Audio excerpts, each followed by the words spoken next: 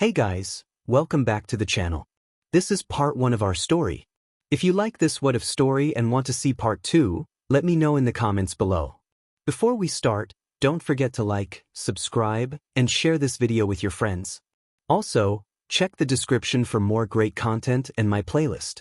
This story was posted by 𝗲𝗲__ on Wattpad. Now let's start. Izuku sighed, finally looking up. He instructed 𝗵𝗃𝗧 to take a seat, wondering who the analysis teacher was and why they were late. 𝗵𝗃𝗧 spoke timidly, revealing that he was the analysis teacher. Izuku responded with a deadpan acknowledgement, telling him to sit down again, puzzled by the tendency of students to repeat themselves. The room fell silent, followed by laughter from Kaminari, who questioned if it was a joke. Nizu cheerfully confirmed that 𝗵𝗃𝗧 had indeed been hired as the analysis teacher this year, leaving Izuku to brace himself for a long year ahead. 2 years prior, Izuku 𝗵𝗃𝗧 introduced himself as an ordinary 13-year-old in middle school, though he felt anything but ordinary. He was different from his peers in one significant way. He was quirkless. This realization had marked the beginning of his struggles. At the young age of 4, he learned he had no quirk, which was a challenging time for him. Watching his classmates develop their unique abilities was difficult, and while the teasing started mildly, it gradually intensified. 𝗵𝗃𝗧 had been naive, failing to recognize Kaken's disinterest in their friendship. He wished he had shown Kaken how remarkable he was beyond his quirk, but as a child, he had idolized Kaken's abilities instead. Eventually, Kaken's growing popularity made 𝗵𝗃𝗧 feel unworthy of his friendship. Kaken had begun to distance himself, often leaving 𝗵𝗃𝗧 behind at the park. Other children took advantage of 𝗵𝗃𝗧's vulnerability, using him as a target for their quirks or even for throwing rocks. He kept these experiences hidden from his mother, who was already struggling with the challenges of raising a quirkless child. Despite her talents, she faced difficulties in finding stable employment, and 𝗵𝗃𝗧 felt guilty for adding to her burdens. They managed with the child support from his father, who had left when 𝗵𝗃𝗧 was 2. The financial assistance helped, but it was never enough, so he tried to shield his mother from additional stress. As a result, 𝗵𝗃𝗧 stopped going to the park and attending playdates with Kaken, although he still visited Kaken's house occasionally since their mothers remained friends. During those moments, Kaken would tolerate him, and 𝗵𝗃𝗧 cherished their time together. To distract himself from his feelings of inadequacy, he immersed himself in studying and learning about heroes, recognizing that without a quirk, he needed to find other ways to engage with the world. However, as time passed, Kaken's popularity soared, and rumors began to circulate about 𝗵𝗃𝗧's lack of a quirk. When they were 7, Kaken made it clear to everyone at school that he no longer wanted to be associated with 𝗵𝗃𝗧. During a typical lunchtime, 𝗵𝗃𝗧 approached Kaken's table, only to be pushed to the ground and hurt, with laughter echoing around him. It was a painful moment of realization that he was no longer welcome. From that day forward, 𝗵𝗃𝗧 chose to eat lunch alone on a rooftop, making himself small and unnoticeable. Surprisingly, older students never bothered him, allowing him to remain hidden. He later learned that he had been instinctively erasing his presence, a skill he had not yet understood. Despite this, he still faced harassment from other students, who would use their quirks against him or burden him with their homework. 𝗵𝗃𝗧 excelled academically, as he had no extracurricular activities or friends to distract him. He dedicated himself to learning, often teaching himself the material since his teachers rarely provided the support he needed. This self-sufficiency led to Kaken studying harder, unwilling to be outperformed, though teachers often downgraded 𝗵𝗃𝗧's work for minor mistakes. Eventually, 𝗵𝗃𝗧 reached a breaking point at the age of 9. He declared that he would no longer do the work for others, which angered his classmates. The consequences were harsh, but he managed to conceal his injuries during winter with long clothing. It was also during this time that he began to master the ability to erase his presence at will, becoming an invisible ghost that other children would occasionally target out of boredom. Despite the challenges, he found solace in a monotonous routine and the companionship of 2 animal friends. 2 cats, not humans, but cats don't judge. Izuku had been friends with them since he was 4. 9 years ago, he remembered crying as he got up, dusting himself off and wiping the last few tears from his face. He had been playing in the park alone, as Kakin had left him to join his friends, just like he had been doing since Izuku was diagnosed as quirkless. Shaking his head, he tried to push away the bad feelings and memories. Some older kids had come and dragged him off, hitting him, and it hurt. He thought optimistically that maybe he would handle pain better when he became a hero. However, he shrank back as he heard a sound coming from a nearby alleyway. It was too small to be a person. Was it another child? Nervously, he shuffled to the entrance. His eyes widened as he saw two small kittens with appealing black and white fur, one with more black and the other with more white. He shuffled away, thinking that stray cats were dangerous and he shouldn't go near them. But at that moment, both animals turned to look at him. He didn't know what drew him to them. Their startling purple eyes were unlike any he had seen before. They were kind, unlike the mean ones he had encountered. He shuffled closer, kneeling down and introducing himself. As time passed, the kittens hung around him. He sometimes fed them through his window, while they hunted for wild rats. To his amazement, they had quirks, a shared transformation quirk. Double quirks were extremely rare, usually found between siblings, which he supposed they were. They were also incredibly intelligent, picking up English and math as if they had always known it. He didn't mind that they were cats. They were more human than most people he had met, and he would give his life for them in an instant. For now, all he needed to know was that he had someone who had his back. He was content with his mother, his two best friends, and a school he could somewhat tolerate. But he should have known that things couldn't stay the same forever. One day in 8th grade, just 3 months into the school year, his mother sat him down for a talk. She looked more nervous than he had ever seen her, and he felt a wave of worry wash over him. She had been asked to transfer to a different country. She explained that she was turning it down but would lose her job because there was no longer a position for her. She didn't want to panic him, just warn him that things might be a bit harder for a while. Izuku sat there, stunned, until she started apologizing and tearing up. Shaking himself out of his daze, he realized he had a plan forming in his head. His response was to ask when she needed to leave. She stared at him in shock, saying that she wouldn't be going and that it was already decided. But he knew better. It had been hard enough for her to find a job, and this one was a slide of luck. She had proven her value, and he admired her strength and competence. So, he told her to go. When she mentioned she had a month to decide, he made a deal with her. If he could prove he was independent, she would go. For the next month, he woke up every day, making breakfast, lunch, and dinner for both of them. He did the laundry, dishes, and cleaned everything else. He didn't let her treat him for his birthday or accept any presents. Instead, he returned a gift she had gotten him, requesting just one thing: her acceptance of the transfer. She begged him to stop, but he didn't relent until she finally agreed to go. There were many demands that came with it, including a camera to check in on him, daily calls, and weekly video calls to ensure he was eating and keeping the house clean. He agreed, and the last week was a big celebration, filled with talking and eating as he took the week off school. But the day came when she left, leaving him alone. They had checked with the law, and he had received permission to stay home alone. It only took 2 tries. As soon as they found out he was quirkless, they told him to do whatever he wanted, as if he could have asked for anything and they would have accepted it without concern. School had its challenges. After taking a week off, some students were upset and directed their frustration toward me. However, their taunts faded after 3 days, allowing me to retreat into my own space. It was hard to tell if my situation was fortunate or unfortunate, especially with my mother gone. Yet, I felt more loved than usual, as Luna and Nox, my cats, stayed close to me after school, no longer needing to hide from my mother.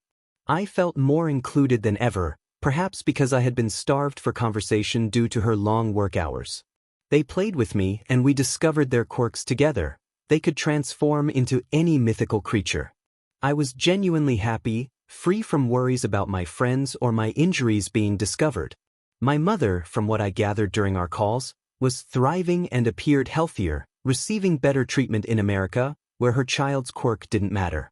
Life was manageable, but I wanted to contribute to our finances. So, 3 days after starting to live independently, I sat down at my computer to search for a job suitable for my age. The odds were against me, especially since I was quirkless, but I managed to secure a position at a small convenience store. The owner, an elderly lady, needed someone to work the register for 3 hours after school, 3 times a week. It was a decent arrangement, earning about $50 each day. Unfortunately, my teachers decided to give me detention for no reason, which meant I sometimes missed work. Thankfully, the owner was understanding. However, a month into the job, a former bully of mine, who had always resented my presence, joined the store as a well-performing student. He was fortunate enough not to receive detention, which allowed him to keep his job while I was let go. I didn't mind too much. He had threatened me during our brief time working together, and I was ready to say goodbye to the job once he arrived. I was grateful that I had convinced Luna and Nox not to retaliate against my bullies. I had to plead with them, insisting that I was fine and that I could use the experience to improve my dodging skills and pain tolerance for my future as a hero. They were still grumpy whenever I returned home with new bruises or cuts, but at least they refrained from transforming into dragons and wreaking havoc on my bullies. After losing my job, the 3 of us spent the next few days searching for alternative work, perhaps something online where I could remain anonymous. Was it too much to hope for? It seemed so, but we eventually found a promising opportunity. I became an analyst. I was hesitant at first, but after much persuasion from Luna and Nox, I finally sent my first email about a criminal that a hero agency had struggled to catch. I offered my analysis at a low price, $10 for additional requests, sending the first one as a freebie since it took me less than an hour to complete. I used the limited coding skills I had to send it through their fan mail, hoping it wouldn't get lost among the rest. I took precautions, connecting from an internet cafe to ensure I was untraceable before sending the email. I had no intention of getting into trouble, even though my actions weren't strictly illegal. A week later, I was unprepared for the shock of finding 5 new emails and an online payment of $300 for my analysis. $300. It had taken me less than an hour to complete, and while I had typed quickly, I hadn't expected such a payout. I had managed to finish my work with only a few shoves instead of a full beating, which was a small victory. I was no longer doing homework for others, though. Luna and Nox were overjoyed as I researched the typical pay for analysts. To my surprise, it was around $300 per hour. It seemed unbelievable, but the high rates were due to the scarcity of analysts in the hero industry. They mentioned that they didn't know how many hours I had spent on the analysis, so they only compensated me for 1 hour since it was a freebie. They thought I was joking. Life was certainly confusing. Fast forward 9 months into the job, and I was receiving about 20 analysis requests each day. I had to 𝗧𝗵𝗃 to KfW Bank in Germany, known for its security. I also had to teach myself hacking to protect my identity from a persistent hacker trying to uncover who I was, even attempting to trace me through my bank account. It was a nightmare, forcing me to take a week off school and lie to my mother about being sick to avoid questions. The truth was, I never got sick. Not after being exposed to various types of poison quirks from bullies, and trying to teach my body to resist different gas and liquid poisons, did Izuku start off easy with some sleeping tablets. This pretty much summed up his life for the past 14 years. He was a self-taught hacker, an analyst known as 𝗵𝗃, and a teenager with an unusual amount of money. He began donating the money after the first month to prevent it from accumulating too much. Izuku believed it was better for some funds to go to orphanages and hospitals rather than hero agencies that already had plenty. He received requests from many heroes, including Night Eye, Present Mike, Eraserhead, and Midnight, who were not even mainstream heroes. He had to hold back his excitement when he received emails from them. As the year was coming to a close, he was in his last month of school before a blissful month-and-a-half-long holiday when his mother would visit. He pushed through with optimism, thinking that 1 more month would bring relief. How wrong he was.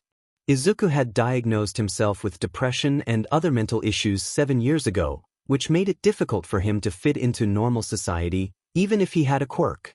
He felt like an insane person pretending to be sane.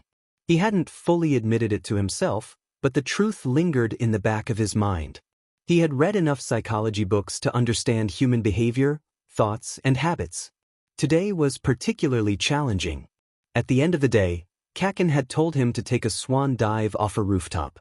Izuku muttered to himself, wondering what would happen if he actually did it. A troubling thought crossed his mind about how Kaken would feel if he went through with it. He shook his head, trying to think positively, reminding himself that his mother would be home in 2 weeks. He kept his head down, contemplating Kaken's words. Would Kaken say that to anyone without a quirk? As a future hero, would he save someone quirkless in need or let them perish? Lost in thought, Izuku didn't notice someone closing in on him until it was too late. He gasped in surprise as a solid, liquid-like form enveloped him. It felt like being submerged in a thick, unpleasant substance. He struggled to comprehend the situation, realizing he was facing a villain who was attempting to take over his body. As the liquid covered him, his heart raced with adrenaline. He thought about his mother, Luna, and Nox, who would be there for him. They were his friends, and he wanted to live for them. In a moment of clarity, he reached upward and grabbed the villain's eye, surprising it. The slime screeched and recoiled as if burned. Just then, a bright yellow figure appeared, delivering a powerful punch that sent the slime flying. Izuku stared wide-eyed at All Might, who was now collecting the remnants of the slime in a plastic bottle. He quickly assisted, finding it easier to handle the smaller pieces. All Might thanked him for his bravery and introduced himself. Izuku nervously introduced himself in return. All Might acknowledged his courage in the situation but mentioned he had to leave to take the criminal in. In a moment of impulsiveness, Izuku grabbed onto All Might's leg just as he was about to leap away. All Might looked surprised as they soared through the air. When they landed on a rooftop, Izuku rolled down safely and coughed as he stood up. However, he was taken aback by what he saw. In front of him stood a much skinnier, frail version of All Might. Izuku gaped in astonishment, struggling to comprehend the sight before him. All Might sat down with a serious expression, acknowledging the concern in Midoriya's eyes. Midoriya noticed the weariness on All Might's face and expressed his worry about the injury. All Might reassured him, explaining that the injury was from a past battle with a villain and that this was the form he took when not in combat. Midoriya was taken aback by this revelation, and All Might shifted the conversation, expressing concern over Midoriya's reckless behavior in holding on to him during the fight. Feeling embarrassed, Midoriya apologized, explaining that he had simply wanted to ask a question. All Might accepted the apology, emphasizing the importance of keeping his transformation a secret. Midoriya promised to keep it confidential, vowing to take the secret to his grave. Curiosity overcame Midoriya as he hesitantly asked if someone without a quirk could still become a hero. All Might's response was disheartening, stating that he didn't believe it was possible. Midoriya's heart sank at the thought, but his attention was soon drawn to All Might revealing his wound, a reminder of the dangers heroes faced. All Might suggested alternative paths, like becoming a police officer or a doctor, which could also save lives without the same level of risk. Midoriya nodded silently, absorbing the weight of All Might's words. After a moment, All Might mentioned he had to leave, and Midoriya watched him go, feeling a wave of emotion wash over him. However, he found himself unable to cry, feeling a strange emptiness instead. Just then, an explosion echoed in the distance, jolting him into action. Years of being around Kaken had taught him the sound of his explosions all too well. When he arrived at the scene, he saw 5 heroes struggling with crowd control, all expressing frustration over their inability to handle the situation. Kaken was trapped in a mass of slime, desperately trying to escape. Without a second thought, Midoriya sprang into action, throwing his bag at the slime creature's eye. Though it barely made an impact, he refused to give up. Kaken shouted at him not to attempt a rescue, but Midoriya ignored the warning and charged at the villain. In a bold move, he grabbed the creature's mouth and forced a handful of high-dosage pills down its throat, a risky tactic he had learned from his friends. The villain was caught off guard, and Midoriya felt the grip loosening. Just as he managed to pull Kaken free, a hero in a striking yellow suit intervened, delivering a powerful blow that cleared the area. Breathless and exhausted, Midoriya collapsed to the ground, realizing he had forgotten to breathe during the chaos. Kaken, equally drained, attempted to speak, but before they could exchange words, pro-heroes surrounded them, ensuring their safety while scolding Midoriya for his reckless actions. He kept his head down, accepting the reprimands, grateful that Kaken's outburst drew some attention away from him. Seizing the opportunity, Midoriya quietly slipped away, blending into the crowd. He appreciated his unremarkable appearance, which helped him avoid unwanted attention.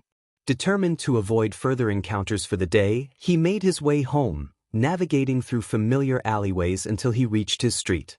After ensuring he looked presentable, he entered his house, aware that he would need to come up with an excuse for his late return. Before he could dwell on it, he was enveloped in a warm embrace from his two friends, who had flown in through the window after seeing the news. They transformed and crashed into him, clearly relieved to see him safe. 2 weeks later, during the second day of summer holidays at dinner time, Midoriya sat nervously at the table with his mother, who had returned home for a visit. After sharing a meal they had prepared together, he knew it was time to share what he had been doing. As he fidgeted with his fingers, his mother noticed his anxiety and immediately became alert, asking what was wrong. "Is anything wrong?" Worry was evident in her voice. He would have told her not to worry, except he himself wasn't sure if she should be or not. He nervously admitted that he may have joined an online school while she was away. She expressed her confusion, asking if this was why he hadn't gone to school for the last 2 weeks. He explained that he had started finding school a bit easy. His grades weren't improving, but he was almost certain that the teachers were being lenient because he didn't have a quirk.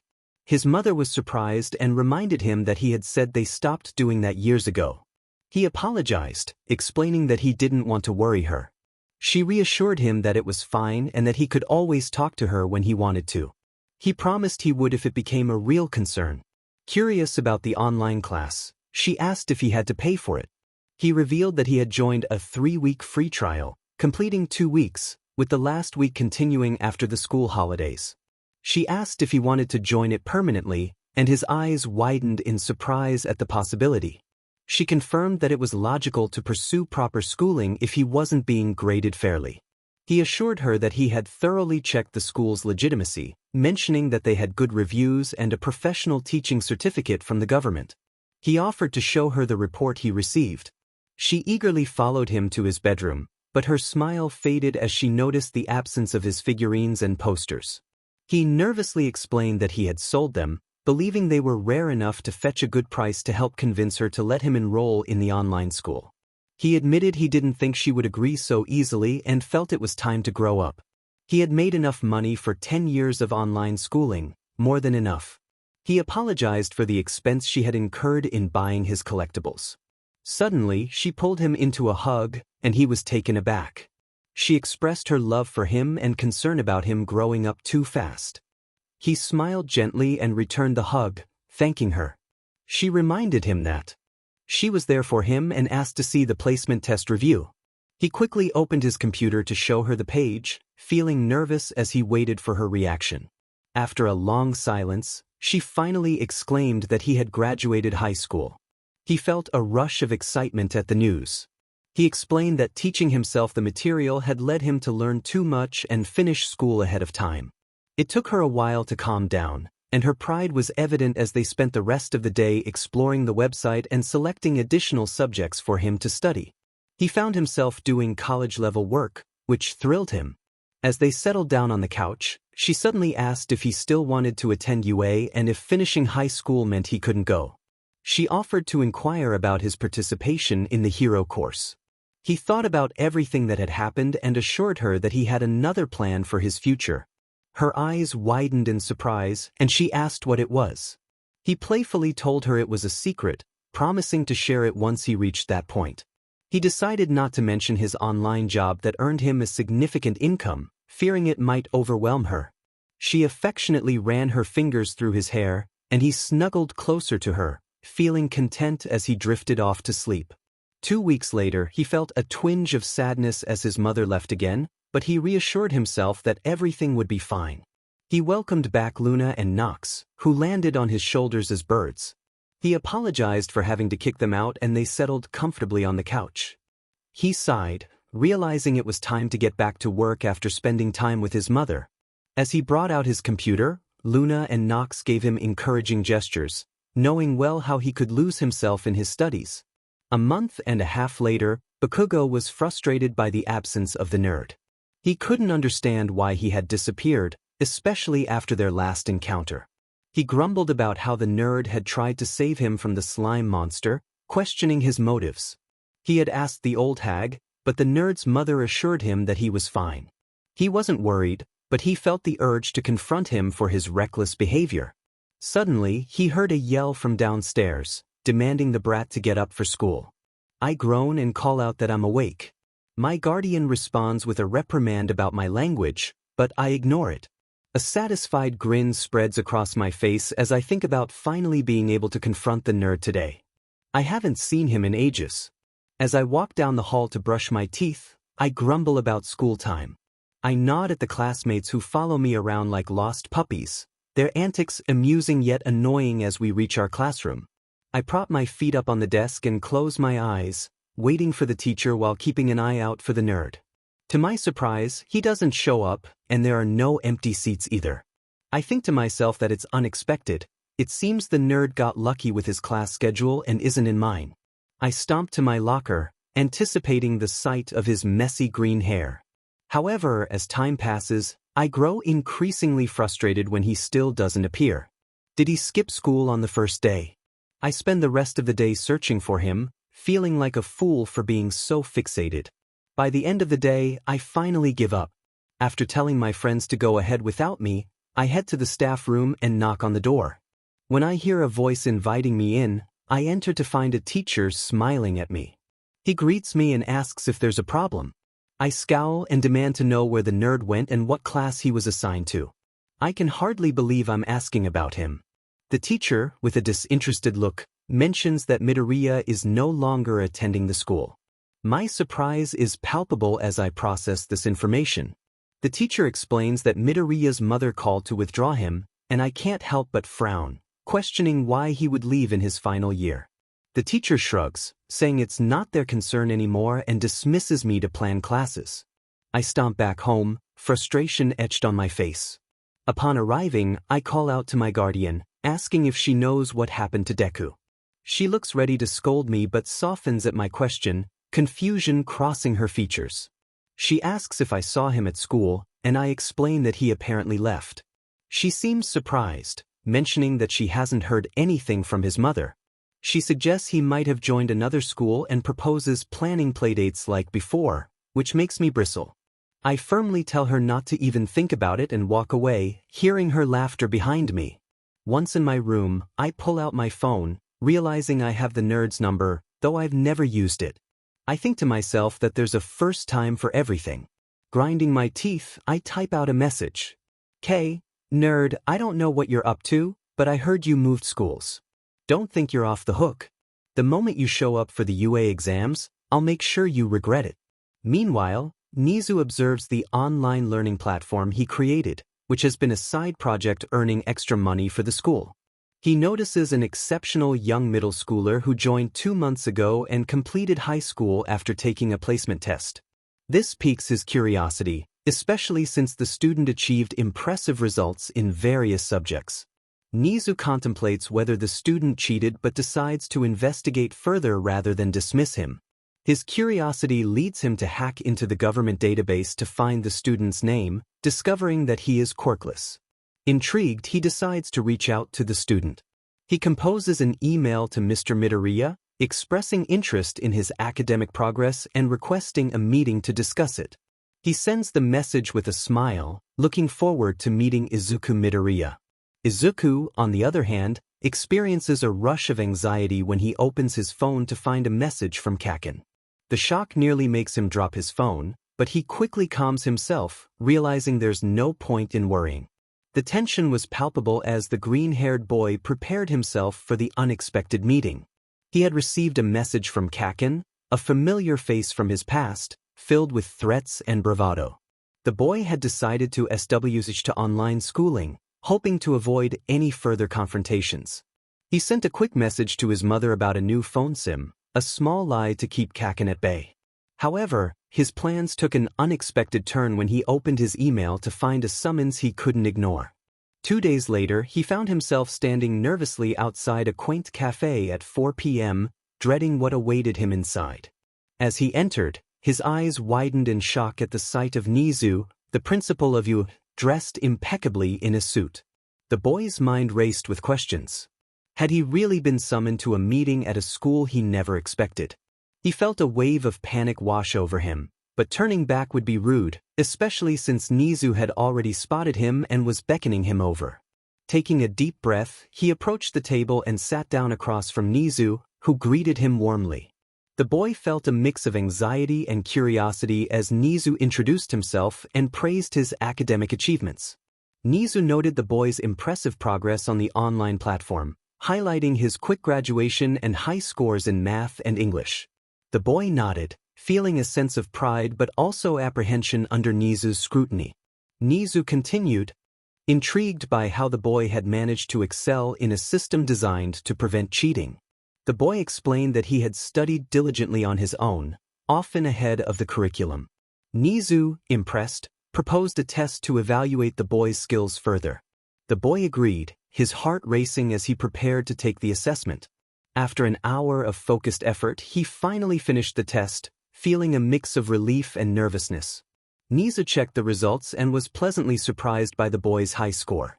The atmosphere shifted as 𝗍𝗬 closed his computer and made a proposal that caught the boy off guard. He offered the boy a place in the hero course at UA, promising temporary guardianship during his time there. However, the boy's response was firm. He politely declined, stating that his dreams had changed and he no longer wished to pursue a path as a hero. 𝗍𝗬, taken aback, reminded him of his past aspirations and the potential he had, even without a quirk. The boy stood his ground, explaining that he had other goals now. 𝗍𝗬's demeanor shifted as he revealed his concern for the boy's well-being, citing his knowledge of the boy's single parent living abroad. The boy's nervousness evaporated as he clarified his situation, showing 𝗍𝗬 an email that confirmed his independence and capability to care for himself. 𝗍𝗬 realized he had misjudged the boy's circumstances and acknowledged the boy's maturity. The conversation continued, with 𝗍𝗬 recognizing the boy's determination and independence. The boy had made it clear that he was not in need of rescue, and 𝗍𝗬 respected his wishes, albeit with a hint of disappointment. The meeting concluded with a newfound understanding, leaving both aware of the paths that lay ahead. The kid nodded in agreement. He proposed a change, suggesting that he study under me, and I would help him prepare for the hero course at UA. I firmly believed he had great potential in the hero industry. The kid's eyes widened in amazement as he processed my offer, his expression transforming into one of excitement. He exclaimed that he could study under the smartest being in the world. I chuckled at his enthusiasm. He was certainly an interesting kid. I extended my paw, asking if we had an agreement. The kid looked surprised and questioned if I truly wanted him, his nervousness returning. I assured him of my certainty in my decision regarding 𝗵𝗃.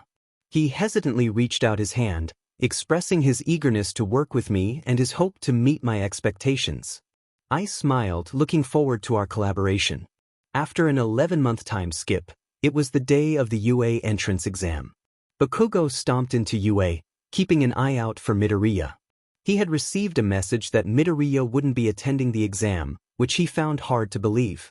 𝗵𝗃 had always wanted to be at UA, so there was no way he would miss the entrance exam. When Bakugo tried to reach out again, he discovered his message hadn't gone through. Frustration bubbled inside him. He couldn't let 𝗵𝗃 off easy for ignoring him. He performed well on both the written and practical exams, but the absence of 𝗵𝗃 was infuriating.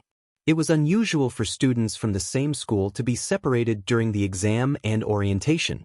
Bakugo scoffed at the thought of 𝗵𝗃 sitting alone because he had chosen an online school. As the exam progressed, Bakugo's concern grew. He couldn't shake the feeling of anger at 𝗵𝗃 for not being there. It frustrated him to think that 𝗵𝗃 might have given up on his dream. He clenched his teeth and banged his arm against the wall, startling some nearby students. He muttered under his breath as he walked home, contemplating asking his mother to contact 𝗵𝗃's mother to get his number again. Meanwhile, 𝗵𝗃 sat at 𝗍𝗬's office, working on the writing test. He had arrived 2 hours early to avoid any encounters. 𝗍𝗂 had asked him to analyze various behaviors and quirks for a better understanding. Midoriya had shared his role as an analyst with 𝗍𝗂, who had found it amusing that he had fallen into Midoriya's traps. Although Midoriya had initially declined 𝗍𝗂's offer to join the school, a deal had been struck, and now he found himself in a position he hadn't wanted. However, he was somewhat content, as he had been able to engage in various activities, including physical training, hacking, and analysis. As he observed the exam, he noted that many students struggled with fighting, often going down with a small hit to a pressure point. 𝗍𝗂 had arranged for him to train with some students, which he found beneficial. Watching the exam was entertaining, especially as he noted the unique quirks on display. Among them was an invisible girl who moved skillfully and managed to find the robot's weak points. Bakugo performed impressively as usual. There was a moment of concern when a zero-pointer malfunctioned, nearly causing harm to a student, but Midoriya and 𝗍𝗂 managed to regain control and prevent any injuries. Overall, the exam was not terrible, and Midoriya felt he had gained valuable insights. After the exam, he stretched and called for his kittens, Luna and Nox, who eagerly joined him on his shoulder as he made his way to the training room. Aizawa, on the other hand, was less than thrilled about watching students destroy chunks of metal. His friends were buzzing with energy, which only added to his disinterest in the early morning chaos. The writing exam went smoothly, though the orientation was less successful when a blue-haired student interrupted Mike and pointed out a blonde student for not paying attention, leading to a one-sided shouting match. The blonde really needed to calm down. Overall, it could have been worse. However, I was just tired from watching the chaos unfold. My gaze shifted to the arena, where the blonde with anger issues was demolishing some robots. He had a peculiar way of yelling "die" with every hit, and I knew I would have to talk to him about that. As luck would have it, he would likely end up in my class. My attention was suddenly diverted as I noticed a zero-pointer about to endanger a student. It was clear that the robots were a terrible idea. Mike announced his intention to intervene if the controls weren't functioning properly, sprinting toward the scene.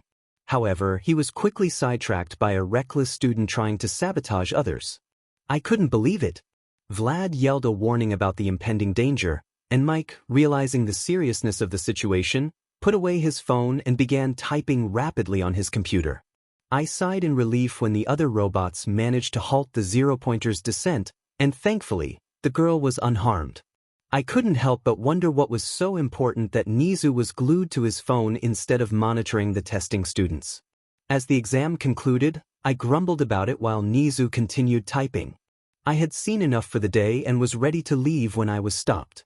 𝗍𝗂 called out, asking if he could have one, actually two, of my backup capture scarves.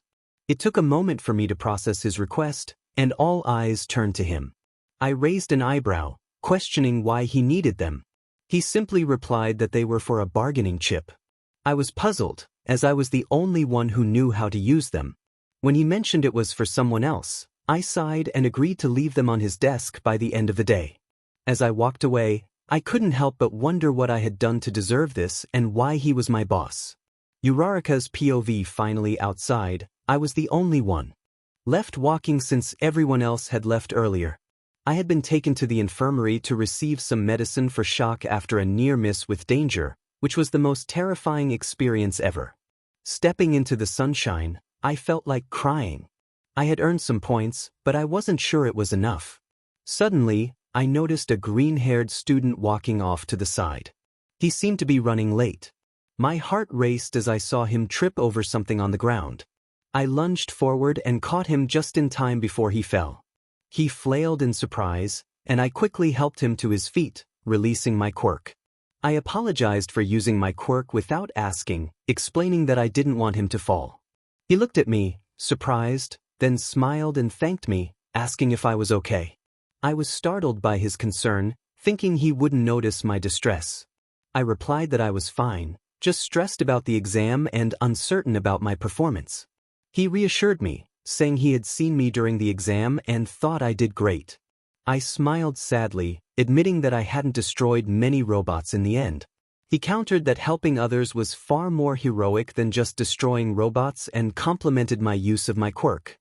His encouraging words surprised me, and as he excused himself to run off to a building, I wondered how he had watched me so closely during the exam. I shrugged it off, feeling lighter after our exchange. I had tried my best, and now all I could do was wait and hope. Izuku's POV on the morning of the first day of school. Only the first-year students were starting today. The second years would arrive tomorrow, and the third years on the third day. This staggered approach was meant to manage the workload as the school filled up again. I conducted one last check of my roll call before heading into class. A frown crossed my face as I noticed an unfamiliar name, 𝗧𝗵𝗵𝗃. I didn't recall seeing him on the leaderboard, but I shrugged it off and proceeded to class, ready to teach the students a lesson. It took some time for the students to notice me, but eventually, I began addressing them.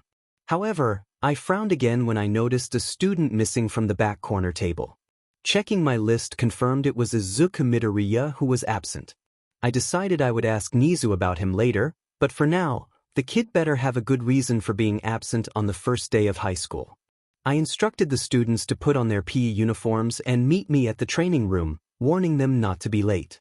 As I made my way to the training grounds, I noticed something odd. A new table had appeared, complete with shelves above and below it. I remembered Nizu mentioning that we were getting 2 new teachers, so perhaps they needed a desk.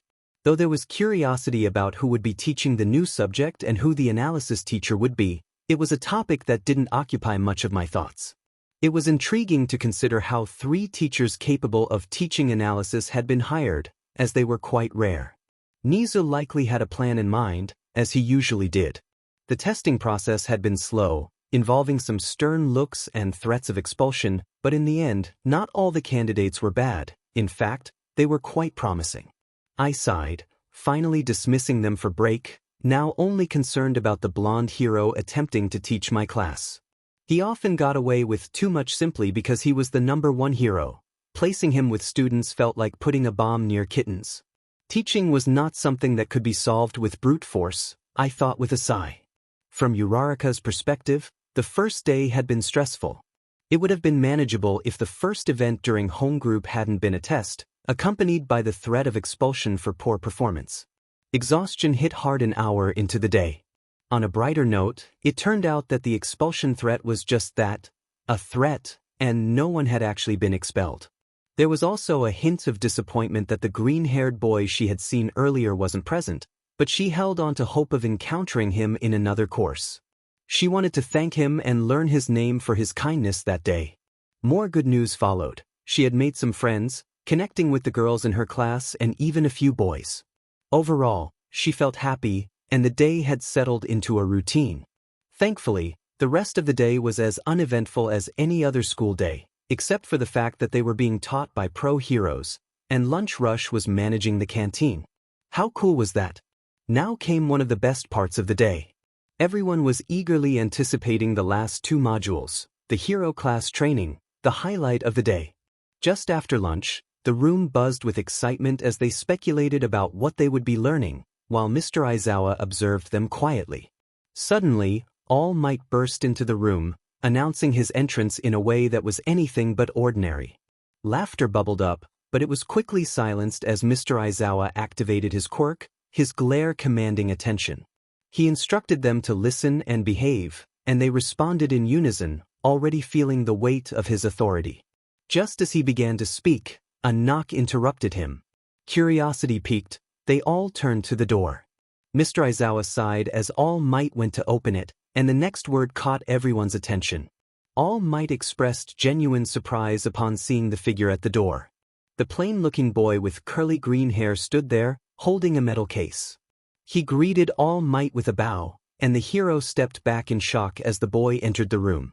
Before anyone could ask questions, Bakugo shouted something and charged toward the green-haired boy. Izuku's instincts kicked in as he restrained Bakugo with his scarf. The green-haired boy stepped back, surprised, while Bakugo struggled against the scarf. Izuku warned Bakugo that one more pull would result in him sitting outside for his first heroics lesson, which made Bakugo settle down, glaring at the newcomer instead. Izuku took a moment to observe the boy, noting his short stature, green eyes, freckles, and a uniform that appeared too large for him. He asked the boy for his name, and their eyes locked. The boy's wide, innocent gaze almost made Izuku question if he was lost. The boy introduced himself as Izuku 𝗵𝗃. Izuku noted that he was the one who hadn't been present all day and inquired about his tardiness. 𝗵𝗃 apologized, explaining that he hadn't planned to take the entrance exam but had ended up there after being informed just 2 days prior. He showed Izuku the case, which contained his hero costume. Izuku raised an eyebrow, skeptical of 𝗵𝗃's claim that he hadn't intended to join the hero course and had gotten in without taking the exam. Just as 𝗵𝗃 began to explain further, the door opened again, and 𝗎𝗍 entered. He apologized for the confusion, explaining that he had been delayed with another class and hadn't found 𝗵𝗃 in the workshop. He should have known the boy would find his way there. He expressed his apologies for being late, explaining that he didn't want to get into more trouble. Izuku raised an eyebrow, surprised at how casually he spoke to 𝗎𝗍. 𝗎𝗍 smiled as he explained that there had been a dropout and he had sucked 𝗵𝗃 into the class at the last minute without informing Izuku. Izuku questioned why he hadn't been informed about 𝗵𝗃's absence for the entire day. 𝗎𝗍 admitted that he had given permission for 𝗵𝗃 to be absent but didn't mention it to Izuku, though he seemed unbothered by the oversight. Izuku then inquired about allowing 𝗵𝗃 into the hero course without an exam. 𝗎𝗍 cheerfully stated that he had assessed 𝗵𝗃's skill level and decided to place him in the hero course, enjoying the situation. Izuku expressed skepticism, noting that such a decision had never happened before and questioned whether it broke 𝗎𝗍's own rules. 𝗎𝗍 confidently replied that he made the rules and rarely followed them. 𝗎𝗍 then instructed All Might to speak with 𝗵𝗃 after school and asked Bakugo to take his seat. He turned to 𝗵𝗃, encouraging him to introduce himself. 𝗵𝗃 nervously introduced himself, expressing his hope to get along with everyone while bowing to the class. Izuku sighed, thinking it was time to move on. Bakugo, unable to contain himself, shouted at 𝗵𝗃, questioning why a quirkless person like him was present. The class erupted in murmurs at Bakugo's words. To everyone's surprise, 𝗵𝗃 took a deep breath and stood up straighter, stating that he had been diagnosed quirkless at the age of 4. He continued, explaining that he hadn't planned on becoming a hero or being in the hero course, believing there were many more deserving individuals. However, he intended to work hard and support his classmates during his time there, bowing once more. The class buzzed with disbelief, questioning why he was there if he didn't want to be a hero. In a flashback, 𝗵𝗃 recalled sitting in 𝗎𝗍's office, where 𝗎𝗍 had asked him multiple times if he wanted to join the hero course. 𝗵𝗃 had consistently declined, focusing on his work. 𝗎𝗍 proposed offering something he would really like in exchange for joining. 𝗵𝗃, skeptical, pointed out that 𝗎𝗍 had already given him figurines as incentives. 𝗎𝗍 then suggested a capture weapon like Izuku's, prompting 𝗵𝗃 to turn fully to him in surprise. After some contemplation, 𝗵𝗃 agreed to take 2 capture weapons, and 𝗎𝗍 happily provided them along with a uniform, welcoming him to the hero course. 𝗵𝗃 expressed his gratitude, smiling as he examined the weapons. Returning to the present, 𝗵𝗃 felt nervous about the reactions to his introduction. Izuku silenced the class with a glare before addressing 𝗵𝗃 directly. His intense gaze caused 𝗵𝗃 to shrink back. Izuku firmly stated that 𝗵𝗃 would be expelled if he didn't want to become a hero, showing no interest in teaching him otherwise. 𝗵𝗃's eyes widened, but he seemed merely surprised rather than shocked. 𝗎𝗍 interrupted, clarifying that none of the teachers could expel 𝗵𝗃, as he was exempt from such actions. The class looked on in disbelief as 𝗎𝗍 explained that 𝗵𝗃 would only participate in hero course lessons while being exempt from other classes. Izuku was taken aback, and 𝗵𝗃 offered a small apology with a bow. 𝗎𝗍 concluded the discussion, instructing the students to prepare for the next activity. After the class dismissed, 𝗵𝗃 approached 𝗎𝗍, expressing concern about not being a good fit in the class with Bakugo present. 𝗎𝗍 encouraged him, suggesting that his problem-solving skills would be put to the test. 𝗵𝗃 slumped slightly before bowing again and exiting the classroom. Izuku pondered who this new student was as he left, while 𝗎𝗍 walked out as well. Izuku sighed and headed to the training area, eager to see how things would unfold. Bakugo felt a surge of anger, questioning who 𝗵𝗃𝗧 thought he was to come back and disrupt things. He was determined to teach 𝗵𝗃𝗧 a lesson, vowing that he would regret showing his face in class. After the confusing introduction, the students were sent off to change. Just 3 minutes into changing, the door opened again to reveal the green-haired boy, causing everyone to stare before a commotion broke out. My eyes widened in surprise as 𝗵𝗃𝗀 attacked the moment he entered the room, gripping another student by the throat and pinning him against the wall. I rushed over, pulling 𝗵𝗃𝗀 away. I expressed my disapproval, urging him not to attack. 𝗵𝗃𝗀, breathing with anger, demanded an explanation from the other student. He growled, questioning why he had returned after disappearing for a year and a half. The student, 𝗵𝗃𝗧, tried to explain that he had met Principal Nizu, who had encouraged him to pursue his dream of becoming a hero despite his earlier intentions to stay out of the hero course. He mentioned that he would likely take on a support role instead. 𝗧𝗪, another classmate, welcomed 𝗵𝗃𝗧 to the class, acknowledging that not everyone aspired to be a hero, but he hoped they could work well together. 𝗵𝗃𝗧's eyes lit up with surprise and joy at the warm welcome, and he smiled brightly, as if he had just received a wonderful gift. 𝗵𝗃𝗀, however, grumbled and stormed out of the room, slamming the door behind him. 𝗵𝗃𝗧 let out a sigh of relief before shaking 𝗧𝗪's hand and beginning to change. As we all started to leave for the city, I noticed 𝗵𝗃𝗧 at the back of the class, dressed in an oversized black suit with dark green accents and cargo briefs. The outfit seemed a size or two too big for him, making him look almost swallowed by the fabric. I wondered how he had arrived so quickly, but I didn't have time to dwell on it as All Might announced the task of finding the bomb and assigned our teams.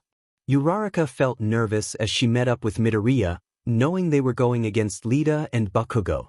She greeted him cheerfully, but he seemed confused by the nickname she used for him, which 𝗵𝗃𝗀 had called him. 𝗵𝗃𝗧 explained that it was a name 𝗵𝗃𝗀 used playfully. Uraraka felt embarrassed for misunderstanding but appreciated his warm smile and encouragement. She complimented him on getting into the hero course without a quirk, which he humbly accepted. As the time to plan dwindled, Uraraka panicked, realizing they had forgotten to strategize. 𝗵𝗃𝗧 suggested that he would distract 𝗵𝗃𝗀 while she searched for the bomb, knowing 𝗵𝗃𝗀 would likely come after him. They agreed on the plan just as the buzzer sounded. In the viewing room, Izuku observed the unfolding events, primarily to keep an eye on 𝗵𝗃𝗀 and ensure All Might didn't disrupt the class too much.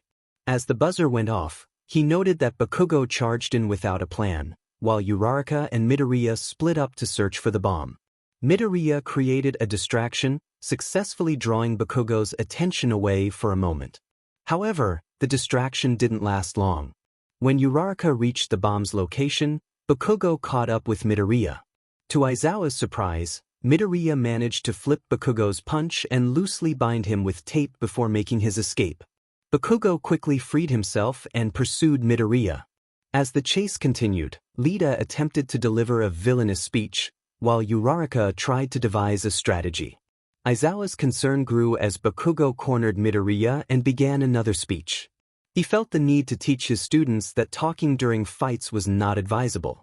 His worry intensified when 𝗵𝗃𝗀 aimed his explosive gauntlet at 𝗵𝗃𝗧.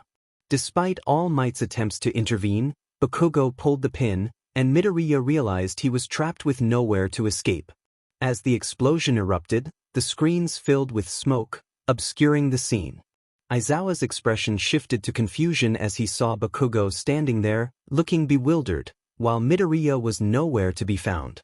Questions arose among the students about 𝗵𝗃𝗧's fate, but Izuku remained uncertain, hoping for the best.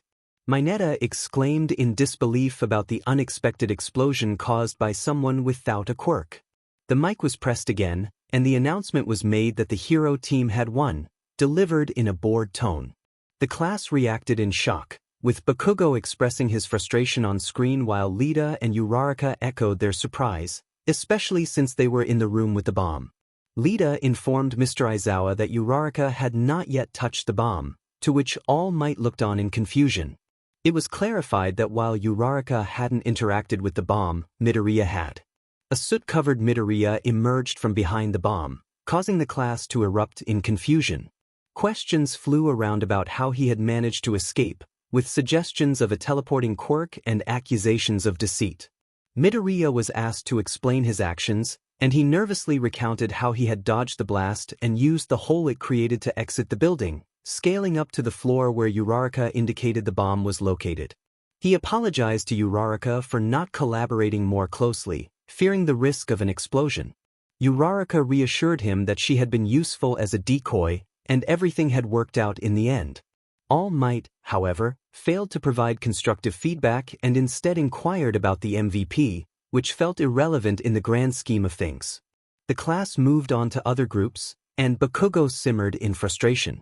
Midoriya seemed absorbed in watching the other students, his fingers twitching as if he were contemplating something. The rest of the class proceeded without major incidents, but by the end of the day, Midoriya slipped away before anyone could speak with him, leaving a sense of anticipation for the next day. Midoriya managed to disappear after being dismissed, navigating through the school's vents to reach 𝗍𝗍's office. Upon dropping in from above, 𝗍𝗍 welcomed him back and inquired about how things had gone. Midoriya simply stated that he was fine, pulling out his computer. 𝗍𝗍 noted that Midoriya had been given a desk in the teacher's lounge, but Midoriya dismissed the idea of using it. 𝗍𝗍 sensed Midoriya's frustration and remained silent as they worked together. 𝗍𝗍 then informed Midoriya that All Might was on his way to the office for a chat. Midoriya nodded, and moments later, 𝗍𝗍 opened the door to reveal All Might, who was attempting to knock. All Might entered nervously, expressing his longing to find Midoriya to offer an apology and explanation. 𝗍𝗍 reminded him of the hurtful words he had spoken, and All Might acknowledged his mistake, admitting that his judgment had been clouded. Midoriya interrupted, stating that he did not want an apology, which startled All Might. Concerned, Midoriya noted All Might's reaction as he coughed. All Might was surprised to learn that Midoriya had been present the entire time. He expressed his regret for the impact of his words and acknowledged that Midoriya's actions during the incident with Bakugo had reminded him of what it truly meant to be a hero. Midoriya accepted the apology with a nod, understanding the sentiment behind it. All Might then revealed a request regarding his quirk, explaining that it was transferable and that he had been searching for a successor. He had intended to offer Midoriya the quirk after witnessing his bravery but had lost track of him. Midoriya processed this information, realizing that All Might wanted him to become a hero. However, he clarified that his goals had shifted and he did not plan to pursue heroism, wishing All Might luck in his search. 𝗍𝗍 interjected, explaining that he had made a deal with Midoriya to enroll in the hero course, despite Midoriya's reluctance to become a hero. All Might expressed concern about the potential risks of forcing someone unwilling into the hero course, but 𝗍𝗍 reassured him that Midoriya was willing to improve his fighting skills, just not to become a hero. 𝗍𝗍 then asked Midoriya for a favor, to research All Might's quirk, its past users, and the effects it had on them, as it could be beneficial for the next person to inherit the quirk. 𝗍𝗍 expressed his concern to All Might, urging him not to transfer his quirk to anyone until Midoriya had completed the process. He wanted to double-check for any potential drawbacks. All Might acknowledged this with a nod, intrigued by the topic. He inquired if Midoriya was already aware of his quirk, to which 𝗍𝗍 confirmed that he had informed Midoriya after the boy mentioned seeing All Might in his deflated form. 𝗍𝗍 also noted that Midoriya was aware of All for One. All Might hesitated, questioning why 𝗍𝗍 had shared so much information and what their relationship entailed. 𝗍𝗍 clarified that he had simply been teaching Midoriya for the past year and had shared some secrets to earn the boy's trust. Before All Might could respond further, 𝗍𝗍 raised a paw, indicating that more information would be revealed during their meeting on Wednesday, along with the other teachers. All Might accepted this, thanking 𝗍𝗍 and Midoriya before departing. Midoriya sighed as he sank into a couch, pulling out his computer. 𝗍𝗍 cautiously suggested that there was always an alternative to taking hero classes, especially since Midoriya seemed opposed to the idea. Midoriya bluntly stated that he would not be taking the test, dismissing the conversation. The two worked quietly for the rest of the day, with Midoriya still slightly annoyed at 𝗍𝗍, who wisely chose not to push him to talk. Meanwhile, Aizawa groaned as Mike approached him, asking about the new teacher. Mike was curious about their absence on the second day of school, noting that some books had arrived but he was unsure if it was safe to touch them. Izuku glanced at the table, noticing more books than the previous day. He recalled that 𝗎𝗠 had planned to introduce the new teachers before the school year began. Izuku shrugged, mentioning that 𝗎𝗠 would introduce them during their meeting the next day. He added that the new teachers had to be present since his class had them for their second module. Mike gasped at the thought of seeing the new teachers and asked if he could join. Izuku agreed, provided Mike was free. Midnight approached, inquiring if they were discussing the new teacher. Izuku sank lower in his seat, pondering who they might be. He remarked that he didn't know many intelligent or analytical heroes at the school and wondered if 𝗎𝗠 had hired someone from out of state. Changing the subject, he asked Midnight if she knew about the green-haired boy, Izuku Midoriya. Midnight asked if he was one of Izuku's students. Izuku confirmed that Midoriya was only enrolled in the hero lessons of the hero course and speculated that 𝗎𝗠 might be handling his other classes, though he hadn't received confirmation on that. Suddenly, he used his quirk as Mike and Midnight exclaimed in surprise. Midnight reacted dramatically, questioning what Izuku meant by 𝗎𝗠 taking on a personal student, expressing her disbelief. Izuku groaned, regretting bringing up the topic as the entire staff room turned their attention to the unfolding conversation. There was uncertainty about the situation, as the details were unclear. The speaker stood up abruptly, indicating a need to leave. Mike expressed disbelief at the abruptness of the departure, while Vlad inquired if the individual was in the same class. The speaker rolled their eyes and insisted that the information would be revealed the next day, emphasizing the need to attend to their own responsibilities. As the speaker walked away, they heard Mick's voice calling out, indicating that he too needed to get to his own group. With a sigh, the speaker acknowledged the task of selecting a class representative that day. After providing instructions, they settled into their sleeping bag, waiting for the students to make their choice.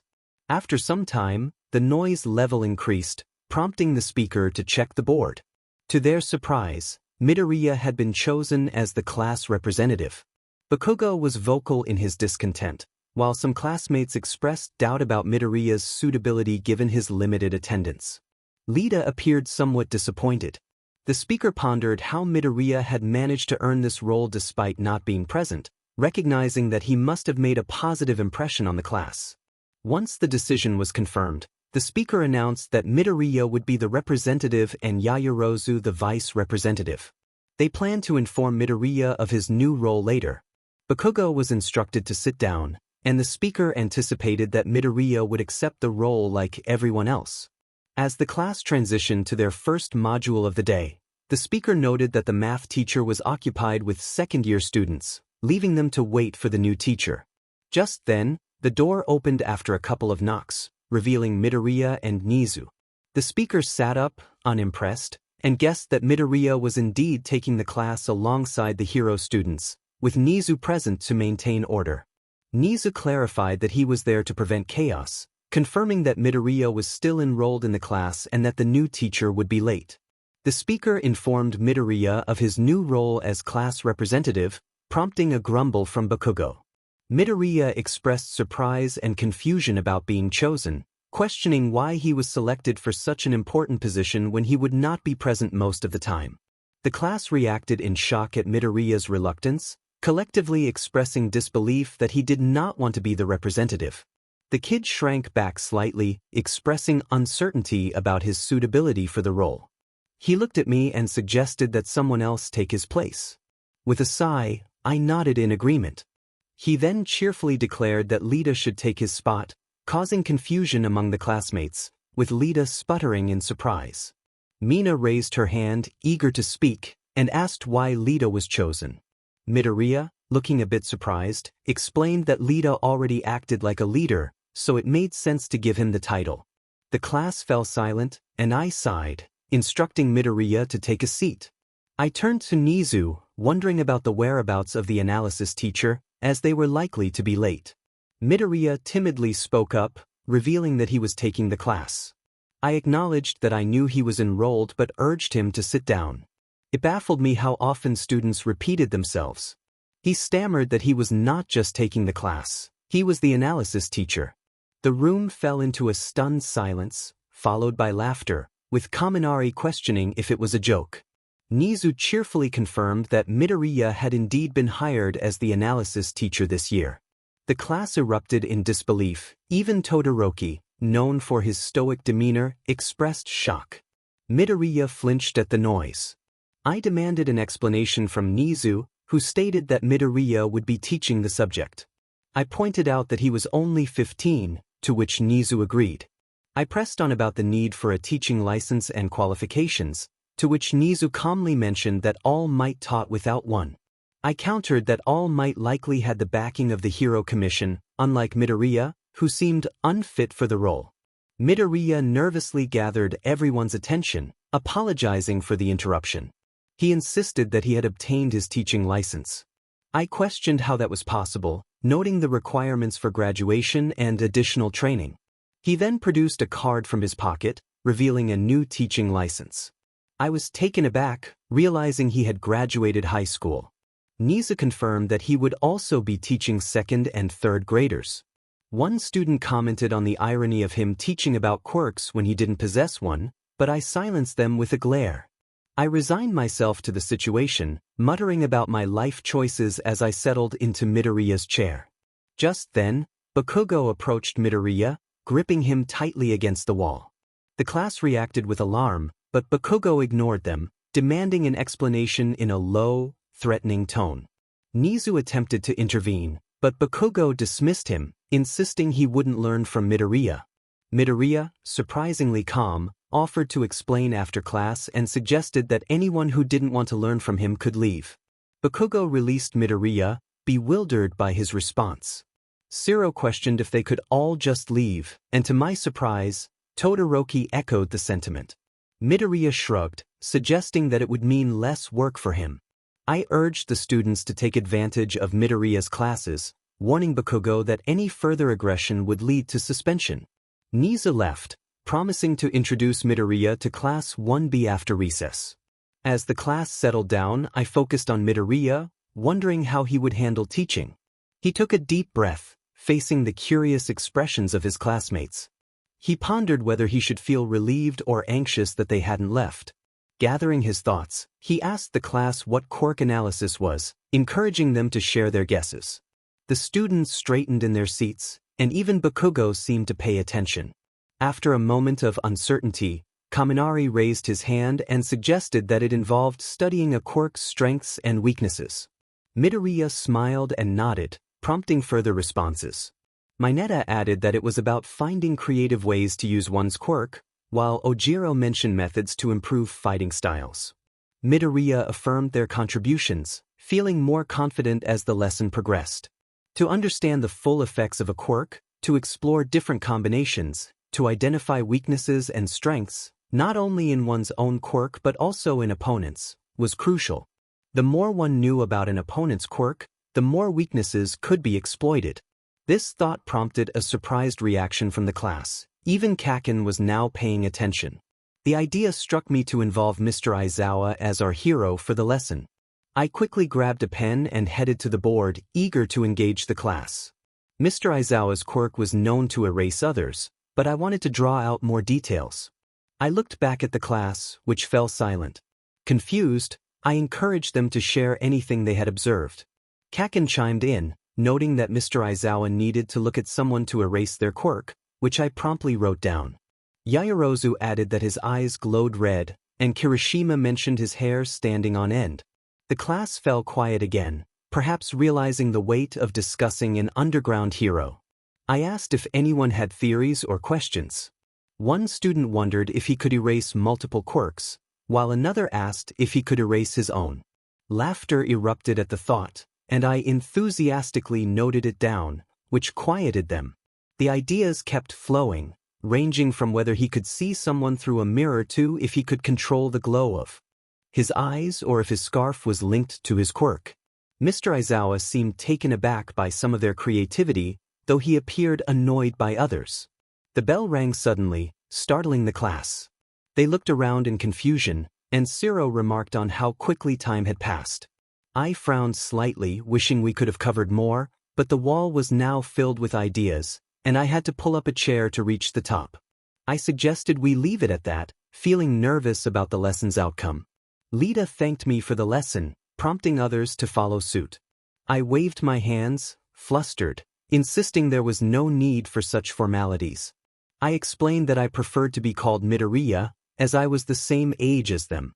I didn't want to cause panic over assignments, encouraging them to communicate if something felt overwhelming. I reassured them that we could revisit the topic later if necessary. The class listened intently, and I felt a bit shy under their gaze. When Kaminari questioned my teaching approach, I explained that I understood their feelings about homework. I believed that practice was essential, but passing tests could be manageable with the right mindset. As the students began to leave for their break, Kaken lounged at the table, and Mr. Izuku remained seated. I perked up, asking who planned to listen in on my conversation with Mr. Izuku and Kaken. The class looked at me in surprise, and after a moment, Mina raised her hand hesitantly, followed by most of the class. I was taken aback, never expecting to be so interesting, and they decided to stay. I asked Kaken and Mr. Izuku what questions they had. Mr. Izuku inquired how I ended up here and became a teacher. I nodded, acknowledging the validity of his question. I shared that Kaken and I were childhood friends, our mothers having known each other, but we had never gotten along well. I explained that I was quirkless, which made it challenging in society. With inadequate teaching, I had taken it upon myself to learn, ultimately passing a placement test that indicated I had already reached high school level. I revealed that I had joined Principal 𝗍𝗍's online school, which was where my journey began. I warned them that if Principal 𝗍𝗍 took an interest in someone, he would dig deep into their background. His offer to teach me was irresistible, and I ended up making several deals with him, leading to my current role as a teacher. I concluded my story, feeling a sense of fulfillment in sharing my journey. As I wrapped up, Bakugo asked about my mother. I replied that it was her story to share, and if she hadn't mentioned it, I wouldn't either. Azui then bluntly asked what All Might needed to apologize for, leaving me to ponder how to respond. Everyone turned their attention to her, then back to him, with Izuku showing a hint of interest. She explained that he had saved her once but had made a mistake afterward that could have caused her harm. She mentioned that he likely realized it later but hadn't brought it up. Mineta, curious, asked how that happened. She recounted an incident where a villain had attacked her, and although All Might had been in a hurry, he hadn't ensured she received proper medical treatment, which led to her feeling unwell. Kaken interjected, confused, pointing out that she had received treatment after the slime villain incident. She clarified that she wasn't referring to that situation. The room fell silent as everyone awaited her to elaborate, but she chose not to continue. She quickly wrapped up by stating that anyone could make mistakes and apologized, mentioning she needed to leave for her next class after recess. She slipped out of the classroom before anyone could stop her. Vlad King was startled when he heard 2 knocks on the door, which then opened to reveal 𝗍𝗍 and a green-haired boy.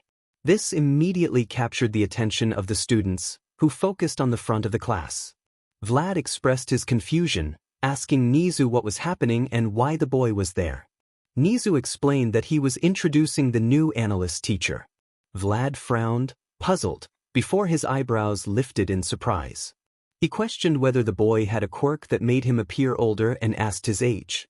The boy introduced himself as Izuku Midoriya and stated he was 15 years old.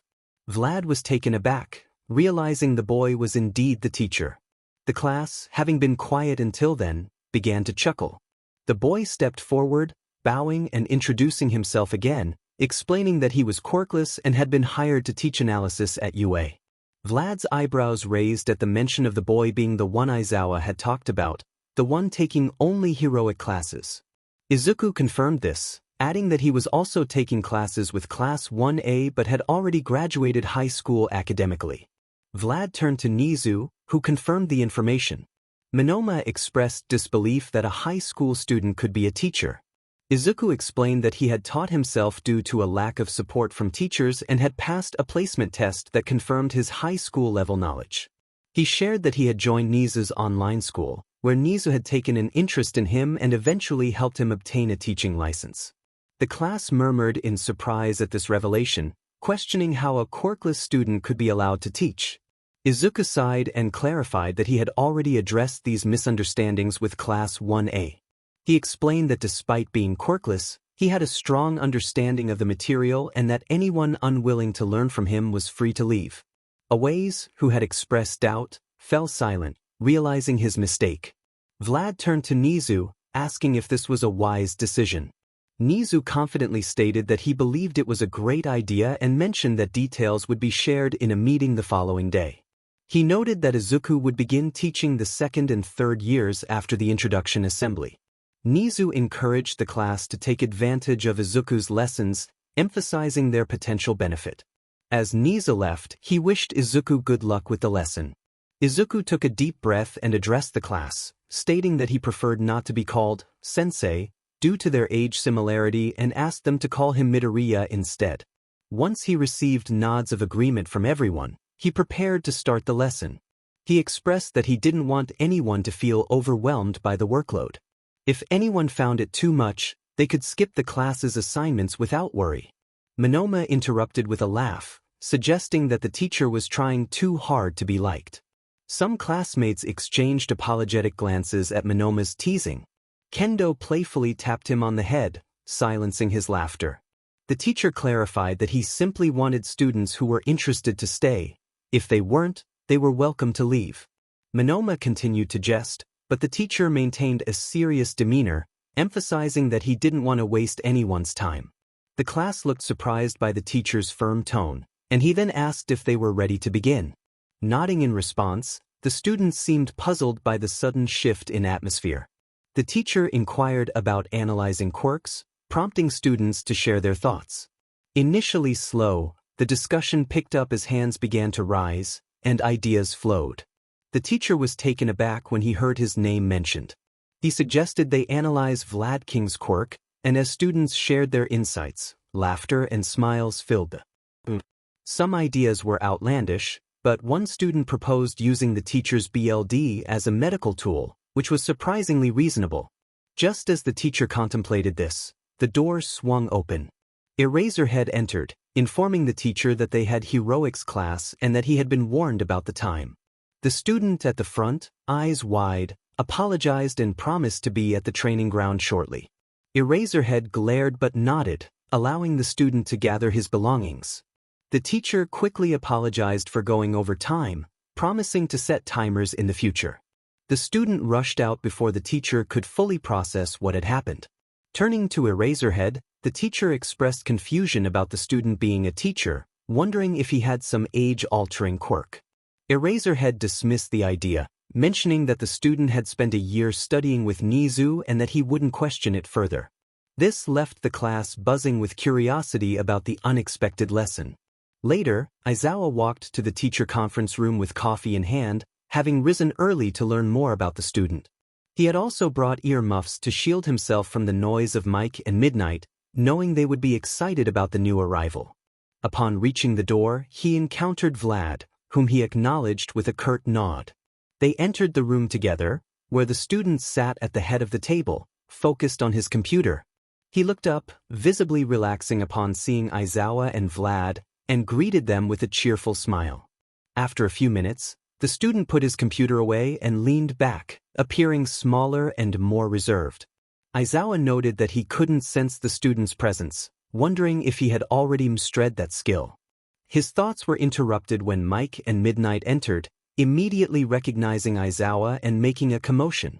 Izuku warned Mike to quiet down, and Mike, unfazed, took a seat next to him, with Midnight on the other side. Mike teased Izuku about his punctuality, and Izuku responded with silence, realizing that neither of them had noticed the student yet. They might not possess the same level of situational awareness as he did, but they were heroes, adept at remaining aware of everyone in the room. The kid, however, was gazing at Mike and Midnight with wide-eyed admiration. As ectoplasm and 13 entered, followed by Lunch Rush, he nodded at them while they waved to everyone. To his surprise, even they failed to notice the kid, and Vlad's eyes darted between the child and the other heroes in confusion. Power Loader began discussing an overly energetic student from the support course with Vlad. Finally, everyone was present except for 𝗍𝗂, yet no one had noticed the kid. 𝗬𝗵𝗃𝗀 was even sitting right next to him. Perhaps 𝗬𝗵𝗃𝗀 couldn't see the kid well due to his facial structure. He sighed, realizing the lessons from the kid were starting to affect his thoughts. If only 𝗎𝗎 would arrive, they could finally get some answers. Just then, 𝗎𝗎 entered, raising an eyebrow as he noted everyone's punctuality. He took a seat at the end of the table, next to the kid. Mike, oblivious, asked if they were still waiting for the new teacher, prompting Vlad and all might to sweat drop at his words. 𝗎𝗎 clarified that they were not waiting any longer, leading to the main topic of the day. He invited the new teacher for analysis, Izuku Midoriya, pointing directly at the kid to draw everyone's attention. 𝗬𝗵𝗃𝗀 jumped in surprise, and gasps filled the room as they finally acknowledged the child. Mike exclaimed loudly, thankfully without his quirk, about how long the kid had been there. Midoriya blinked in surprise, wondering if he had been there the whole time. Midnight, confused, questioned the kid's age, noting that he looked younger than he was. Midoriya introduced himself, bowing slightly, and the room fell silent. 13 hesitantly questioned if he was joking, to which 𝗎𝗎 confirmed that Midoriya was indeed 15 and now the youngest teacher at UA. Ectoplasm suggested they might need to explain how he got there. Mike turned to him, expressing disbelief that he hadn't mentioned the kid was a mere 15-year-old. The response was that the information hadn't been shared because he didn't know much himself and had anticipated Mick's reaction. Midnight stared at him in disbelief, while Power Loader inquired if the kid had an intelligence quirk or if he was simply exceptional at analysis. 𝗎𝗎 clarified that Midoriya was quirkless but had proven his intelligence, excelled at analysis, graduated high school, and possessed a teaching license. The room fell into a stunned silence as the information sank in. Recovery Girl expressed her disbelief, questioning how a 15-year-old quirkless kid could teach at UA. 𝗎𝗎 calmly defended his decision, stating that the school faced enough challenges and that Midoriya was in the hero course to gain experience. Recovery Girl argued about the potential dangers, concerned for the kid's safety. Midoriya, sitting quietly, seemed to be contemplating something, which made the hairs on the back of his neck rise slightly. 𝗎𝗎 explained that although Midoriya lacked combat experience compared to the others, he was there to learn. 𝗧𝗵𝗲 demanded clarification, struggling to understand how a teacher could also be a student in the hero course. Recovery Girl pointed out that he hadn't taken the entrance exam, questioning how he was even in the hero class. 𝗎𝗎 explained that there had been a dropout, and he had decided to place Midoriya in the class.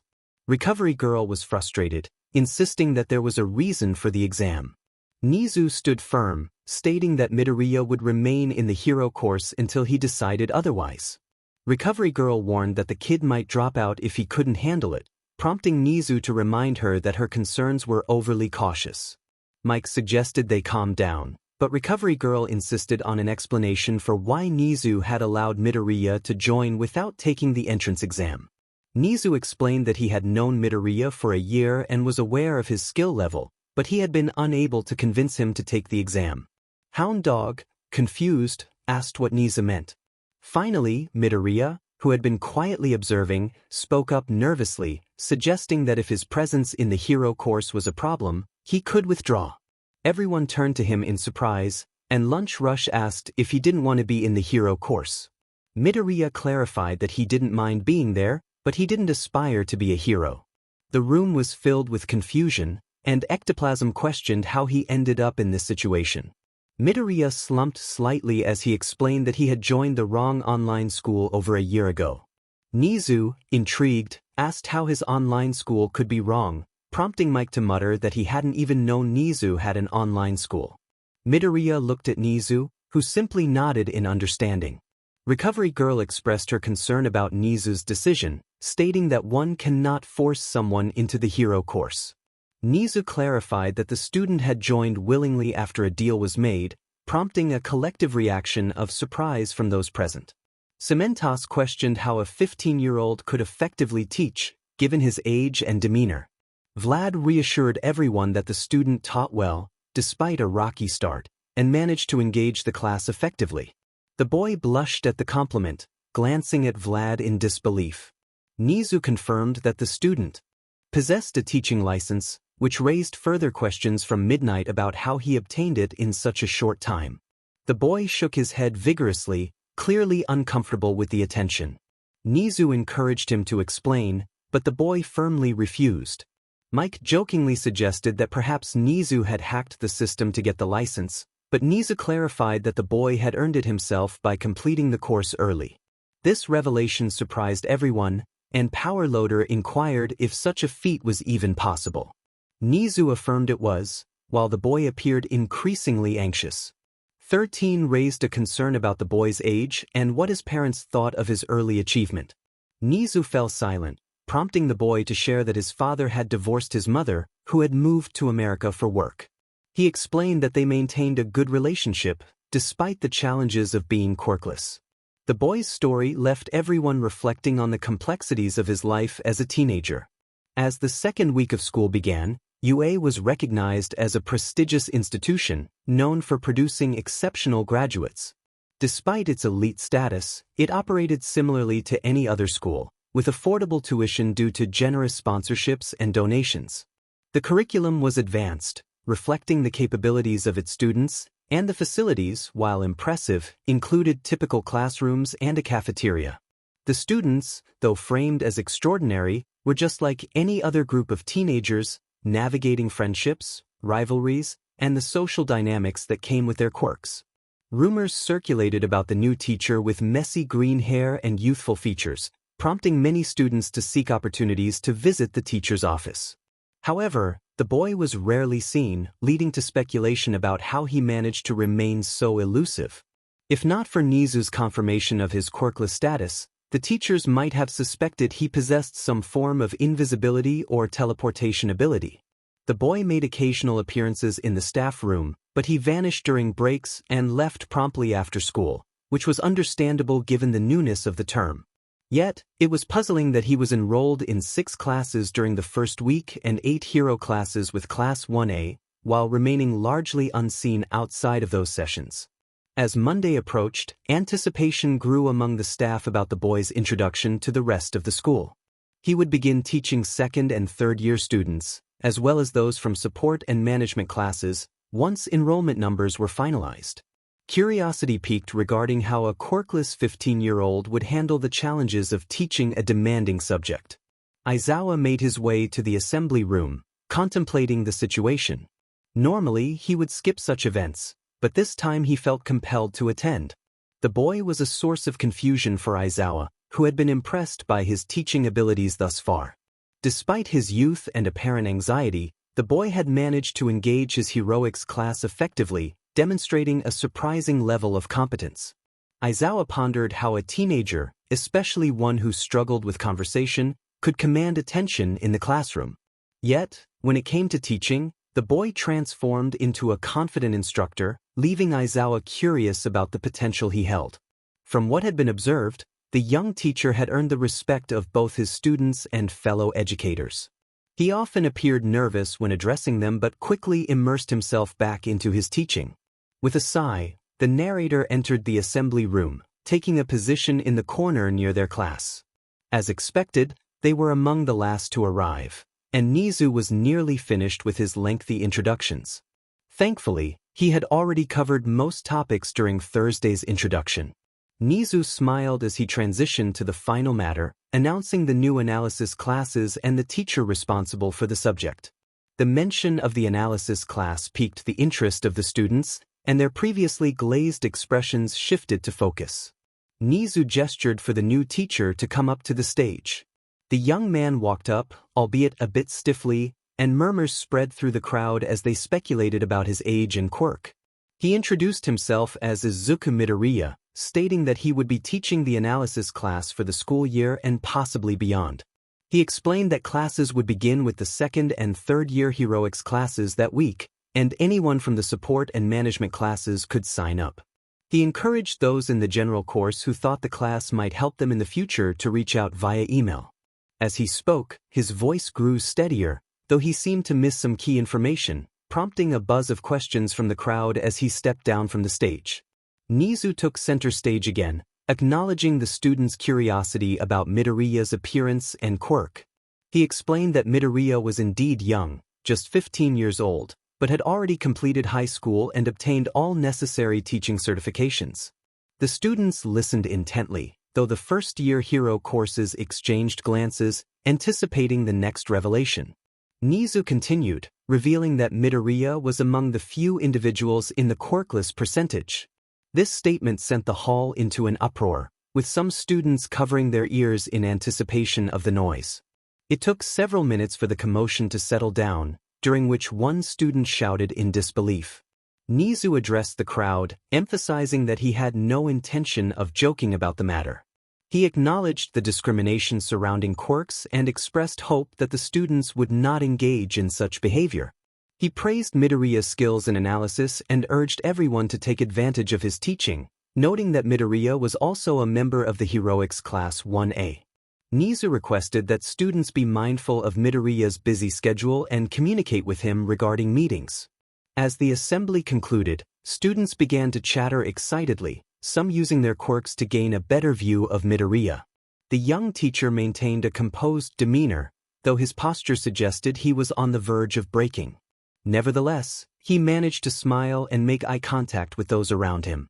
𝗍𝗂 thanked everyone for their attention and instructed them to head to their homerooms, with classes set to start in 15 minutes.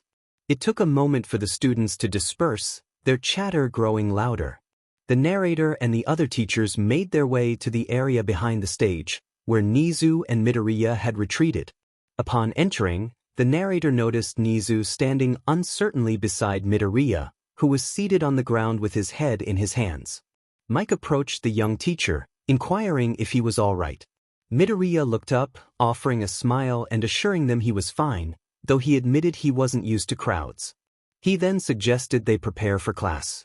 𝗍𝗂 called for Midoriya to come to his office, prompting a curious response from the young teacher. The rest of the group exchanged glances, uncertain about the nature of the conversation. 𝗍𝗂 confirmed it was about the analysis Midoriya had provided, and All Might hesitantly asked if he could join them. Midoriya nodded and followed 𝗍𝗂 and All Might through the door.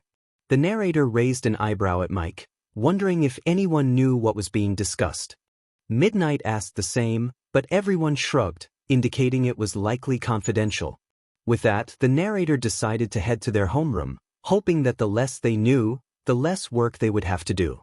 They trusted that 𝗍𝗂 would not place the young teacher in any situation that could endanger him. 𝗍𝗂 observed the tension in the air as he sat in his seat, noting that it was particularly Yagi who seemed uncomfortable. He inquired about any questions regarding his previous explanations, tilting his head in confusion. Yagi hesitated, clearly nervous around Midoriya, and expressed his concern about the research that indicated all past users of One for All had died early due to their quirks. Midoriya nodded, acknowledging the information. Yagi continued, stating that his ability to live longer than the others was due to not having a quirk initially. Midoriya agreed silently. Yagi pressed on, suggesting that Midoriya could still be a hero despite his earlier reluctance. He insisted that the world needed a strong hero, hoping to ignite a spark within Midoriya to save others. Midoriya calmly responded that he no longer aspired to be a hero, although he was willing to help people. He pointed out that if All for One was truly gone, the quirk was no longer necessary. 𝗍𝗂 raised an eyebrow at Midoriya's choice of words, sensing doubt about AFO's demise. Yagi argued the merits of the quirk, emphasizing its power to save lives. Midoriya acknowledged its strength but argued that no single individual should bear the weight of the world. He highlighted the importance of multiple heroes, stating that relying on one could lead to instability if that hero faltered. Yagi appeared ashamed, recognizing the truth in Midoriya's words. Midoriya reassured Yagi that while the world was stable for now, it wouldn't remain that way forever. He emphasized the need for a new generation of heroes who could uphold society. 𝗍𝗂 noted the calm determination in Midoriya's expression, impressed by his thoughtful insights. Yagi, taken aback, hesitantly asked if he had been the reason Midoriya had given up on his dream. Midoriya smiled and admitted he would have accepted Yagi's offer of the quirk, but clarified that his decision to step away from heroism had been developing for some time. Midoriya reassured Yagi that he understood his intentions were to protect him, acknowledging the challenges heroes faced against formidable villains. He gently advised Yagi to be more thorough in checking for injuries in the future, suggesting that he should avoid leaving victims in precarious situations. Yagi nodded solemnly, and Nizu felt a rush of admiration for Midoriya, recognizing the weight of his words. As Midoriya prepared to leave for his first second-year class, he expressed uncertainty about how it would go. Nizu wished him well, and Midoriya exited the room, a sense of determination evident in his demeanor.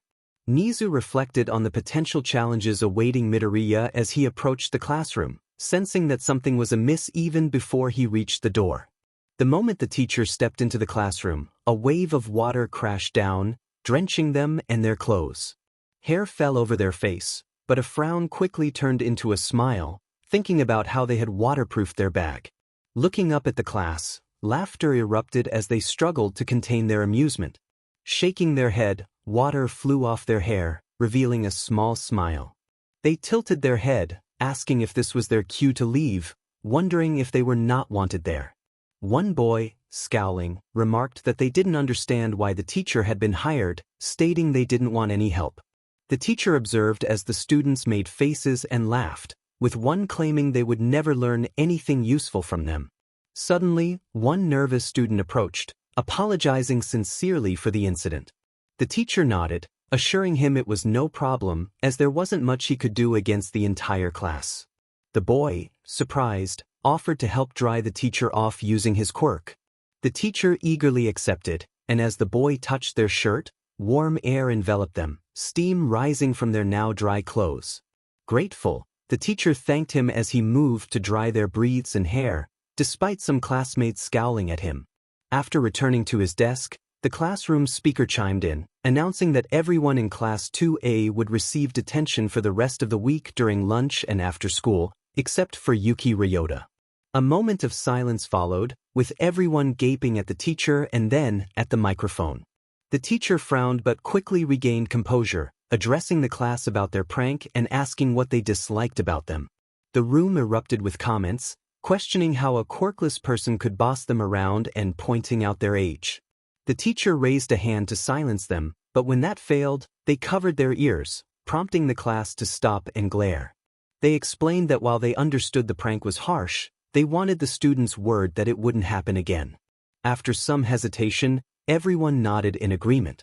The teacher then addressed the microphone, asking Principal Nizu if the students could be excused from their detention sessions. After a brief pause, the speaker confirmed the request. The teacher expressed their gratitude, and the class stared in disbelief. They then informed the students that since most of them didn't want to learn, they could leave, treating the classes as optional modules with no punishment. It took a moment before the first student stood up, scoffing as he walked toward the door. Alarmed, the teacher called out a warning, but it was too late. The student slipped and fell on the wet floor. He got up, growling, while the rest of the class managed to stifle their laughter as he exited. One by one, the remaining students carefully navigated past the water, leaving the classroom. The teacher smiled at the students departing and turned to the last person remaining, Yuki Ryota. The student looked down, and after a moment of silence, he began to speak. He explained that he didn't have friends in the class and that he had a weak steam-based quirk.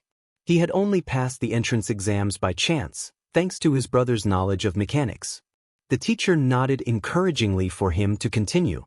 Yuki expressed his longing to become a better hero, asking if the teacher could help him understand his quirk for fighting and rescue. He looked up, wide-eyed, as the teacher's expression shifted from serious to warm and kind. The teacher promised to do their best to help him learn about quirks and more, grateful for Yuki's trust. Yuki stood up, thanking the teacher and bowing. The teacher waved him off, insisting he could call them Midoriya. Yuki requested to be called just Ryota. Midoriya's eyes widened in surprise, then softened with happiness. He welcomed Ryota, who was startled and blushed as Midoriya grabbed his hand, leading him to the teacher's desk. Pulling a chair from the student area, he placed it beside his own, stating they didn't need much space between them. As class began, Ryota felt a shiver run down his spine at the spark in Midoriya's eyes, unsure if this was the best or worst decision he had ever made. It was just before dawn, and the atmosphere felt suspicious. He had slipped in through the back door, his dark hood concealing his curly hair, skillfully avoiding all the cameras. He had a reason for this, he assured himself.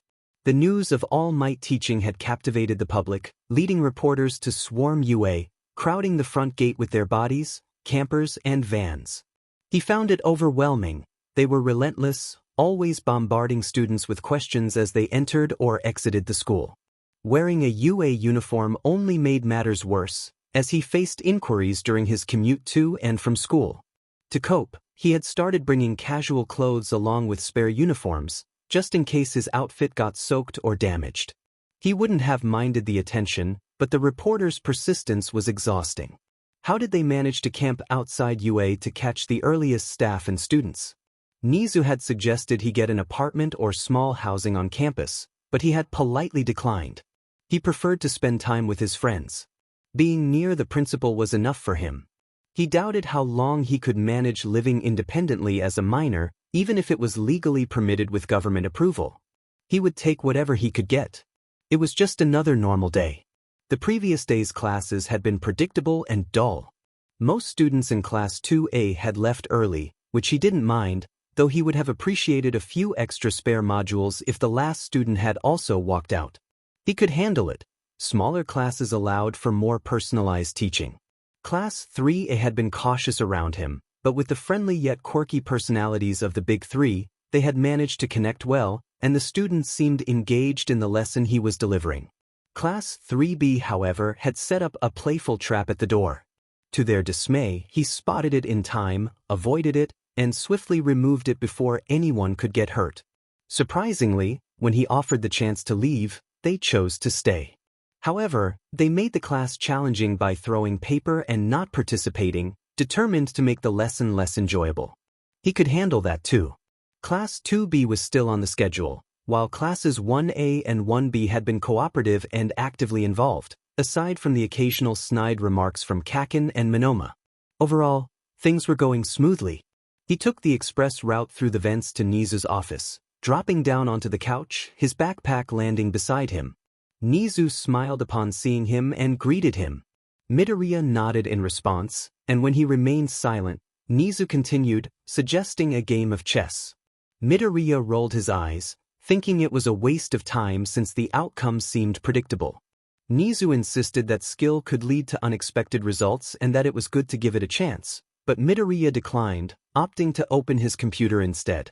𝗍𝗫 inquired if his friends were around, to which Midoriya replied that Luna and Nox were somewhere in the school, likely busy with their own tasks. The silence returned, and Midoriya found comfort in it. Luna and Nox preferred to stay away from 𝗍𝗫, content to play in the training rooms or hang out in a clearing they had discovered in the forest. They had also begun assisting with various agency missions, using information he had gathered to help out when needed. This kept the powerful duo occupied, allowing them to focus on something other than worrying about him being bullied or harassed.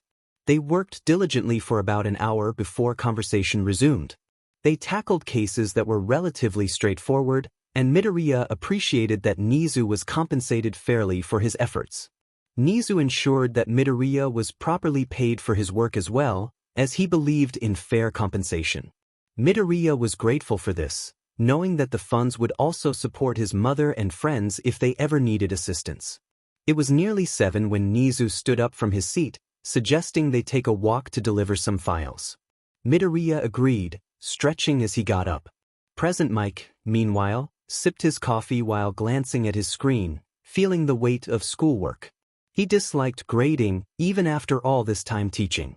Teaching itself was challenging, especially with the low enthusiasm in his morning classes. He noted that Shota had given up on work and was now on his 4th cup of black coffee, not even 30 minutes into the day. Just as he considered snatching the cup away to prevent Shota from overdoing it, he heard footsteps and chatter from the hallway. Everyone in the room turned their attention to the door, curious about who was arriving. He smiled as he recognized the little listener entering, chatting animatedly with 𝗍𝗫. The conversation quieted as they entered the room, and the listener offered apologetic smiles to everyone present. 𝗍𝗫 greeted everyone, some replying while others simply grunted, including Shota. The little listener remained a significant focus of attention. To my surprise, 𝗍𝗂 approached the new desk, identified as Midoriya's desk, and placed a file there. The little listener quietly remarked that 𝗍𝗂 had led him there, gathering everyone's attention. 𝗍𝗂 cheerfully confirmed this, explaining that the little listener was being moved out of his office. He had provided a desk for him to use and to help him get to know his co-workers. The little listener sheepishly noted that 𝗍𝗂 could have just told him to go to the office. 𝗍𝗂 playfully questioned whether he would have listened, prompting the little listener to take a seat. 𝗍𝗂 smiled and reassured him that he didn't need to hide from others. He belonged there just as much as anyone else. He promised to see him later before leaving. I turned my attention to the little listener, who seemed to shrink into his seat, silently mouthing words. I could barely make out what he was saying, but my lip-reading skills helped me understand, with good reason. I smiled and swung my chair around to greet him. I expressed my happiness at seeing him there, and he politely returned the greeting. I nodded enthusiastically but hesitated, unsure of what to say next. Thankfully, 𝗧𝗵𝗲 broke the silence by asking if the little listener had been avoiding the staff room, noting his absence. The other teachers and I exchanged glances, thinking that 𝗧𝗵𝗲 was being too straightforward, but that was just his style. The little listener admitted he had gotten used to Principal 𝗍𝗂's office after the past year, and he shrank further into his seat, opening his computer. I nervously thought about how 𝗍𝗂 had taught him, wondering what kinds of tactics he had learned. The rest of the teachers seemed to share my thoughts, momentarily lost in contemplation as the little listener focused intently on his work. He silently left the office just before home group started, disappearing without a trace. For the first time, we found ourselves unsure of how to handle a student. Izuku sensed that something was bound to go wrong that day. Aside from the new staff member joining the lounge, everything had been too peaceful. He felt it was his luck to be sent out with Mike to deal with the reporters. He grumbled internally about being forced into the media spotlight, having preferred to remain an underground hero. However, he acknowledged that having someone like him on guard made the reporters hesitant to approach, at least for a moment, before they began to swarm him. After a few minutes of standing guard without success, Izuku and Mike decided to retreat back into the school, letting the gates do their job. The day continued without incident until lunch, when alarms blared loudly enough to startle even Mike. Izuku quickly realized that the reporters had managed to get inside. Ignoring the question of how they breached security, he and Mike rushed out to try to usher them back outside, with little success. Izuku was minding his own business, eating and analyzing data in his safe spot in the vents when the alarms sounded throughout the school. He peeked out to see the chaos unfolding below. Students were rushing around, trying to escape the building. He wondered if 𝗍𝗂 had failed to prepare them for such a situation or if he simply assumed they would know better. The teachers were struggling to manage the crowd of reporters, and Izuku decided to settle back into his seat, hoping the students would regain their composure and the teachers would resolve the issue. Just then he received a message from 𝗍𝗂, asking for his help in getting the reporters out of the school. The gate had been broken, and the reporters showed no signs of leaving.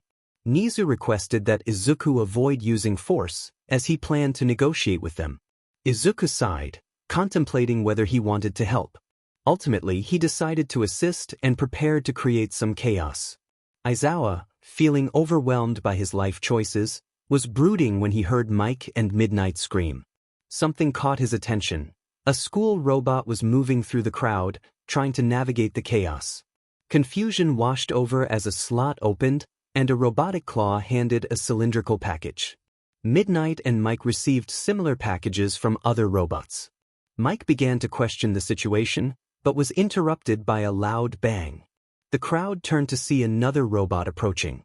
The robot announced that it was nice to meet everyone but requested that they leave immediately, as they were trespassing on private school grounds. It warned of consequences if they did not comply, giving them a minute to vacate. The thought crossed my mind that this must be 𝗍𝗂's doing as I opened my parcel, mirroring the actions of the teachers around me. The reporters, who had been silent, now looked around as if debating whether to follow the robot's instructions. As I finally opened my package, my eyes widened in surprise. I quickly opened the umbrella above me just in time, as water began to pour down, spraying around the large group. Mike struggled to contain his laughter while glancing between Midnight and me, both of us sheltered under our umbrellas. It was clear that this was 𝗍𝗂's plan. I looked up to see several large drones spraying water at the crowd, causing the reporters to scatter in seconds. 𝗍𝗂 approached with his own umbrella in hand. 𝗧𝗵𝗲 weakly commented on the situation, questioning if it was an overreaction, but no one responded. 𝗍𝗂 suggested they focus on a different problem as he observed the gate, which now had a gaping hole where it used to be. I sighed, realizing that life never seemed to give us a break, even at school. 𝗍𝗂 began typing something as he neared the door, gathering all the teachers around it. 𝗧𝗵𝗲 remarked on the unusual nature of the event, while 𝗬𝗲𝗄 speculated that the media wouldn't have someone with such a powerful quirk. 𝗍𝗂 inquired about the quirk responsible for the damage, and I noticed he was looking at someone. I turned to see 𝗵𝗃𝗀𝗀𝗀 crouched near the dusty remains of the gate, his face reflecting curiosity. A shiver ran down my spine. He had appeared out of nowhere, which was unsettling for someone like me, who prided themselves on spatial awareness. 𝗍𝗂 asked 𝗵𝗃𝗀𝗀𝗀 if they should be concerned about further attacks. After a moment of silence, 𝗵𝗃𝗀𝗀𝗀 speculated that it was likely a decay quirk based on the dust. He explained that it could be either emitted or touch-based, leaning towards touch since the attack occurred only when the crowd was near the gate. It only affected the object touched, not those in contact with it. I was taken aback by his analysis, realizing why he was the analysis teacher. 𝗍𝗂 thanked 𝗵𝗃𝗀𝗀𝗀𝗀 and asked if he had any thoughts on the motive behind the attack. 𝗵𝗃𝗀𝗀𝗀𝗀 hesitated before suggesting it could be a declaration of war. The implication startled everyone, as he spoke so casually, as if discussing the weather. 𝗍𝗂 deduced that they were likely dealing with villains targeting All Might or the students, which made Yagi tense. 𝗍𝗂 dismissed everyone, stating it was time to calm the students. I reflected on the unsettling realization that the students' unpreparedness might have been intentional. As 𝗵𝗃𝗀𝗀𝗀𝗀 walked away, the atmosphere shifted, and others began to regain their composure.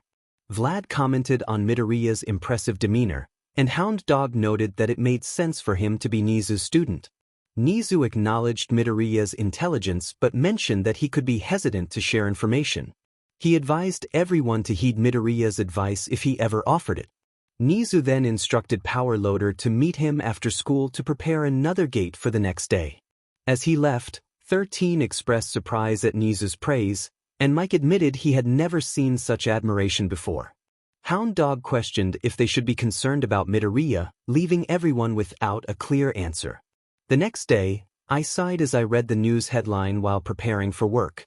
It reported that reporters were forced to leave UA due to the unexpected waterworks. I couldn't help but wonder where 𝗍𝗂 came up with such ideas as I took a sip of my coffee. In the UA staff room, I sensed a familiar presence approaching. 𝗍𝗂 appeared through the vents, cheerfully greeting me. He commented on my lack of sleep and expressed gratitude for my help in dealing with the reporters, noting how effective the water had been and thanking me for providing umbrellas for the staff. I nodded, a small smile on my face, noting that there was no need to get all the teachers wet. Something told me they wouldn't take kindly to being drenched either. 𝗍𝗂 crackled with laughter, but I rolled my eyes, choosing to ignore him and return to my work. I perked up, curious about any potential lawsuits. 𝗍𝗂 mentioned that there were attempts, but it helped that the individuals had been warned and were breaking the law by entering the school grounds uninvited. I nodded in understanding. Izuku stared idly out the bus window, his hands fidgeting with the need to do something. He had surprisingly left his computer behind, but his bag contained some electronic toys and a notebook, along with a small book tucked in his suit. He focused on not damaging his book while jotting down random thoughts about various quirks. However, he found himself needing to keep his hands occupied to stave off restlessness. The UA-owned bus was filled with the rest of Class 1A and Mr. Izawa. Heroic class was apparently an excursion, which sounded fun. Both his heroic classes and lessons were progressing well. Class 2B had been surprisingly accommodating after a hesitant start, quickly adapting to his teaching style. Class 2A had walked out, but that didn't bother him much. He enjoyed the one-on-one lessons. The most troublesome class was Class 3B, which, while not walking out, showed low participation. They seemed determined not to learn from him, and their pranks were becoming a nuisance. He had even had a bucket of water dumped on him upon entering their class, necessitating a quick change of clothes before the lesson could begin. Nevertheless, he was determined to teach them unless they crossed another line or walked out. Thankfully, he had reminded 𝗍𝗬 that he had the authority over his classes, so expulsion or detention was off the table for now. He planned to deal with that issue later. Other classes were doing well, grasping the basics of quirks. The second and third year classes he taught were progressing nicely, finally moving on to identifying strengths and weaknesses. It was probably time for the first years to advance as well. They would soon need to study their own quirks. He sighed, thinking about how many pro heroes didn't even know their own abilities. It was a daunting thought, especially since he had become emotionally numb lately. Who knew? Perhaps his midoriya tears were broken. Then there was the looming concern of potential villains attacking UA. As he pondered that, he noticed an increasing number of eyes on him. He focused, wide-eyed, as he realized everyone was looking at him, some, like 𝗂𝗂𝗵𝗃, giving him sidelong glances. He shrank in his seat, feeling the pressure of their attention. He managed to ask what he had missed, his voice barely above a whisper. 𝗬𝗍 wondered how he had managed to secure a spot in the hero course if he didn't want to be there. She asked why he was being forced to take these classes. He sheepishly admitted that he had no idea, though he had a guess that was too private to share. Kirishima asked if Principal 𝗍𝗬 had told him to join the hero course. Izuku explained that it was something like that. He had expressed his reluctance, but 𝗍𝗬 usually got what he wanted. If they wanted to know more, he suggested they ask 𝗍𝗬 directly. The class collectively sweat-dropped at that, and 𝗳𝗏𝗵𝗲 solemnly remarked that no one was ready to face that kind of opponent yet. Uraraka then asked him why he had been on campus during the entrance exam if he hadn't participated. Surprised, he explained that watching new quirks was his hobby, so of course, he had to see the exams. He had analyzed many different quirks. Kaminari exclaimed in disbelief that he had already gathered an analysis of all of them just from the entrance exam. Izuku waved his hands, clarifying that he hadn't studied everyone, just the quirks that caught his attention. The rest of the time, he hadn't written anything down, as thinking was easier than writing. 𝗂𝗂𝗵𝗃 muttered a teasing remark about him being a nerd, but the class ignored it. Mina asked which quirks had caught his eye, speculating that Bakugo's must have been one of them. Izuku acknowledged that it was hard to ignore the explosions but admitted he hadn't watched 𝗂𝗂𝗵𝗃 much since he already knew too much about his quirk and fighting style. He mentioned Uraraka, who had been helping many people, and the floating robots. From Class 1B, 𝗵𝗏 had intrigued him with his changing quirk, and Shiozaki's efficient quirk usage had also stood out. He even smiled at 𝗬𝗂𝗃, who suddenly yelped in surprise. Concerned, he asked if she was okay. Everyone turned to her as she explained that he had caught her off guard by looking directly at her, making her think he could see her for a moment. Izuku felt the attention shift back to him, and he awkwardly apologized, wondering what was going on. The silence lingered for a moment before 𝗬𝗂𝗃 asked how he had noticed her since she was invisible. She questioned if he had a quirk that allowed him to see invisible things. The confusion washed over her as she listened to the praise. The speaker had used the heat sensor setting on the cameras, and their fighting style had been impressive. They had identified the robot's weak point, and their performance had been remarkable.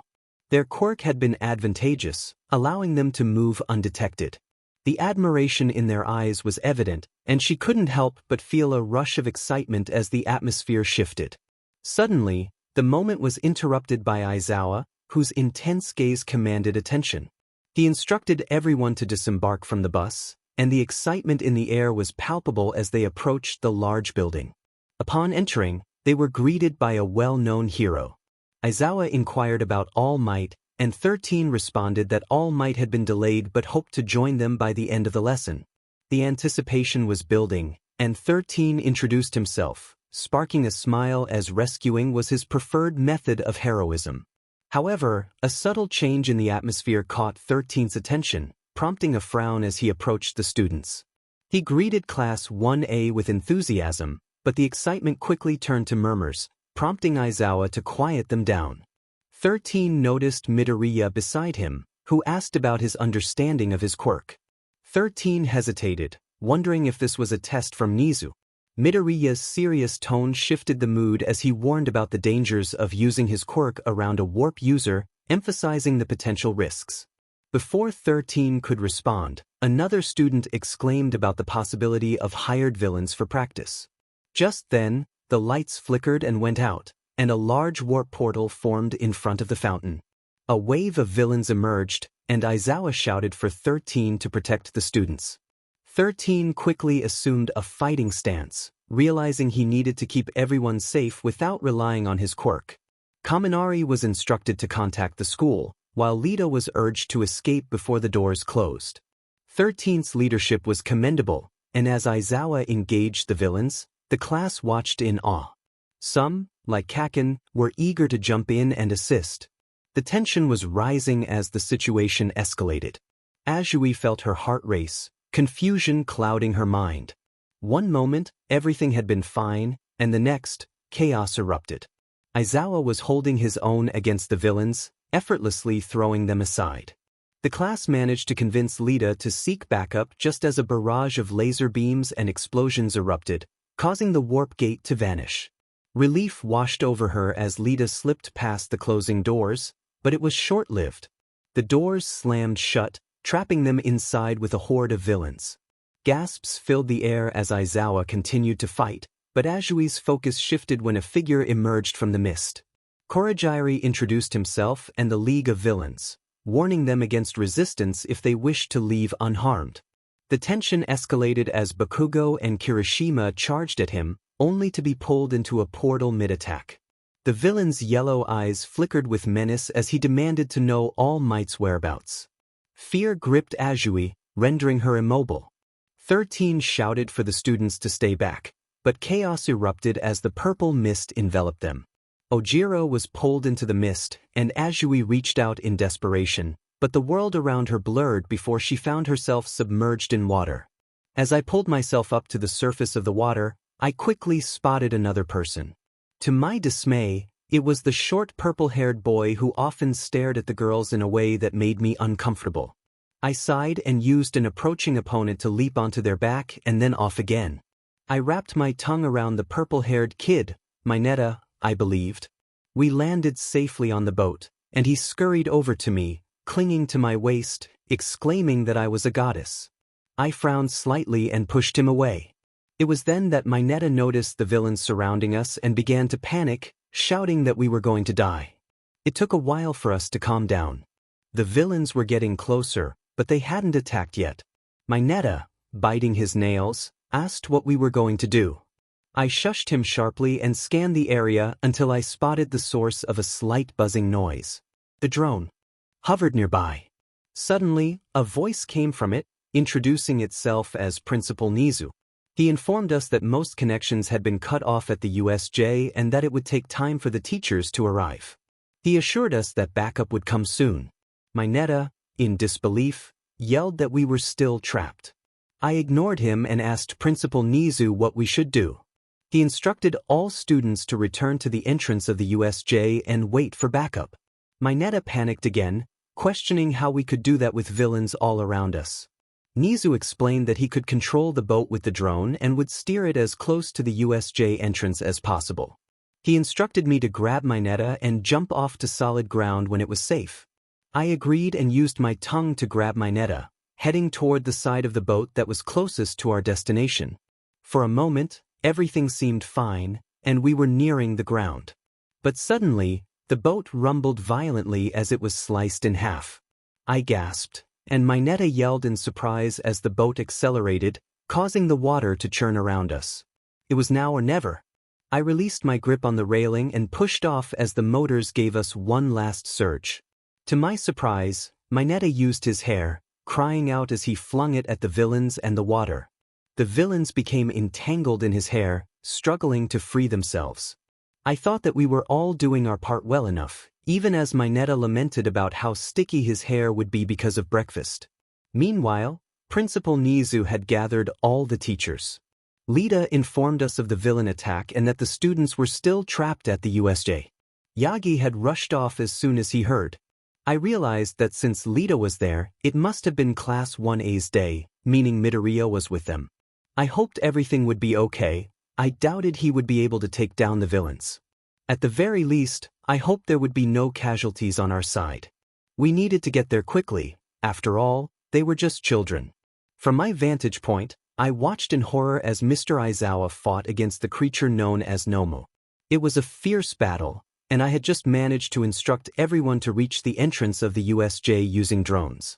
I was grateful I had brought one along, even if I had forgotten my computer. Pretending to be Nizu had helped them listen. I knew that someone like Kaken would never listen to me if I revealed my identity. Thankfully, 13 had not used his quirk yet, but he was struggling to fight the mist alongside the remaining class members. The chaos was difficult to comprehend due to the mist obscuring most of the fight, but from what I could see on the drone, things were holding steady for now. At least no one was close to danger. My heart raced as I saw Mr. Aizawa finally get caught by 𝗵𝗃, his arm being crushed. I didn't hesitate to run when I saw 𝗵𝗃 seize him again. I gritted my teeth as I watched his head slam into the ground. I dashed forward, dodging villains and fallen bodies. Shigaraki observed the chaos around him with a grin. Aizawa had finally been subdued by 𝗵𝗃, though nothing could have beaten it. He had been difficult to catch, but now he lay on the ground, near the wall of destruction. However, Shigaraki was not focused on him. It was All Might he sought. He felt a surge of irritation as he was struck on the arm, but he quickly dismissed it. A child had interfered. Shigaraki sneered, taunting the kid for getting involved. He intended to use the child to provoke All Might into showing up. As he reached out, he was taken aback by the child's expression. The kid looked up at him with wide eyes, not filled with anger or fear, but with a calmness that was unsettling. The child's gaze was bright, as if he were merely encountering a stranger rather than being caught in the middle of a battle. Something caught my attention as I noticed a kid with bouncy green hair, a hint of surprise on his face. He apologized for All Might not being there, expressing hope that he would arrive soon. Confusion filled my mind. I had been ready to confront him, and 𝗵𝗃 was holding him tightly, yet he was apologizing. Just as I was about to respond, the kid continued, explaining that he admired Eraserhead and wanted to take him out of the fight to provide first aid, hoping All Might would arrive by the time I recovered. Before I could process his words, I noticed a metallic ball nearby. My eyes widened as it began to spin, releasing a cloud of gray gas. I scoffed mentally, doubting it would affect me. However, I was taken by surprise as the gas reached my face, causing my eyes to tear up and burn painfully. I saw 𝗵𝗃 release the kid to assist me, but I struggled to think clearly as I choked and my eyes streamed with tears. Izuku quickly moved away, keeping his mouth and eyes shut while trying to cover his nose. He ran at full speed in the direction he believed Mr. Aizawa was located. Cautiously, he opened his eyes once he felt the burning gas was a safe distance away. Despite the pain in his bruised arm and chest, and knowing his arm was likely broken, he managed to lift Mr. Aizawa off the ground, grateful for his strength training. Mr. Aizawa gasped, struggling to speak, and Izuku urged him to be careful, fearing he would worsen his injuries. Finding a sheltered area was challenging, but he managed to hide both of them behind a large tree. He sat beside Mr. Aizawa, retrieving the med kit he had thrown earlier. For the next few minutes, Izuku focused on cleaning Mr. Aizawa's wounds. He barely registered All Might crashing through the USJ, engaging the 𝗵𝗃 with a punch that seemed ineffective. If Shigaraki's words were true, All Might would find the 𝗵𝗃 a formidable opponent. As he bandaged Mr. Aizawa, he wished he had advised All Might to aim for the 𝗵𝗃's brain. Mr. Aizawa gasped again, trying to speak, and Izuku looked at him with concern. Despite the bleeding and his injuries, he had only been hit once.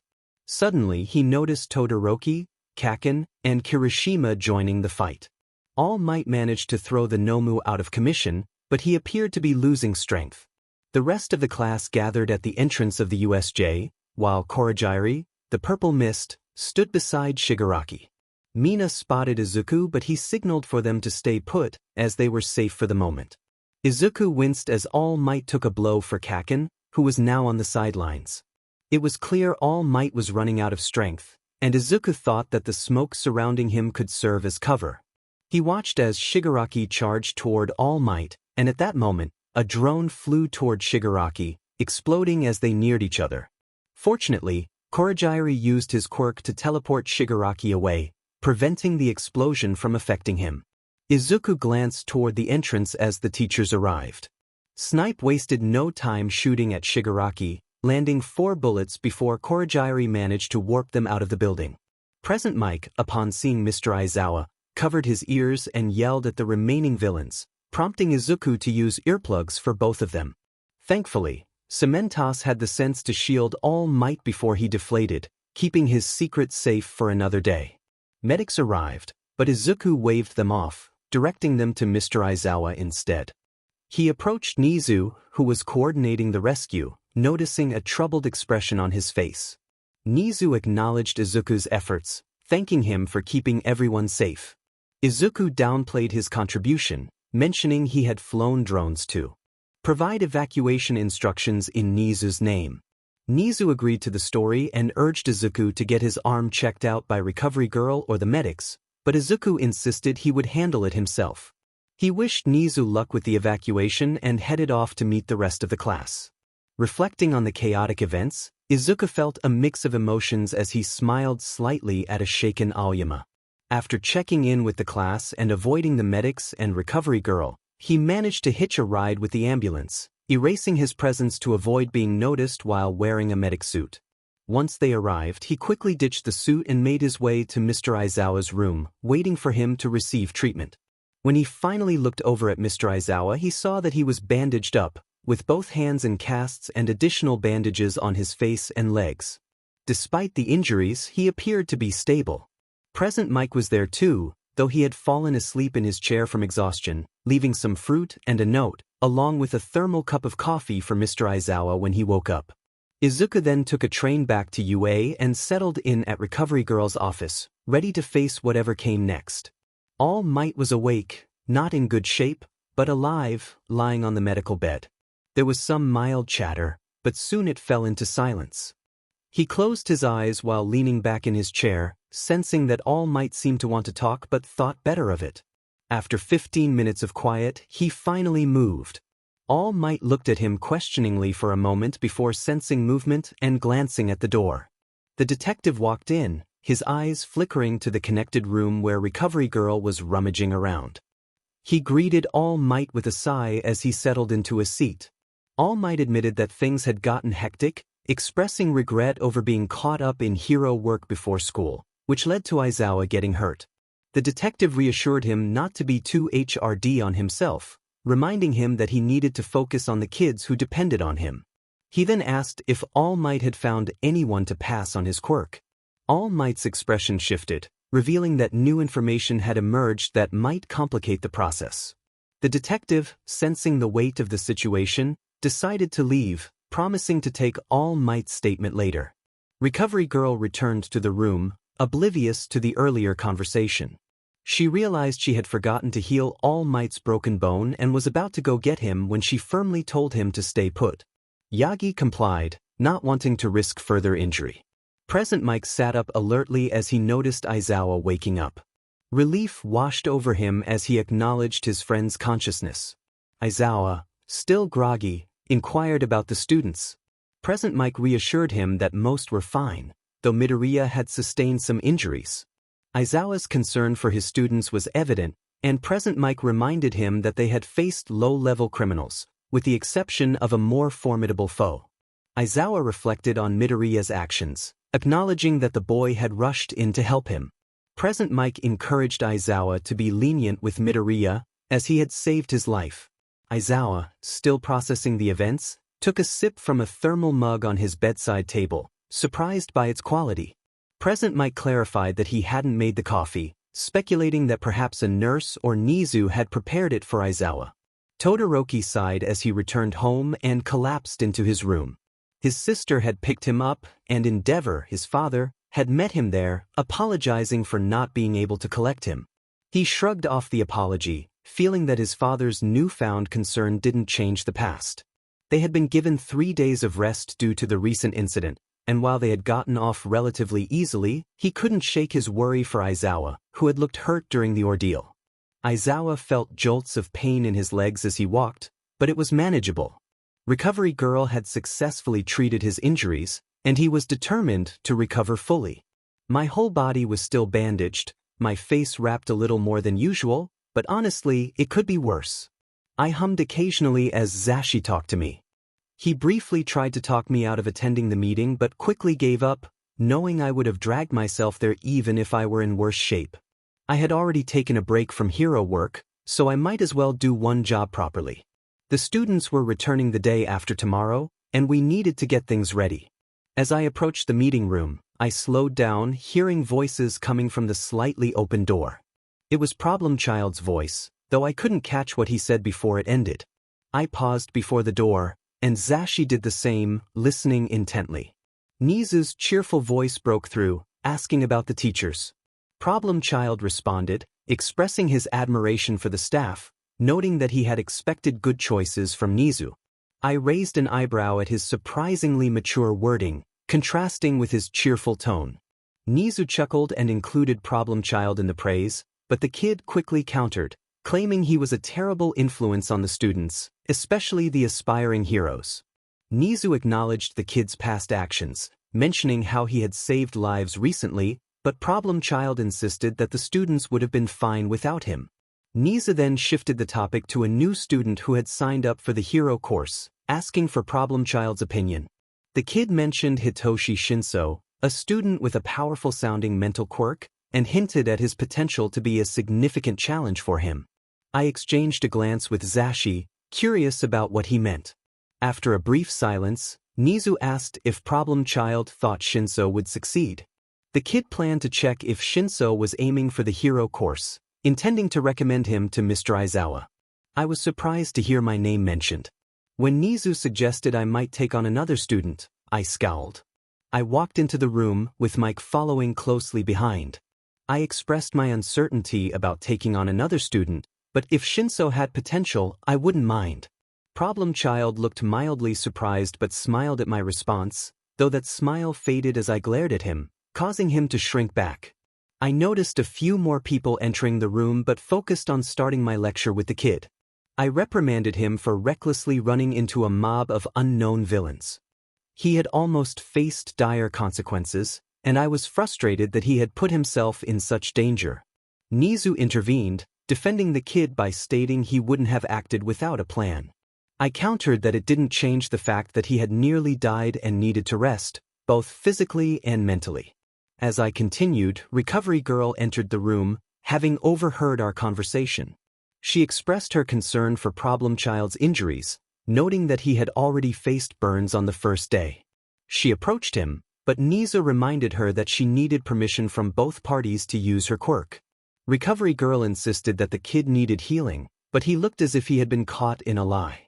He claimed he was fine and that his body healed quickly, offering a polite smile. Everyone looked at him in surprise when he insisted he could manage without treatment. Mike gently pointed out that it was his right hand that was injured and that it would be difficult for him to work. 𝗵𝗃𝗲𝗄𝗧 seemed genuinely confused, stating that he had another hand and could write with it. We all stared at him, taken aback by his response. Vlad pointed out that permission should have been granted for Recovery Girl to use her quirk during the paperwork process for joining the school. Midoriya had not completed the usual paperwork due to his unique circumstances and had expressed a longing to avoid quirk healing unless absolutely necessary. 𝗧𝗵𝗲, with a firm tone, instructed everyone to take their seats as the detective would be arriving soon. There was a brief moment of hesitation before they complied.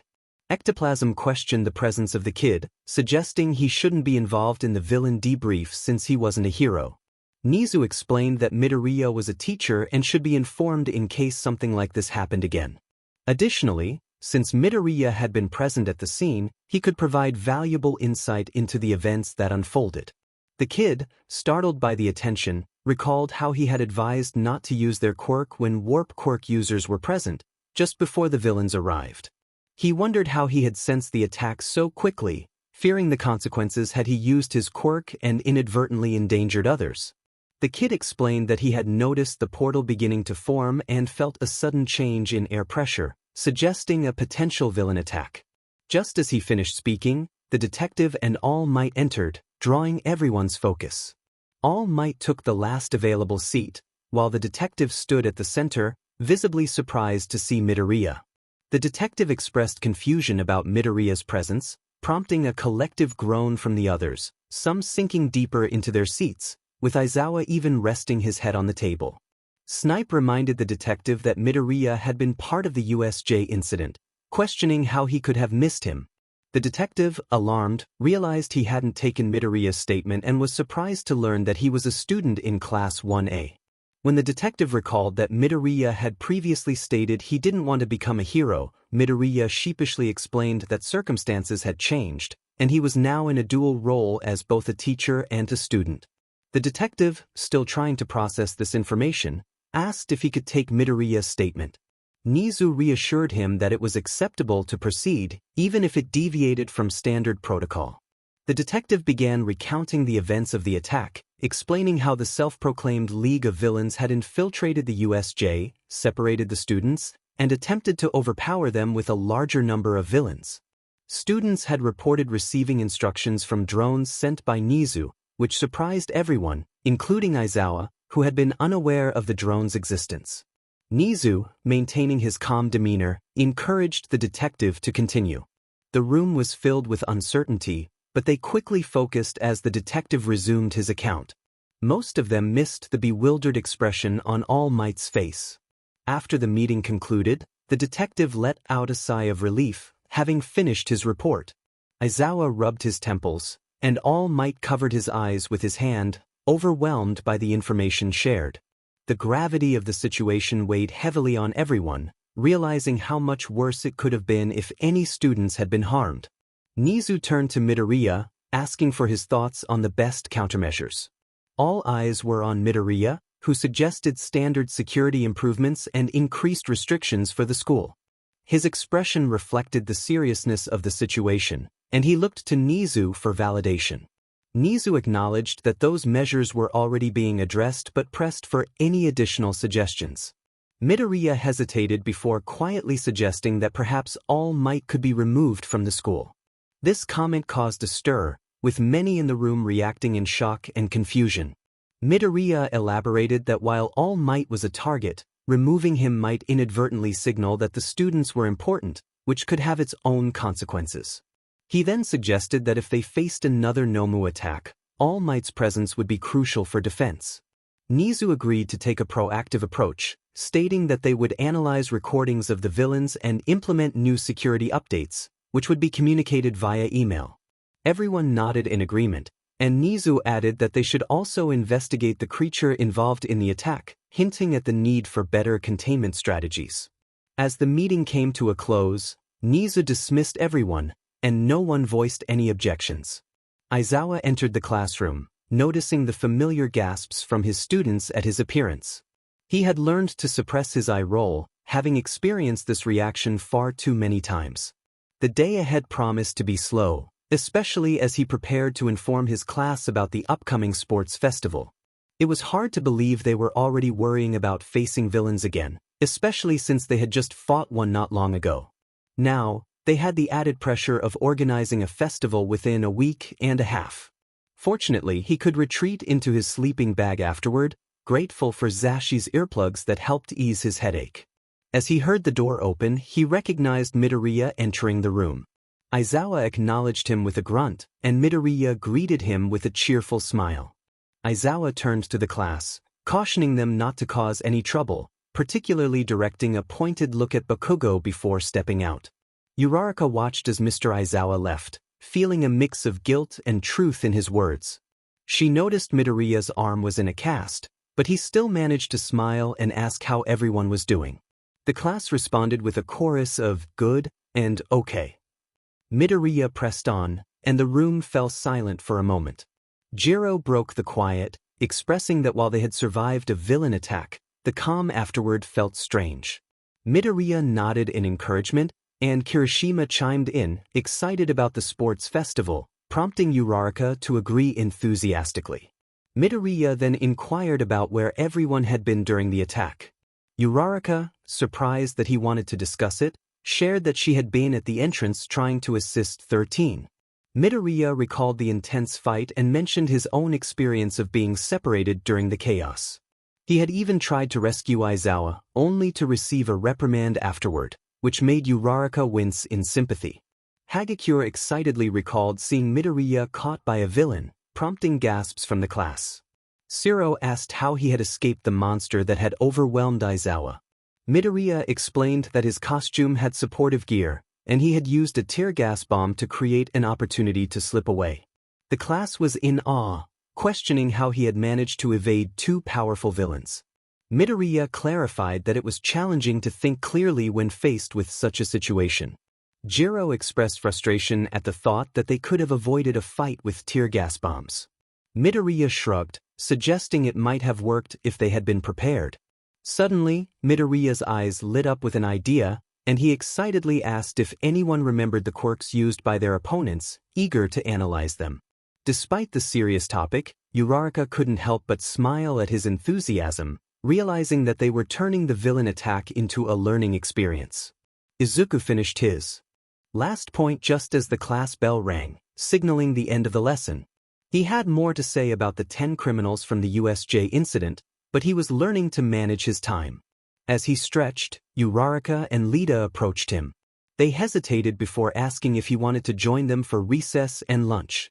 Uraraka explained that they didn't want him to eat alone, and 𝗧𝗧 added that they had checked the staff room for him. Izuku was taken aback by their kindness, feeling a warmth in his heart. A year ago, he would have been overwhelmed with emotion.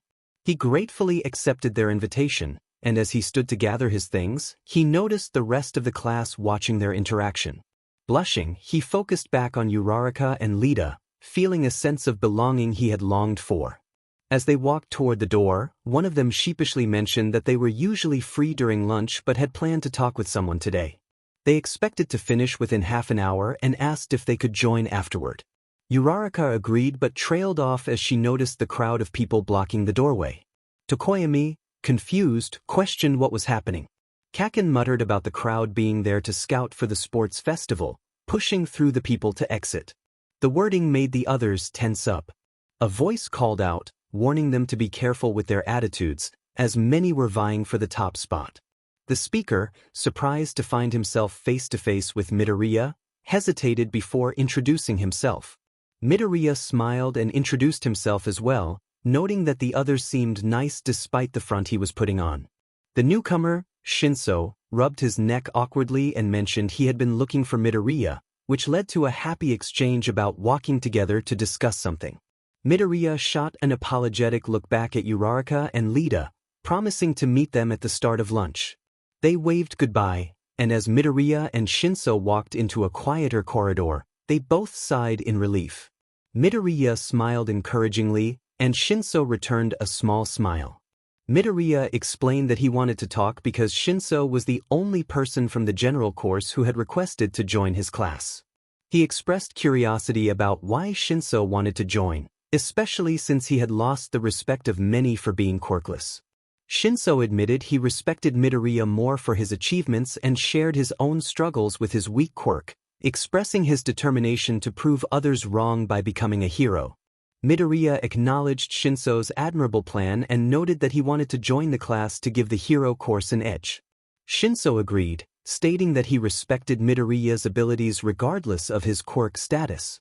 Midoriya smiled but then pointed out that Shinso still judged others based on their quirks.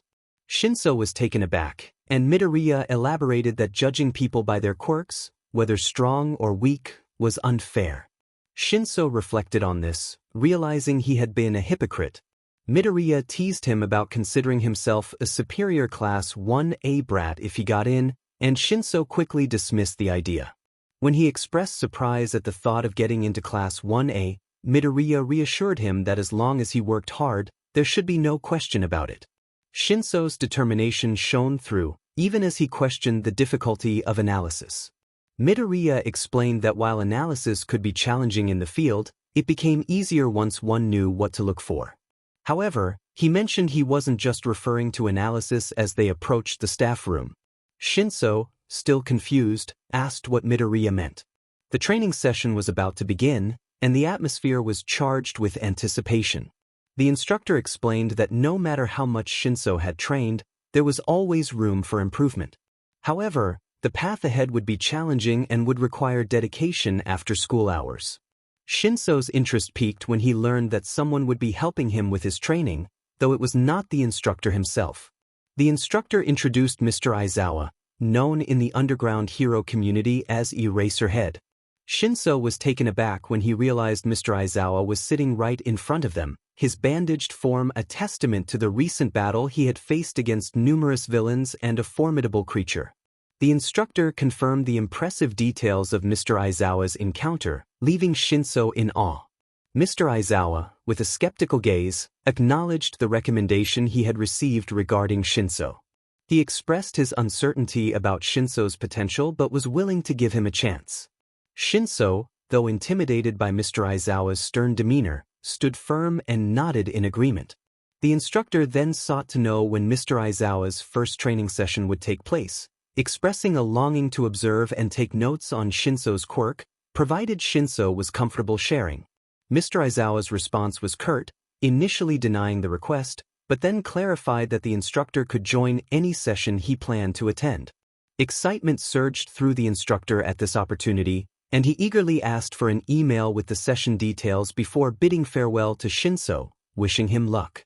Midoriya was proving to be an easy student to work with, a fact that became increasingly evident as time went on.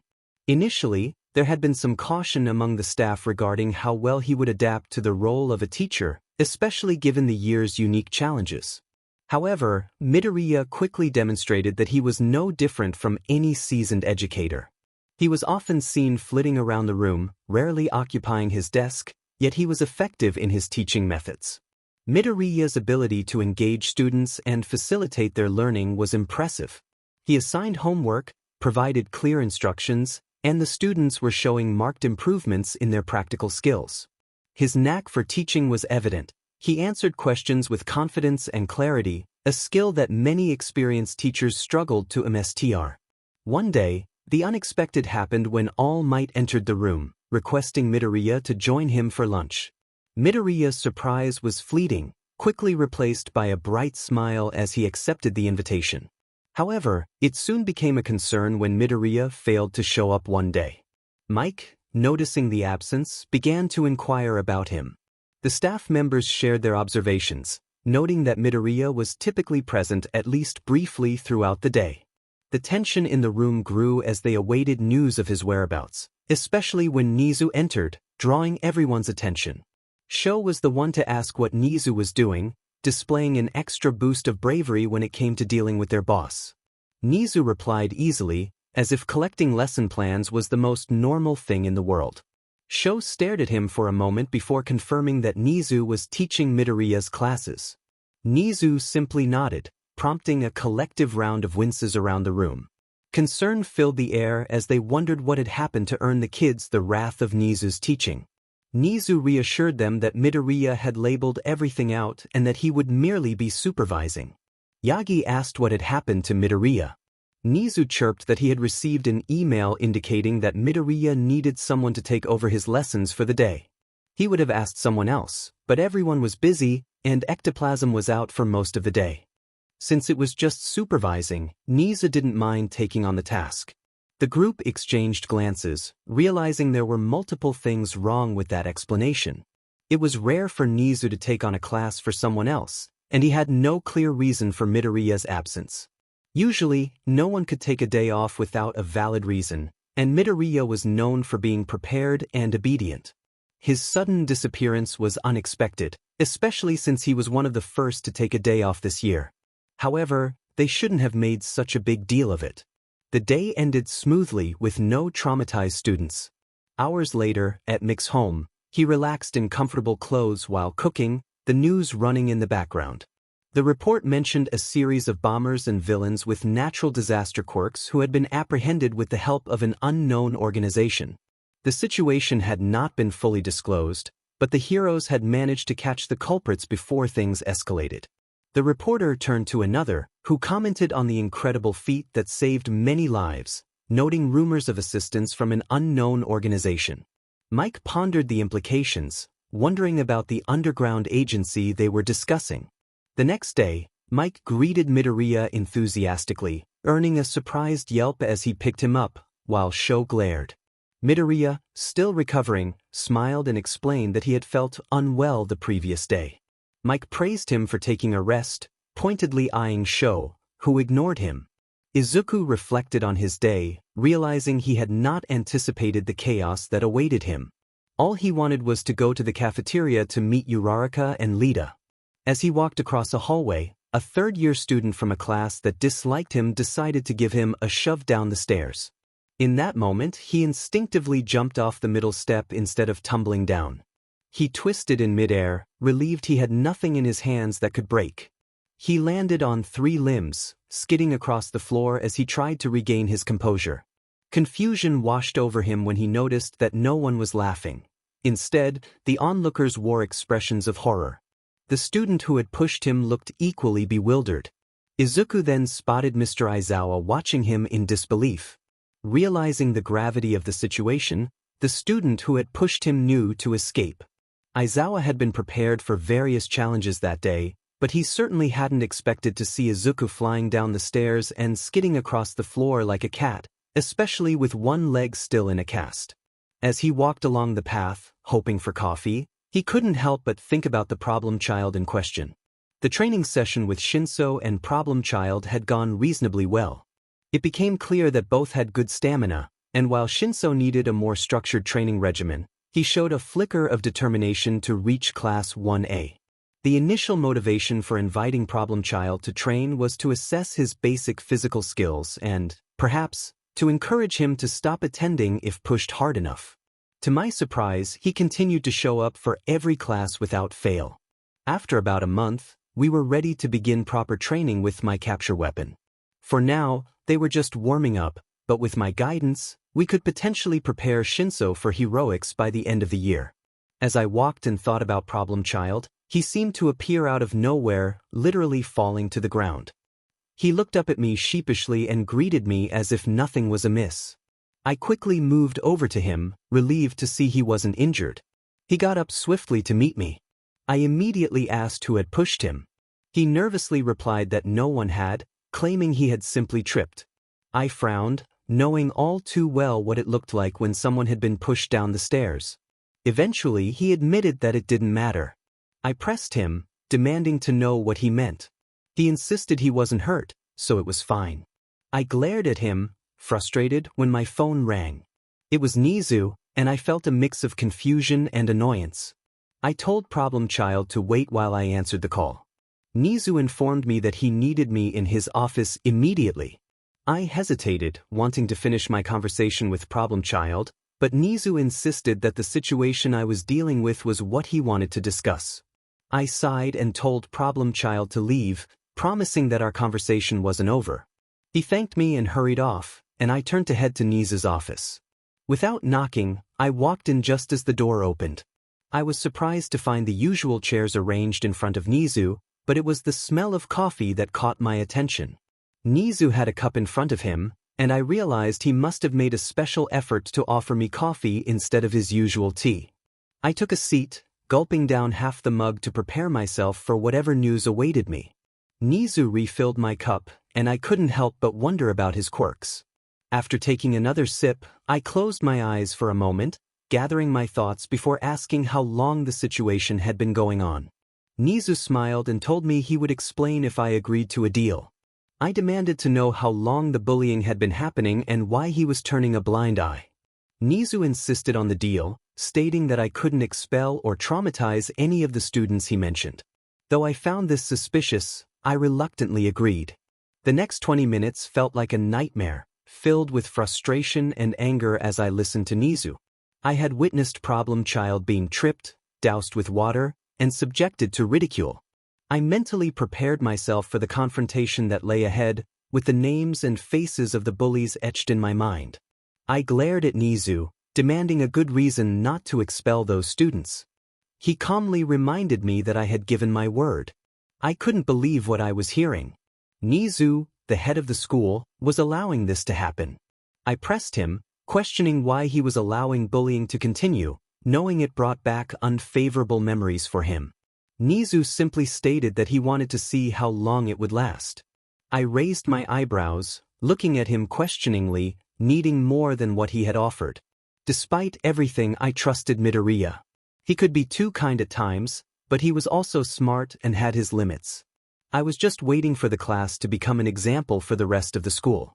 He responded calmly, explaining that 𝗵𝗃 might struggle with normal conversations and seemed scared to enter the class, but he was aware of his own naivety and the potential harm it could bring.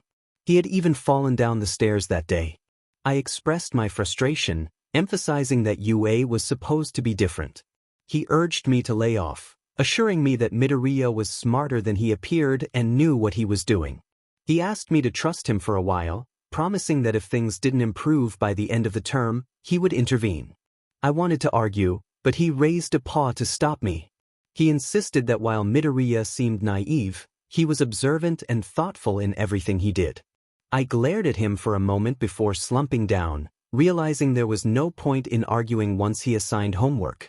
He often did that with his staff, especially given the nature of his work. I reluctantly agreed to stand by for now, but warned that if 𝗵𝗃 got hurt or if things escalated, I would step in. I grumbled that I would rather not work in a school that allowed such behavior, regardless of my job. Security. He then mentioned that he had considered expelling the entire third-year class and giving detention to a second-year class but hadn't done so because 𝗵𝗃 had requested it. He was waiting for the impact of those actions to unfold, suspecting that the two classes would soon be seeking forgiveness. I involuntarily shivered at the smile that crept onto 𝗍's face. I left the room with more questions and concerns than I had entered with, now worried not only about 𝗵𝗃 getting hurt but also about how clever he must be to elicit such a reaction from 𝗍. The last time I had seen him that excited was never. 3 days later, I probably should have sensed that something was off that morning. It felt unusually peaceful, especially since I had just gotten my cast off. Peacefulness rarely accompanied my days. So, I wasn't surprised when I walked into the third-year class that had a reputation for disliking me. Standing in the doorway, I noticed a bundle of red spider lilies sitting on my desk. As I approached, I saw a note attached to them. My eyes narrowed as I read it, which suggested that I should have been harmed by the villains. Yuji, a third-year student, smirked as he observed my reaction to the note. The rest of the class exchanged glances, waiting for any sign of movement from me. I startled when I pulled out a lighter from my pocket, igniting the note and watching it burn to ashes on the ground. The class was taken aback, but I replaced my surprise with a smirk, wondering if they would witness me throwing a tantrum. I tried to read my expression, but my bangs obscured my eyes. I turned around and jumped lightly onto the desk, sitting with my legs dangling. I felt a strange mix of excitement and concern as I noticed my own smile.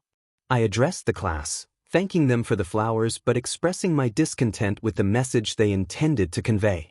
I assumed they disliked me because I was quirkless, and I posed a question.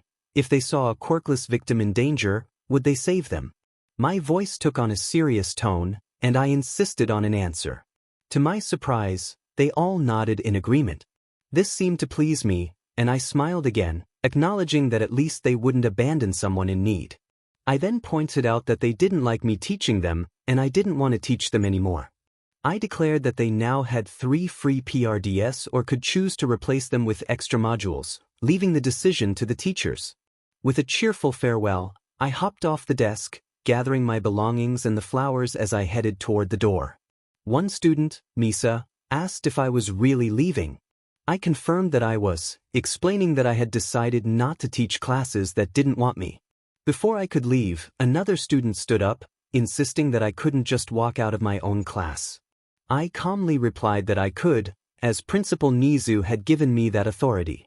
If they had a problem with it, they could take it up with him. What do you mean you don't want to teach us? It's not your choice. One student stood up, frustration evident in their posture. The teacher looked back, confusion etched on his face, as if the student's words were incomprehensible. The student continued, expressing disdain for the teacher's treatment, comparing it unfavorably to the respect they held for villains and criminals. The teacher, maintaining a calm demeanor, stated that he had no longing to teach them and that further explanation was unnecessary. As he reached the door, he paused to deliver a final remark about the futility of sending flowers or notes if one wished harm upon another, advising them not to act cowardly. With that he exited, leaving the students in a stunned silence, uncertainty hanging in the air. One student finally broke the stillness, and another questioned whether they could approach Principal Nizu about the situation. Anger surged within the first student, who declared that they would confront the principal, eager to see the teacher face consequences for his actions. Meanwhile, Izuku had been resting his eyes while his class worked on assignments about quirk laws. The unexpected noise outside his classroom stirred him from his peace. He stepped outside to find a group of students frozen in place, fear visible on their faces. He inquired about their presence in the hallway, and one student explained they were on their way to Principal Nizu's office. Intrigued, Izuku decided to accompany them, instructing Lida to watch over the class. As they approached the principal's office, the students seemed puzzled by Izuku's presence, but he blended into the background as they entered. Nizu greeted them cheerfully, asking about the issue at hand. One girl hesitantly explained that their analysis teacher had walked out, refusing to teach. Izuku raised an eyebrow at Nizu's response, which suggested that the teacher had every right to dismiss any class he deemed unworthy. The students were taken aback, and Izuku felt a sense of satisfaction at their shock. Nizu continued, indicating that the only reason the class remained was due to Midoriya's recommendation. He warned them that any further bullying would lead to expulsion. Izuku, sensing the tension, quickly moved to the door, but Nizu called him back, offering a note that listed potential places where the teacher might be found. Izuku took the note and thanked Nizu before heading out again. The list included various locations, but he was fortunate to find the teacher in the staff room, sitting quietly on a couch, focused on his computer. Izuku approached and sat down at a respectful distance, aware that the student might be skittish after their recent experiences. When the student remained silent, Izuku initiated the conversation, greeting him. The student looked up, surprise flickering in his eyes before he managed a gentle smile. Izuku expressed his regret for what had happened, acknowledging the student's behavior and stating that he would have expelled them if it were his decision. The student responded with understanding, explaining that such behavior was often a reflection of what individuals had learned throughout their lives. He emphasized that despite being UA students, they were still just people, and he had chosen to continue teaching them to help them understand their mistakes. Izuku frowned at the student's calm demeanor, questioning how he could be so composed about the situation. The student admitted that it wasn't the first time he had faced such challenges. Izuku reminded him that this was not a good thing, to which the student simply nodded. The conversation continued, highlighting the complexities of being a hero student while acknowledging their humanity and the importance of learning from their experiences. Midoriya smiled, expressing his thoughts on expulsion. He pointed out that if that were the solution, more than half the school would be expelled, emphasizing that these students were the future. He believed they couldn't expel them all, as their actions stemmed from societal issues rather than prejudice. He hoped that one day, society would recognize the similarities between people. Izuku watched Midoriya's earnest expression, feeling a sense of concern for the young hero. He thought about how much this kid had seen at such a young age, and it made him uneasy. A moment of silence filled the room before Izuku offered his assistance in intimidating the students if necessary, feeling a bit soft for doing so. Midoriya looked surprised but grateful, expressing his appreciation and optimism that he could handle the situation himself. He then prepared to leave, mentioning his plans to join Uraraka and Lida for a meal. Izuku nodded, telling him to avoid trouble. Midoriya's bright smile as he left the room made Izuku frown. There was something unusual about him. He had remained calm through various incidents, as if he were always prepared.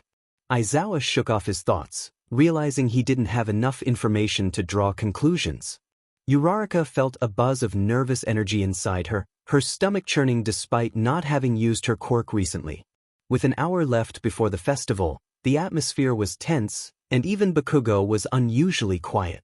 The silence broke when the door opened, and she felt a wave of relief upon seeing Midoriya enter with a warm smile.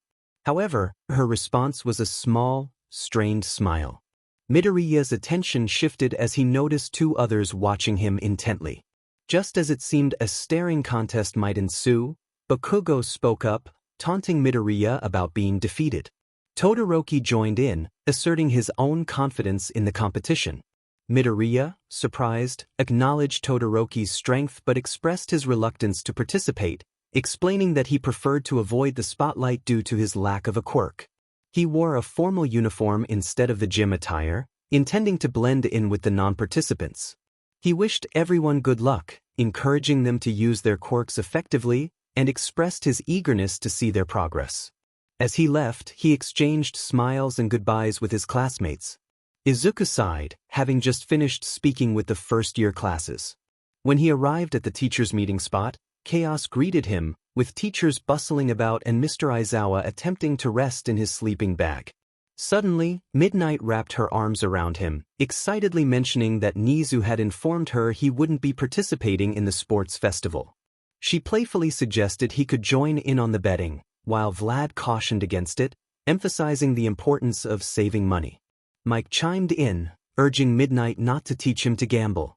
Midnight insisted it was all in good fun, and she pulled Izuku over to the betting screen. He observed the odds for various students, contemplating who might win. When 13 noticed him zoning out, she asked if he was okay. He quickly reassured her, feeling a bit embarrassed. Snipe added that they shouldn't be teaching him to gamble unless he wanted to. Just then, Nizu entered the room through the vent, catching everyone's attention. If he can be my student for a year, then he can bet all he wants. He's mature enough, he said as he hopped onto a chair. Mike, his voice filled with exasperation, expressed his concern about gambling habits. Midnight playfully smacked his shoulder, encouraging a more relaxed attitude. Suddenly, my voice broke the tension in the room, startling everyone. Yuki Ryota, Hero Corps student, Class 2A. I'll bet 100 that he's coming in second, I stated, lost in thought as I calculated the potential outcomes of the matches. Nizu chuckled softly. Midnight moved closer to check Ryota's name after a moment of silence lingered. You sure? He barely got past the first round but fell out at the very start of the second, she said, some teachers crowding over her shoulder to see his page. Oh, is he one of the favorites in the classes you teach? Mike asked, smiling at me. My eyes lit up with enthusiasm. Yes, plus he puts in a lot of effort all the time, I replied happily. Why second? That's oddly specific, 𝗬𝗵𝗧 remarked. Gut feeling. I suggested uncertainly. If he actually wins second, I'm going to start believing you have a future sight quirk, Vlad commented. Remember the time when Night Eye came here? We didn't know how he looked, so we were all confused when he won all the bets, Lunch Rush added. Ectoplasm nodded in agreement, expressing relief that Night Eye had been banned from betting again. Are you planning to watch just the second year? Nizu asked as everyone engaged in various conversations. No. Hopefully, I'll be able to catch the first and third years too, if I'm lucky enough to avoid work. Knowing my luck, the one time I don't want work is when something will come up. Who knows, maybe. I sighed in defeat. I glanced at the clock. Well, I suppose you need to get everyone in position soon. Yes, in about 10 minutes. They're having their fun for now. I didn't expect you to actually bid. You'll easily win over $. You're the only one who bid for him. Any plans for the money? He asked with a smile. I didn't respond to that part. Nizu knew well that if I had any plans for money, I would have executed them by now. A petty part of me wanted to support him, I admitted with a shrug. Yes, he asked you for help after school, didn't he? Nizu remarked. I hummed in reply, thinking that I wouldn't be biased enough to give him extra support. I'm going to get going, I have work to do, I said, rising from my seat. Nizu chuckled once more. Okay, try to watch and take a break for a while at least, he advised as I nodded and walked away. In another moment, a boy approached me, asking if he could call me Shoto. I nodded numbly, surprised by his earnestness. He smiled brightly and introduced himself as Izuku, inviting me to join him and his friends, Lita and Uraraka, for a meal. I felt an inexplicable mix of emotions, guilt, happiness, and sadness, making it hard to refuse. I nodded in agreement, and he beamed with joy. As Izuku led me to their table, he encouraged me to eat well if I wanted to give my all in the next fight.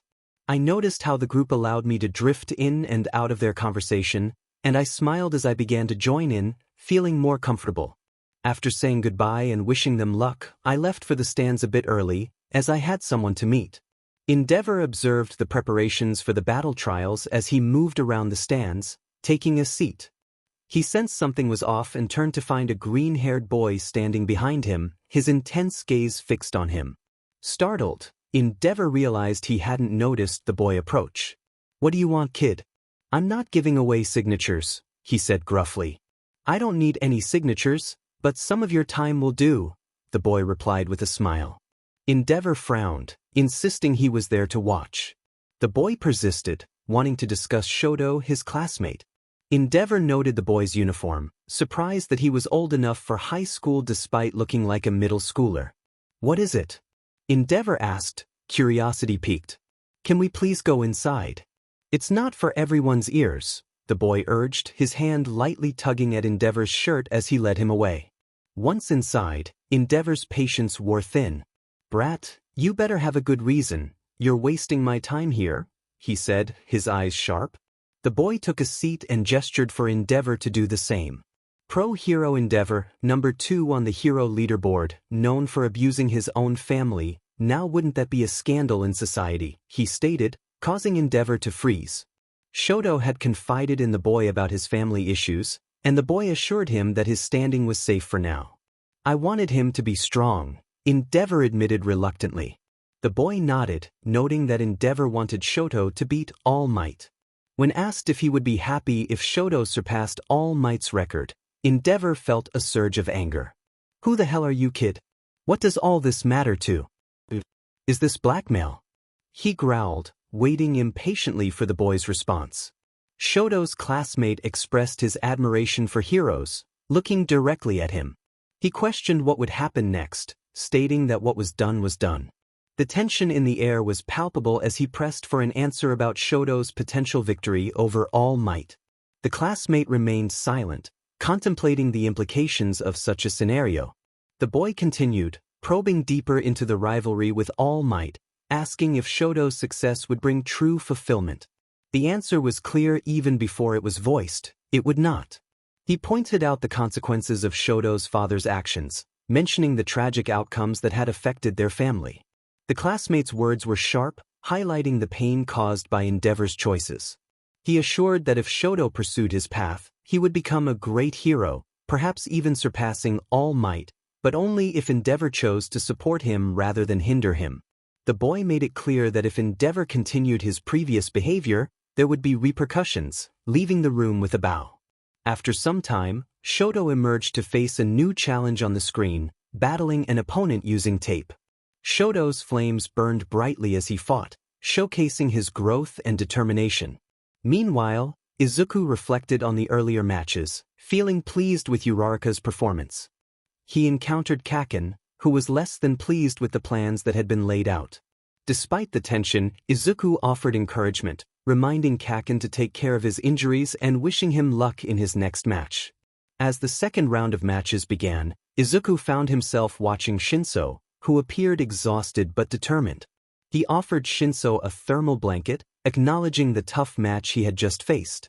Shinso's response was defensive, but Izuku remained supportive, encouraging him to focus on training and assuring him that he could still make it into the hero course. Izuku led Shinso to join their friends, watching as Todoroki faced off against his opponent. Suddenly, Izuku received a message about a troubling situation involving 𝗵𝗃, who had been injured in a fight. The urgency of the situation was clear, and Izuku was grateful for the quick updates from his ally. As the day progressed, Izuku couldn't shake the feeling of unease. He noted Kaken's frustration as he struggled against the chains that bound him, understanding that healing from past traumas was not an easy task. The atmosphere grew rowdy outside, and with Lita called away, Izuku decided to check on 𝗵𝗃 later that evening. While lost in thought, he overheard voices in the staff room and cautiously peeked inside. To his surprise, he was greeted warmly by his peers, who welcomed him back. A moment later, he found himself enveloped in a hug, the warmth of camaraderie reminding him of the bonds they shared. 𝗵𝘃𝗁 was hanging half in the air, a silent surprise on his face, before it transformed into a warm smile. He returned the hug, wrapping his arms around the second year's back. Everyone stood in shock and surprise, with midnight cooing at the scene. 𝗵𝘃𝗁 expressed his congratulations to Ryota for achieving second place, his voice full of warmth. Ryota, still in awe, apologized for the sudden hug, explaining that he had never gotten this far before and thanked 𝗵𝘃𝗁 for his help, bowing slightly. 𝗵𝘃𝗁 waved his hands, his face flushed, but his expression calmed as Ryota stood up. He acknowledged Ryota's performance, noting that it takes time to adjust to new moves. He mentioned that they would analyze Ryota's fight in class, suggesting he could think of improvements or counters for his mistakes as homework. Ryota agreed to have it done by class and asked if they were going to the gym first. Suddenly, 𝗵𝘃𝗁 realized they needed to provide context for the onlookers. Both boys looked around, momentarily forgetting they were in a room filled with teachers. Ryota explained that he had sought extra help to improve his quirk and fighting style for the sports festival, and 𝗵𝘃𝗁 had assisted him. 𝗵𝘃𝗁 nodded, eyes bright with excitement, as he confirmed that they had worked together after school to develop moves. One of the teachers, Vlad, expressed confusion about whether the rest of the class had participated. 𝗵𝘃𝗁 clarified that the class had left on the first day, leaving just the two of them to work together. 𝗧𝗵𝗲 reacted sharply to the mention of the class walking out, to which 𝗵𝘃𝗁 cheerfully replied that they probably accomplished more with just the two of them anyway. The teachers exchanged glances, while one observer maintained a frown. Ryota then mentioned he needed to see his homeroom teacher, and the room fell into a prolonged silence. 𝗵𝘃𝗁 offered to walk him over, bidding him farewell with a bow. Ryota barely managed a nod before being led away. 𝗵𝘃𝗁 called out, reminding Ryota to rest, as he had overworked himself in the past 2 weeks. Ryota quickly denied it, but his voice faded as they passed through another door. Mike broke the silence, suggesting that despite the earlier tension, the moment was one of the cutest things they had seen that day. He also proposed expelling the students who had refused to learn from Ryota. Agreement rippled through the room, but one teacher sighed, revealing that Nizu had refused to expel them at Ryota's request. The revelation left everyone momentarily speechless. Ryota smiled and waved to his classmates as he walked away from the room, heading to a bench in an outdoor area. Since it had only been the two of them in class, they had been moving around, sometimes for physical testing or simply to enjoy the weather.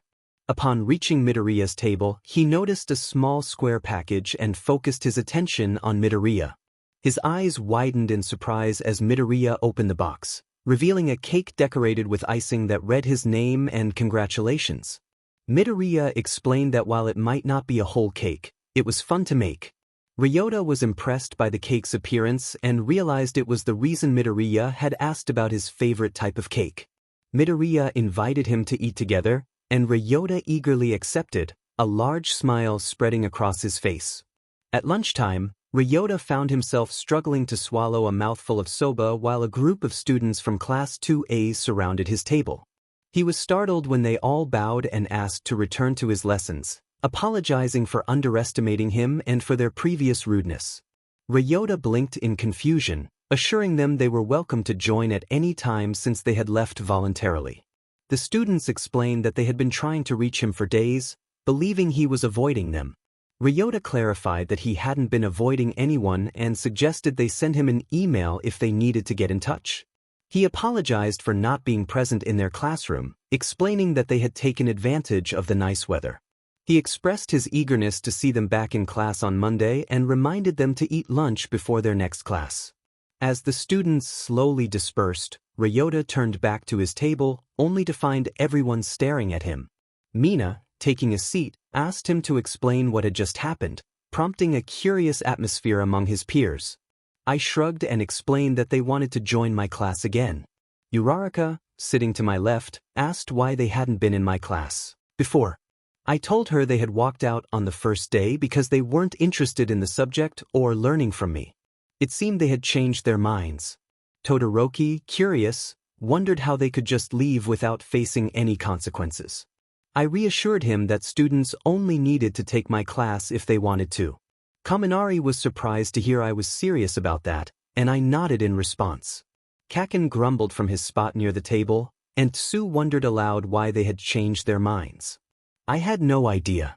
As I turned to look back, I felt another familiar presence approaching. I greeted Ryota happily, and he asked if they had caused any trouble and if they were joining class again. I shook my head at the first question and confirmed that we would meet inside, possibly moving outside later if they wanted. He inquired about the milkshakes we had discussed, and I explained that we probably couldn't prepare enough for the whole class. I suggested we could make them during a study session one day instead. He smiled and said he would see me in class as I waved goodbye, returning my attention to the silent crowd. Kaminari exclaimed in disbelief that I made milkshakes during class, claiming it was unfair that I taught and made milkshakes with my other classes. Uraraka was equally surprised. I raised my hands in a surrendering gesture, realizing I needed to explain. I mentioned that I had made a cake that day and brought it in, and Ryota had talked about making caramel milkshakes, so we planned to do that before our lesson. Hagukuri expressed disbelief that I had made a cake for him, while Lita questioned if making food during class was allowed. I tilted my head and explained that I had asked for permission from Lunch Rush, so it was acceptable. Siro chimed in, asking why I was making milkshakes and cakes for students. I reminded him that Aizawa had said teachers could personalize their lessons as long as we got the work done and didn't endanger anyone. I also mentioned that Ryota had placed second in the sports festival, which was why I made him a small cake. Sada asked what kind of cake it was, and I replied it was lemon-flavored, as I had followed a recipe. Mina, with an excited smile, asked when we would have our milkshake-making lesson. Kirishima pointed out that since Todoroki, Bakugo, Lita, and Tokoyami had also placed in the festival, it seemed unfair they didn't receive cakes too. Bakugo yelled at him, causing a few small explosions. I acknowledged that it might seem unfair, but Ryota was my only student, making it easier to prepare for him. I explained that his improvement from last year's festival had excited me, leading to the cake. I also noted that we were ahead of schedule, and since there were only 2 of us, it made sense to make milkshakes. Silence lingered for a moment before Tsu asked if the class wanted to join again because I had helped Ryota nearly win the sports festival. I shrugged, saying it was all him. I had only taught him what I planned, and he had analyzed his classmates on his own. Mina exclaimed that I had still helped him win, but thankfully, the bell rang overhead, interrupting the conversation. I smiled as I stood up, taking my empty tray. I announced that it was time for heroics, and Mr. Aizawa was teaching today. I giggled as everyone groaned, even Kaken and Shoto, who showed slight distress at the mention of Mr. Aizawa. He always had a way of making us fear for our well-being by the end of his sessions. Aizawa let out a yawn as he strolled through the hallway, hiding his face in his capture weapon. Midnight and Nizu walked ahead, deeply engaged in conversation about a case. It was far too early for him, especially since it was 3:47 a.m.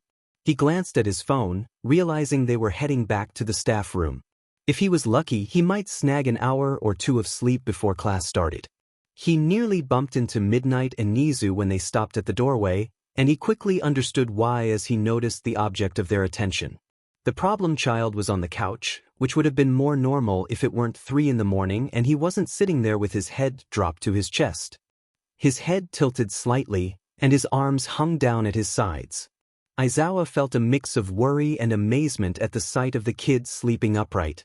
Suddenly, bright emerald eyes blinked open, locking onto his. Aizawa felt momentarily frozen, as if caught in a moment that stretched on for ages, though it was only seconds before the kid's gaze shifted to the other 2 at the doorway. He looked out the window and greeted them with a slight bow of his head as he got up. Midnight exclaimed in surprise, asking how long he had been there since it was 4 in the morning. He replied that he had stayed the night, stretching and making little popping noises with his spine. His back slouched as he dropped his hands again, his eyes nearly closing. He swayed slightly, looking as if a gentle breeze could knock him over. Nizu noted that he usually slept in Aizawa's office, and Midnight questioned why he was allowed to sleep there. Nizu confirmed that he had indeed let the kid stay. Midnight frowned and asked if he didn't need to go home, pointing out that staying overnight at school couldn't be comfortable. The kid explained that his mother wasn't home and it was just him sometimes. He usually went home, but it was rare for him to stay over. As he gathered his computer, books, and papers, Izuku couldn't help but wonder what kind of work he had been doing all night. How many assignments had been set? Only 2, and the second years were getting theirs today. He took a sip of water and explained that the work he had been doing wasn't for school, but something else entirely. Confused, she wondered what it could be. 𝗵, observing the situation, signed a question about whether it was part of their plans to take over the world, doubt creeping onto her face. She sighed in response. Their attention shifted to the kid watching them with a tilted head. His gaze flickered to 𝗍𝗫 before returning to them, prompting 𝗍𝗫 to look back. The kid announced he was going to get ready, placing his book and papers into a drawer and locking it before heading to the staff bathroom. 𝗍𝗫 turned to them and mentioned that myheroacademia could understand sign language, suggesting that if they wanted to discuss something without his knowledge, they should do so when he wasn't around. However, that might not work if it was something he was interested in, which raised an eyebrow from her. 𝗵 took the lead, questioning why myheroacademia hadn't slept in 𝗍𝗫's office as usual. 𝗍𝗫 explained that myheroacademia had banned himself from his office and wouldn't even come over for chess, tea, or case solving. He was working on mending that relationship. They exchanged a look, realizing that the problem child could be quite petty, and 𝗍𝗫 seemed somewhat upset about it. 𝗍𝗫 then advised them to get some rest and work done, as school would start in about 4 hours. After he left, 𝗵 turned to her, expressing uncertainty about whether she should be terrified of the kid. She questioned if it was bad that 𝗍𝗫 was so responsive to him, her voice wavering between distress and confusion. She shook her head and took a seat. Hours later, during the last 2 modules of the day, she finally saw the kid again when it was time for heroics class. How he knew to meet at the gym was a mystery, likely having checked the lesson plans online. As he emerged, a small group of students followed, having changed early. Some from Class 1B were also present for a shared training session. The kid acknowledged her with a simple, "Yes, Mr. Izuku." She sighed, feeling drained by his presence. She reminded him that even though he hadn't participated in the sports festival, he needed to choose an agency for his internship, which was compulsory. He interrupted her, revealing that he had already placed his form on her desk among the Class 1A forms. Surprised, she raised an eyebrow, asking who he had picked. 𝗍𝗫, he replied, blushing slightly. He explained that this would allow him to continue teaching while completing his part in the hero course. She frowned, reminding him that interning was a requirement and he couldn't pass it off with a pretend one. He argued that he technically had a year more experience than everyone else and couldn't just leave classes for a week. 𝗬𝗧𝗏 chimed in, stating that internships were a good way to improve their fighting abilities, mentioning that she was going to Gunhead's agency for that reason. The kid shrugged, saying he already knew the basics and wasn't planning to advance too far in the hero course track, so it didn't matter. Ojiro expressed surprise that he already knew basic martial arts and asked who had taught him. The kid hesitated, admitting he was mostly self-taught through online resources and copying others. He mentioned passing an exam with 𝗍𝗫 where he fought actual opponents, looking uncertain as he spoke. Suddenly, 𝗍𝗫 appeared, climbing up and sitting on her shoulder. She sighed, asking what he was doing there. 𝗍𝗫 apologized for interrupting class and informed myheroacademia that he was needed elsewhere. Myheroacademia, surprised, looked to her for confirmation.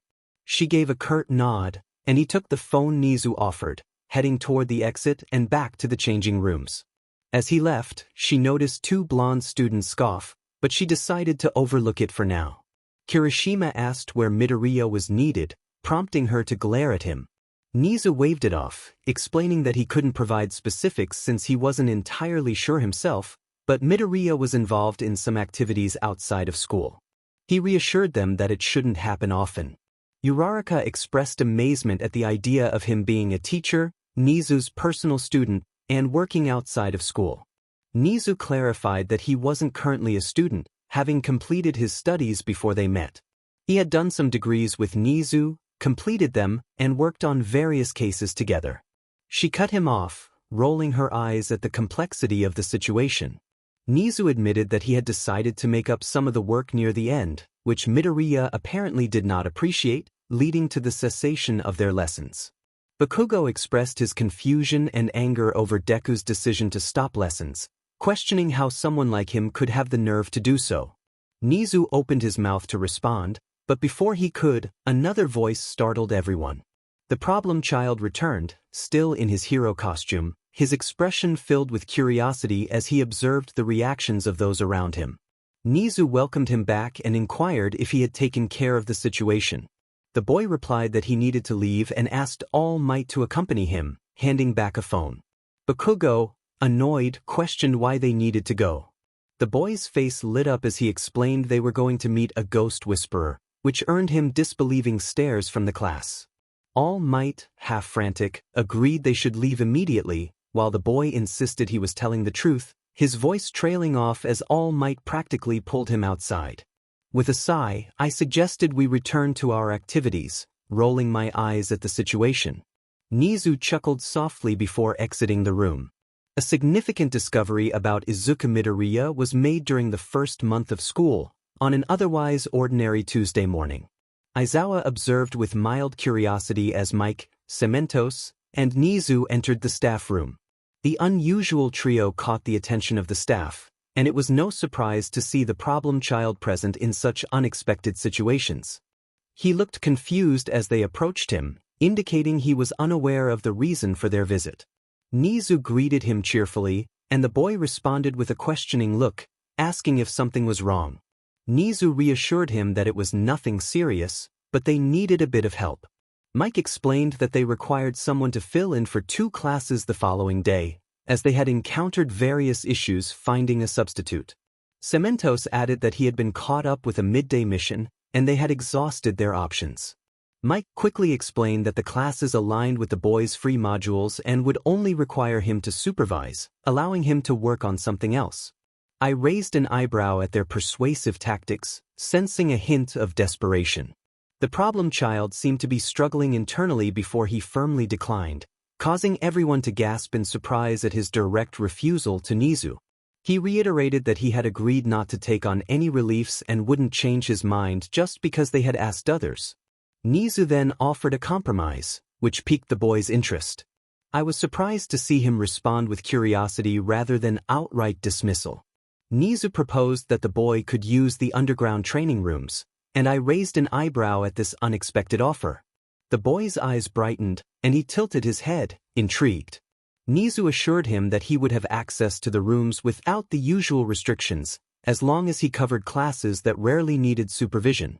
The boy's excitement was palpable as he agreed, asking for details about the classes he would oversee. Vlad interrupted the moment, expressing disbelief about the existence of underground training rooms, which I had only heard rumors about. Midnight questioned the deal, while Snipe muttered in confusion. The boy explained that he had stumbled upon the entrance and had managed to hack into the lock pad, gaining access. 𝗎𝗍 confirmed this, and the staff exchanged glances, realizing the implications of the boy's actions. Ectoplasm inquired when he had discovered the room, to which the boy innocently replied that it had been a semester ago.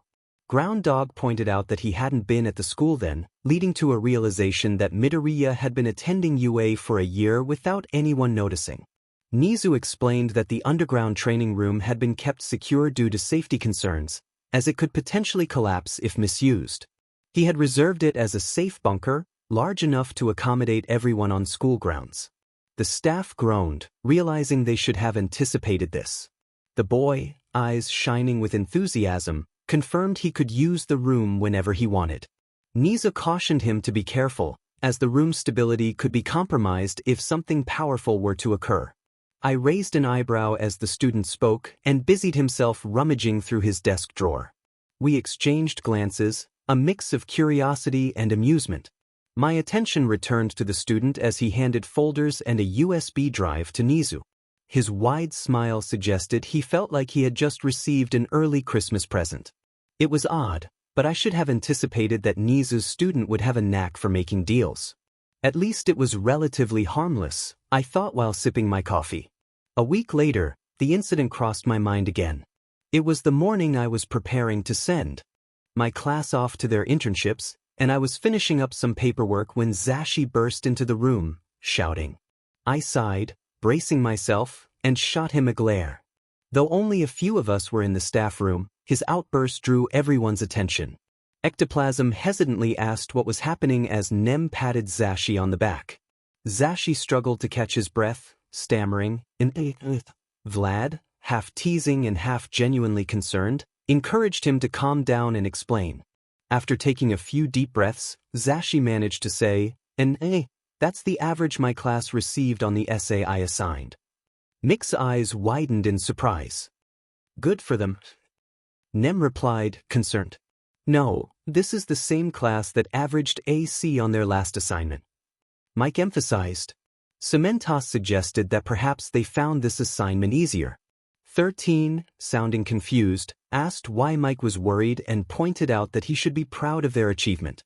Mike insisted that this assignment was more challenging than the last, especially since it was the class 𝗵𝗃𝗲 had taken. 𝗬𝗵𝗲 remarked that it wasn't fair to assume 𝗵𝗃𝗲 had helped all 20 students individualize their essays in just 2 lessons. Mike questioned whether 𝗵𝗃𝗲 might possess some sort of teaching quirk that enabled students to excel. Hound Dog expressed doubt about that idea. Just then 𝗵𝗃𝗲 walked into the room, and all eyes turned to him. He looked startled by the attention and asked if something was wrong. Mike wasted no time, asking 𝗵𝗃𝗲 what he had taught the students to achieve such high marks. 𝗵𝗃𝗲's expression shifted from realization to uncertainty as he quickly waved his arms, insisting he had nothing to do with the assignment. Mike pressed for details, and 𝗵𝗃𝗲 explained that he had advised the students to simplify their writing, noting that teachers often rewarded clarity. He also mentioned that he suggested they include something they thought Mike would appreciate. 𝗬𝗵𝗲 questioned why they would cater to Mick's preferences, to which 𝗵𝗃𝗲 replied that it was a strategy he had used in middle school. When the room fell silent in shock, 𝗵𝗃𝗲 appeared exasperated and asked if he could leave to attend to his work. I sighed and told him to go ahead. He flashed me a grateful smile before returning to his desk and quickly exiting the room. That day, we realized that 𝗵𝗃𝗲 had a remarkable talent for reading people and making deals, which was both impressive and a little unsettling. The rest of the morning unfolded as usual, and soon it was time to send the students off. At the train station, I observed as 𝗵𝗃𝗲 chatted with his friends, a peaceful atmosphere enveloping them as they said their goodbyes. I noticed that 𝗵𝗃𝗲 and 𝗬𝗏𝗏 approached 𝗧𝗏, who had been unusually quiet lately. I thought about visiting Tensei, who had been in the hospital without visitors for too long. While we were confident he would recover, his absence had left a noticeable gap in our group. I hoped 𝗧𝗏 would find some comfort during the internships. As 𝗵𝗃𝗲 bounded over to me with a smile, I asked if he was ready to go. He enthusiastically replied that he was. I had anticipated an awkward walk back, but 𝗵𝗃𝗲 had a knack for keeping himself entertained, his eyes wide with wonder as he observed the quirks of passers-by. Thankfully, he remained alert, and we returned to UA without incident. The following days passed quietly, perhaps too quickly for my liking. I took the opportunity to observe 𝗵𝗃𝗲 more closely. He had a keen understanding of everyone's personalities, knowing when to engage and when to remain silent. I noticed he was leaving school earlier than usual. On the first day, he stayed for the typical duration, but on the second day, he departed shortly after classes ended, bidding farewell. It struck me as odd since he usually lingered longer.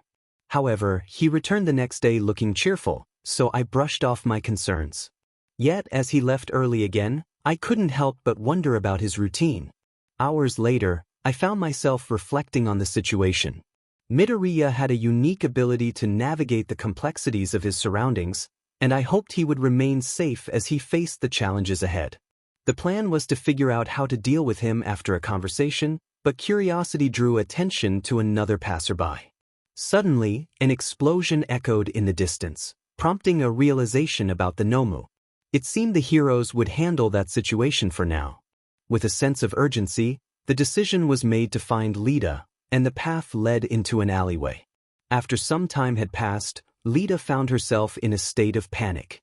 Her heart raced, and her body felt frozen with fear, unable to escape. Stain loomed over her, and she realized the danger of his quirk.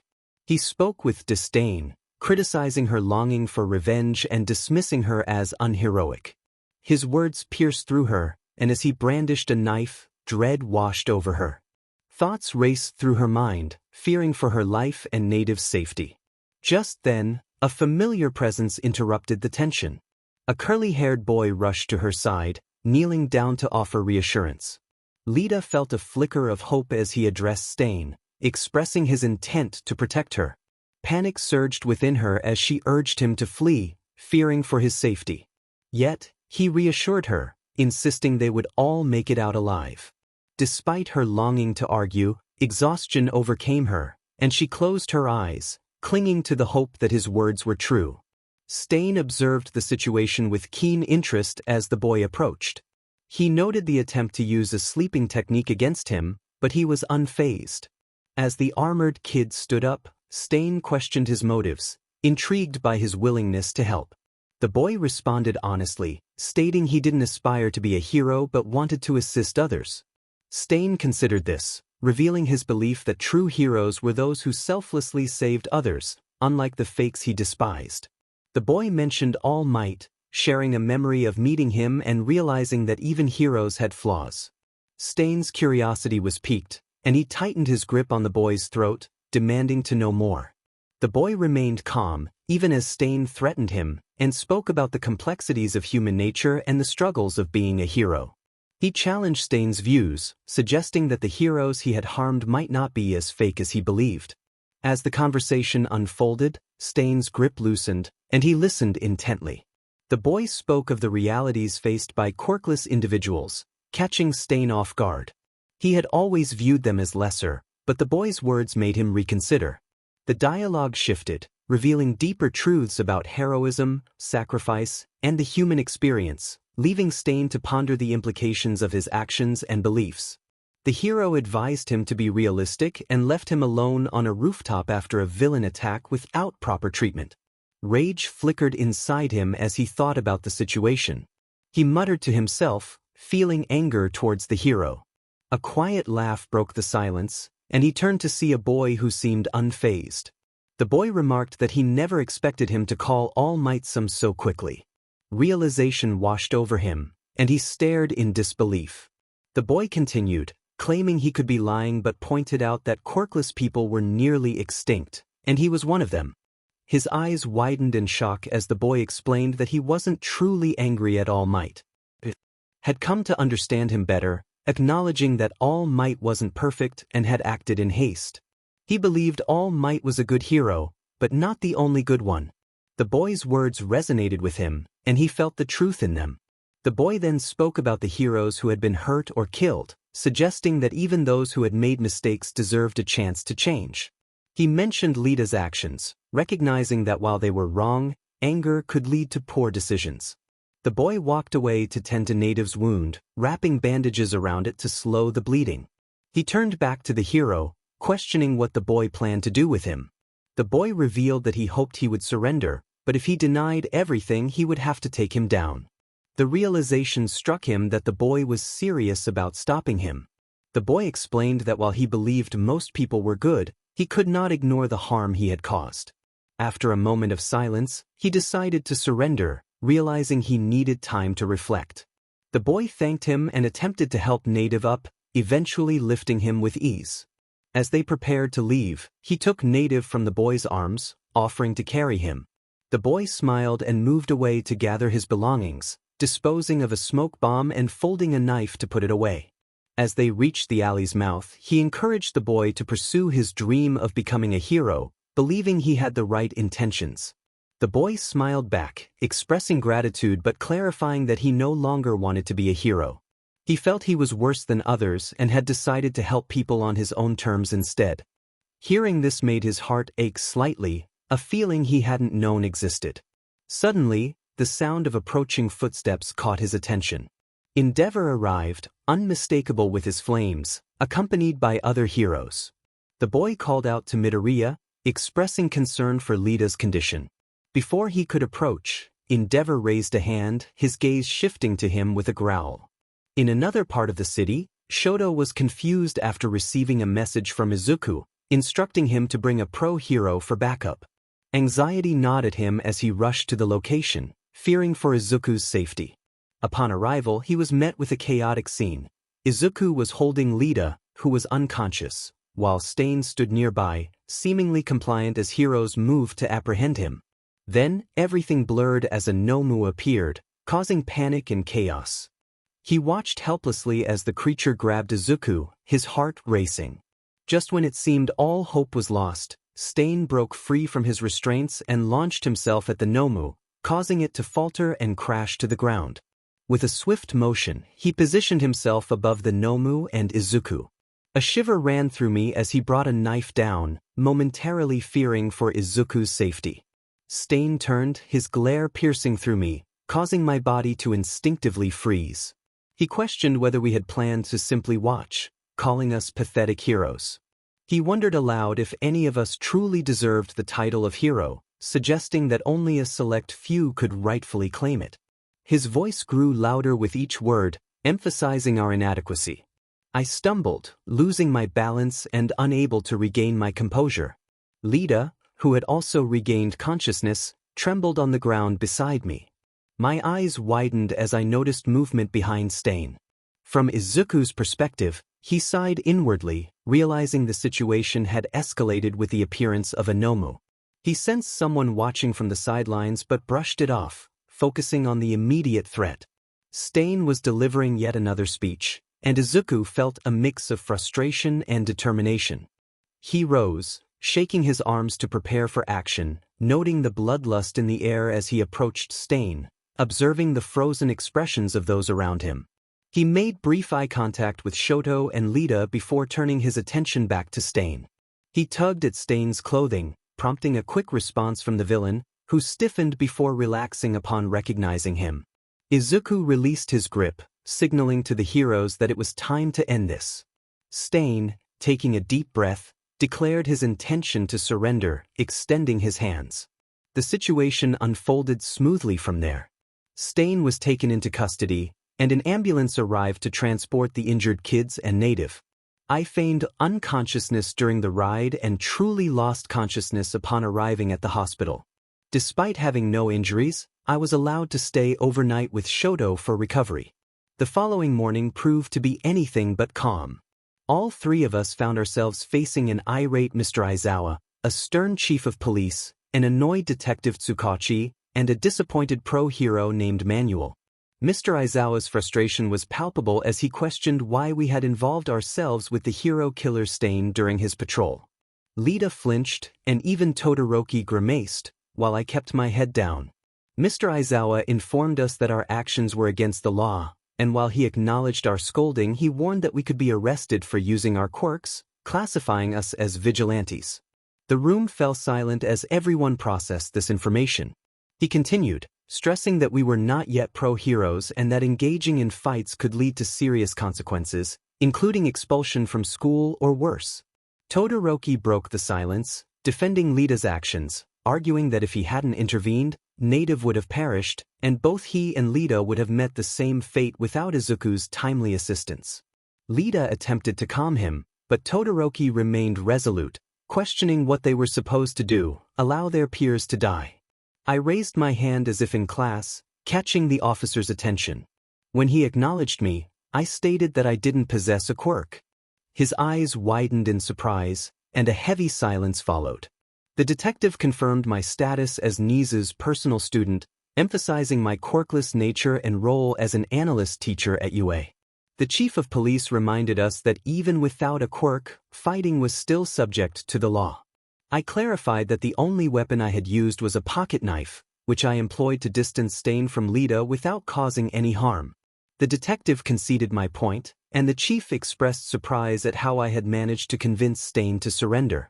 I explained that I had simply talked to him, sharing my thoughts on his moral stance and the consequences of his actions against good heroes. The detective pressed further, asking why I had been out there in the first place. I explained that I had sensed something might go wrong and presented a signed permission slip allowing me to patrol alone. Mr. Izuku acknowledged my reasoning but pressed 𝗧𝗪 about his decision to pursue Stain independently. 𝗧𝗧 admitted his actions, and I pointed out that he had not used his quirk before being incapacitated, thus not breaking any laws. I suggested that while 𝗧𝗧's recklessness warranted a warning, he should not face legal repercussions. The detective agreed, and the police sighed in resignation. They decided to announce that 𝗬𝗓 had apprehended 𝗧𝗵 to prevent any backlash from the public regarding our involvement. After a lengthy discussion with Mr. Izuku and Manuel, 𝗧𝗧, Todoroki, and I found ourselves alone. 𝗧𝗧 confronted me about my earlier statement, questioning how I had managed to deceive a lie-detecting quirk. I explained that I had only seen him on the ground when I arrived, and in my eyes, he hadn't fought or used his quirk. I reassured him that no one needed to know the truth, as the outcome would remain unchanged. 𝗧𝗧 pressed for my reasoning behind the lie, and I smiled, admitting that I felt bad for him. I had taken a risk to protect my friends, even if it meant bending the truth. How much trouble would one get into if caught? Why would anyone do that? 𝗧𝗧 expressed her concern, her eyes wide with realization. The response was simple. It was not about heroism but about preventing harm. The speaker acknowledged 𝗧𝗧's anger and her pursuit of 𝗧𝗵, recognizing it as a sign of her caring nature. Standing up for friends and doing things for loved ones were seen as heroic acts. With a smile, the speaker reminded 𝗧𝗧 to be cautious and thanked Shoto for his support. As they prepared to leave, 𝗧𝗧 and Shoto looked on with curiosity. The speaker explained that they were heading to school, where classes awaited. 𝗧𝗧, concerned, insisted on the need for rest, but the speaker reassured them of their well-being. They shared news about 𝗧𝗧's brother, who had recovered from his injuries but was on his way for a conversation. The speaker offered a sympathetic smile before bidding farewell, feeling relieved that things could have been worse. Meanwhile, Bakugo grumbled at his classmates, annoyed by their laughter at his hair. As he shouted for silence, Kaminari tried to calm him down. The room brightened when Deku entered, his usual cheerful demeanor drawing attention. The conversation shifted to the recent events in Hosu, where heroes had faced a Nomu attack. As the teachers entered, including Mr. Izuku and Midnight, the class settled down. Midnight announced that they would be brainstorming hero names, which Bakugo found frustrating as he faced rejection. She then suggested watching the news for inspiration, which piqued everyone's interest. The screen displayed footage of heroes battling fires in Hosu, with reports of minor injuries. Suddenly, a new video emerged, showing 𝗧𝗵 surrendering. The atmosphere shifted as 𝗧𝗵's voice filled the room, filled with disdain for the heroes. Bakugo's attention sharpened when he recognized Deku in the video, emerging from behind 𝗧𝗵, seemingly unfazed by the danger. Deku approached 𝗧𝗵, who declared his surrender, prompting the heroes to spring into action. The video concluded with speculation about Deku's potential hypnosis quirk, suggesting he might be a student at UA. Bakugo felt a mix of dread and confusion. The Deku he knew had always been timid, but this new version was bold and confident, leaving Bakugo questioning what had changed. As the news segment ended, the focus shifted back to Deku, who sat quietly, causing uncertainty among their classmates. The atmosphere was thick with unspoken thoughts, as everyone processed the implications of what they had witnessed. Out of everything that could have happened, this was one of the worst. The other presents in the area just needed to have a camera on them. The realization hit hard. I had hoped I would be wrong, but Murphy's Law always seemed to play a large role in my life. I shrank into myself under the gazes locked on me. Mr. Izuku and Midnight were also staring in shock. They knew I had been there, but I suppose they didn't know how it had unfolded. I grimaced and suggested that maybe it was enough watching the news. Half the class exclaimed in disbelief that I had been there. I nodded in response. They bombarded me with questions about how I managed to get 𝗧𝗵 to listen to me. I sheepishly explained that we just talked, and he handed himself over. When asked why I hadn't told them I was there, I clarified that I had accidentally walked into the meeting while on a lone patrol experience for my internship. Mina expressed disbelief that I had casually approached the hero killer, noting that everyone else was scared of him. I replied that I didn't think he would hurt anyone after our conversation. I sent a pleading look to the teachers, and thankfully, they took the cue. Midnight reassured the class that it was a surprise but had already been dealt with and was meant to stay under wraps. It was surprising that someone had caught it all on camera, but she urged everyone not to press for answers, as we were instructed to keep it confidential. Midnight then asked if anyone had an idea for a name. I sighed, knowing they would be too stunned to think clearly after the news. I raised my hand, keeping a sheepish smile on my face. I watched with interest as 𝗵𝘃𝗧𝗧 approached the front, my eyes widening slightly when he announced the name Deku. Kirishima trailed off, questioning the choice. I reminded 𝗵𝘃𝗧𝗧 that he might not be able to change it, and he smiled, affirming that it was the name he wanted if he became a hero. My thoughts halted. Of course, he hadn't even wanted to become a hero, had he? I accepted the name, and he returned to his seat with a smile. The rest of the class proceeded, albeit a bit tense. After school, I noticed the vent opening as Nizu dropped into the room. He greeted everyone, receiving nods and hellos in return. He approached 𝗵𝘃𝗧𝗧, apologizing for the news leak and explaining that he had tried to remove the video, but once it was out, it spread quickly. 𝗵𝘃𝗧𝗧 softened his gaze, assuring Nizu that it was fine and people would forget. Nizu's eyes widened, realizing it had never been an issue. It was a calculated mistake. I froze slightly, shocked at the implication that he knew he was being recorded, suggesting he was aware of someone's presence from that far away. I shook my head, hoping they were discussing something else, as it seemed impossible for a kid to think that far ahead. I initially paid little mind to the rumor about a gift that had appeared in my class. It was placed in the inside compartment of 𝗂𝗧𝗧's desk. On the first day of February, I entered the classroom to find everyone intrigued by what was on 𝗂𝗧𝗧's desk. Wrapped in a large spotted gold, black, and silver paper with a small bow was a present. 𝗂𝗧𝗧 looked worried as he explained he didn't know where it came from. I sighed, advising him not to make a mess, and retreated to my sleeping bag while keeping an eye on the students. 𝗂𝗧𝗧 opened the gift, revealing a card with a simple message wishing him a happy birthday, along with some chocolates and a handmade keychain shaped like a bird. The surprise was palpable, especially since we never discovered who had gifted it. I assumed it was from one of his friends trying to brighten his day. The day continued with everyone being slightly more talkative, and 𝗂𝗧𝗧's friends shared some of his favorite food with him for his birthday. I might not have thought much of it if I hadn't heard another rumor about something similar happening to a student in the second year. However, I was probably just overthinking it. 11 days later, the gift struck again in my class. I walked in, allowing the students to do whatever they wanted since I had no plans for the day. Moments later, Astu exclaimed that she had received a present too. I looked over to see her pull out a gift wrapped in the same paper as the first one. Uraraka gasped, excitedly jumping over to her, noting that it was also for her birthday. Inside, there was again a card, chocolates, and a handmade keychain shaped like a frog. The rest of the morning was spent trying to figure out who the gifter was, with students openly threatening, bribing, and begging for information. Yet, in the end, nothing was discovered. That day unfolded with people being a bit kinder, sharing food and well wishes with Azui. It seemed someone was playing Secret Santa for birthdays, which was harmless enough. The quiet lasted for 3 days.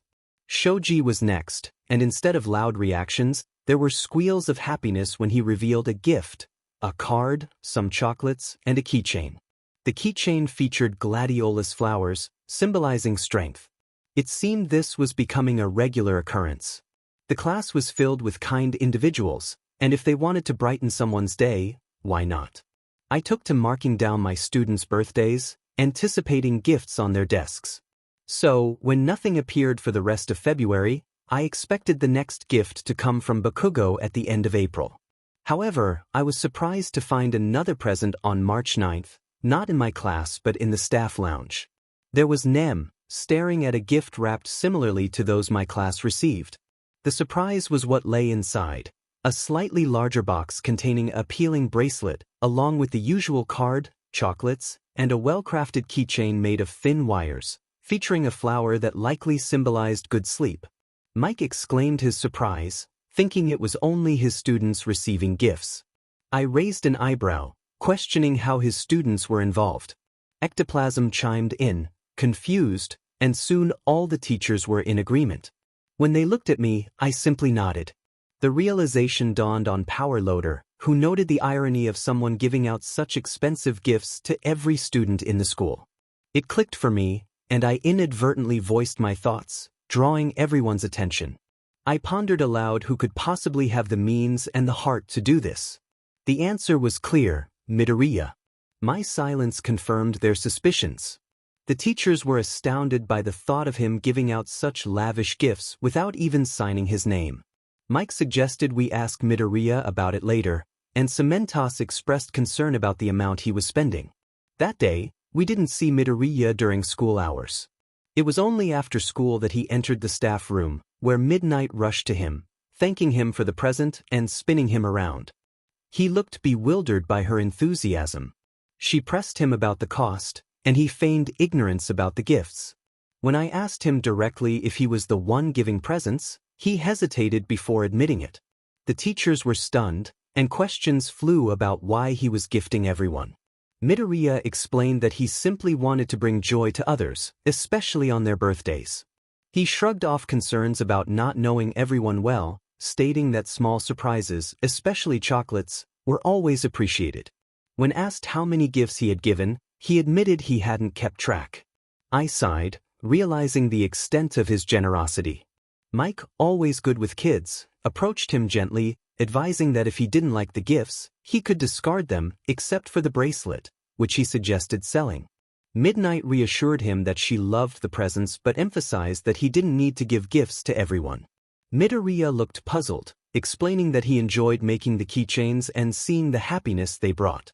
He mentioned having more money than he needed, as he only bought food for himself and his mother covered his rent.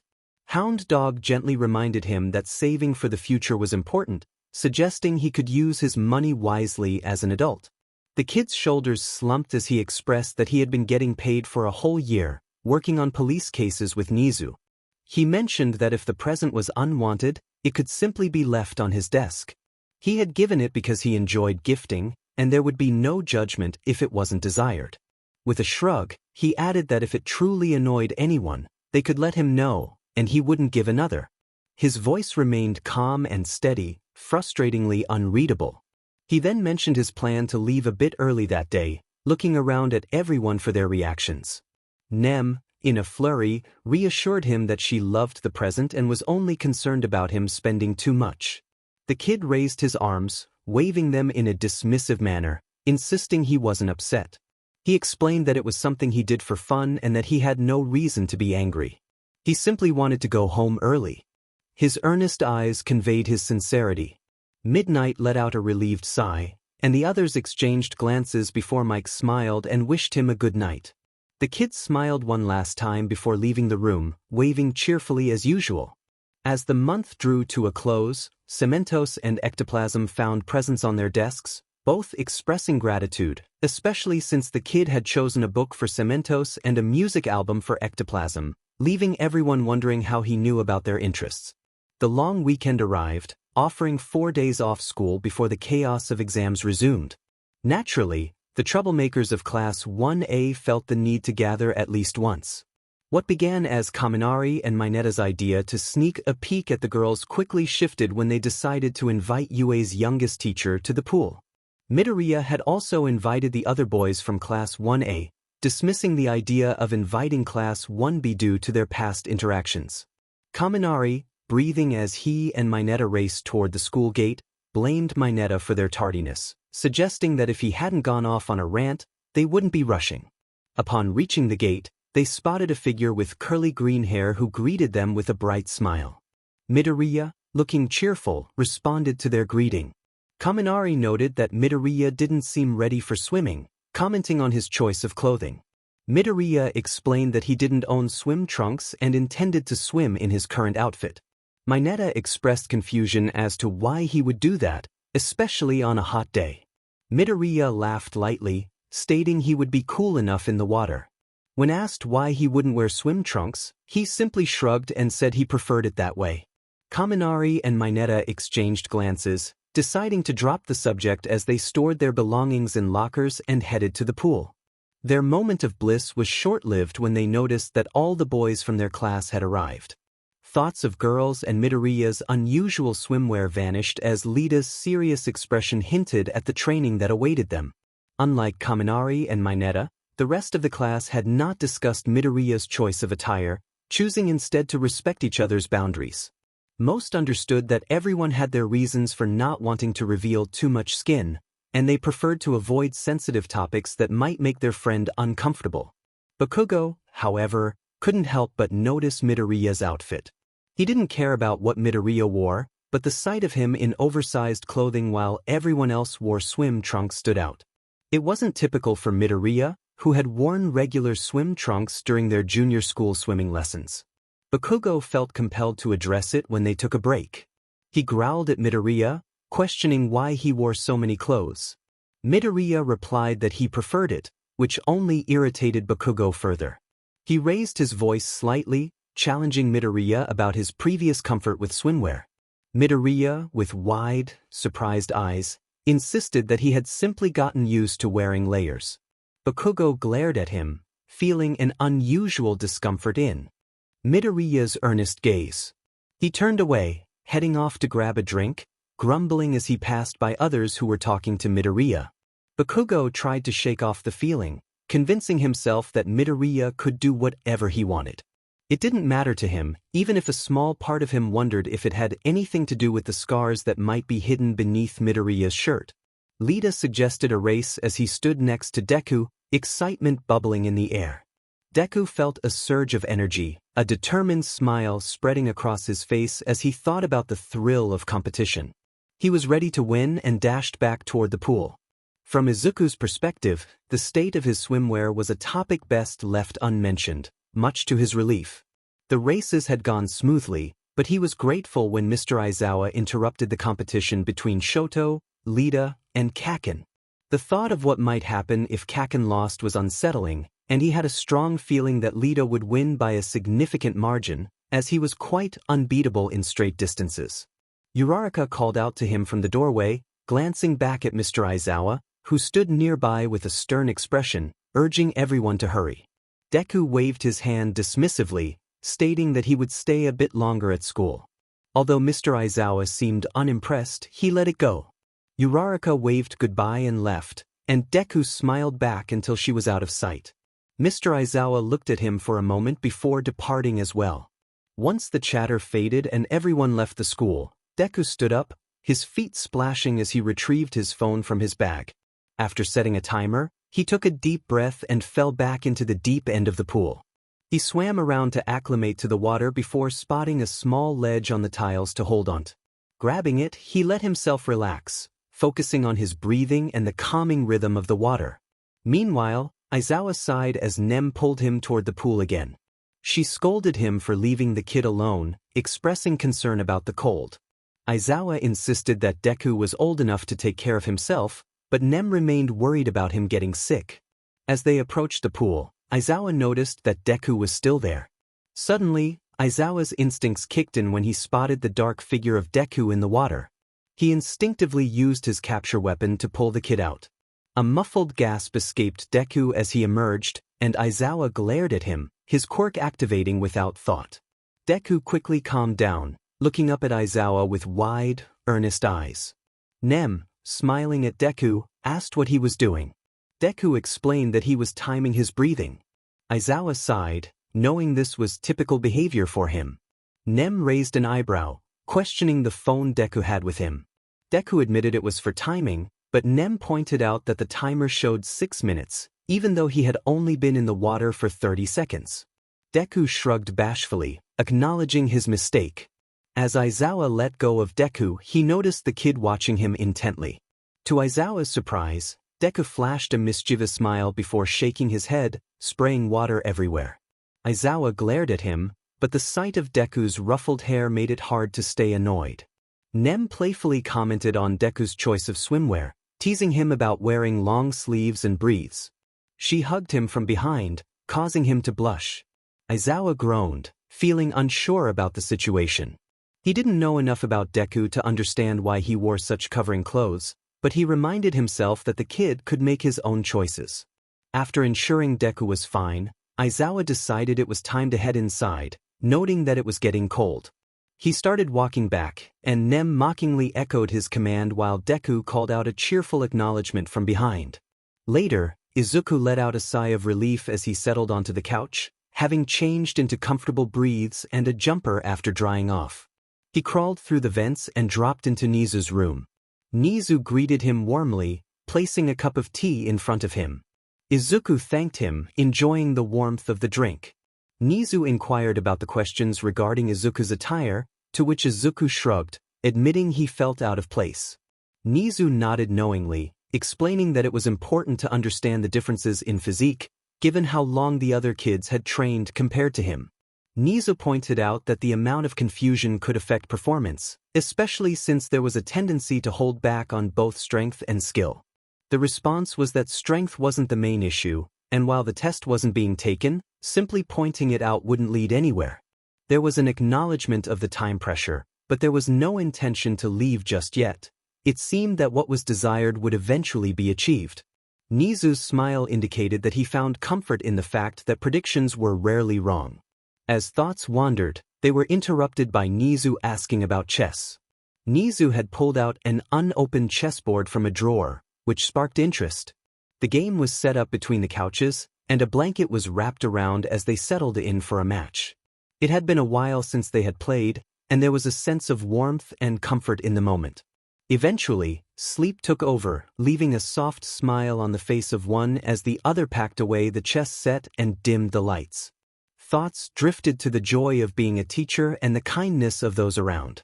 Aizawa felt a deep disappointment in himself. It had taken far too long to notice something significant. For the past 2 weeks, he had been observing closely and had come to a realization.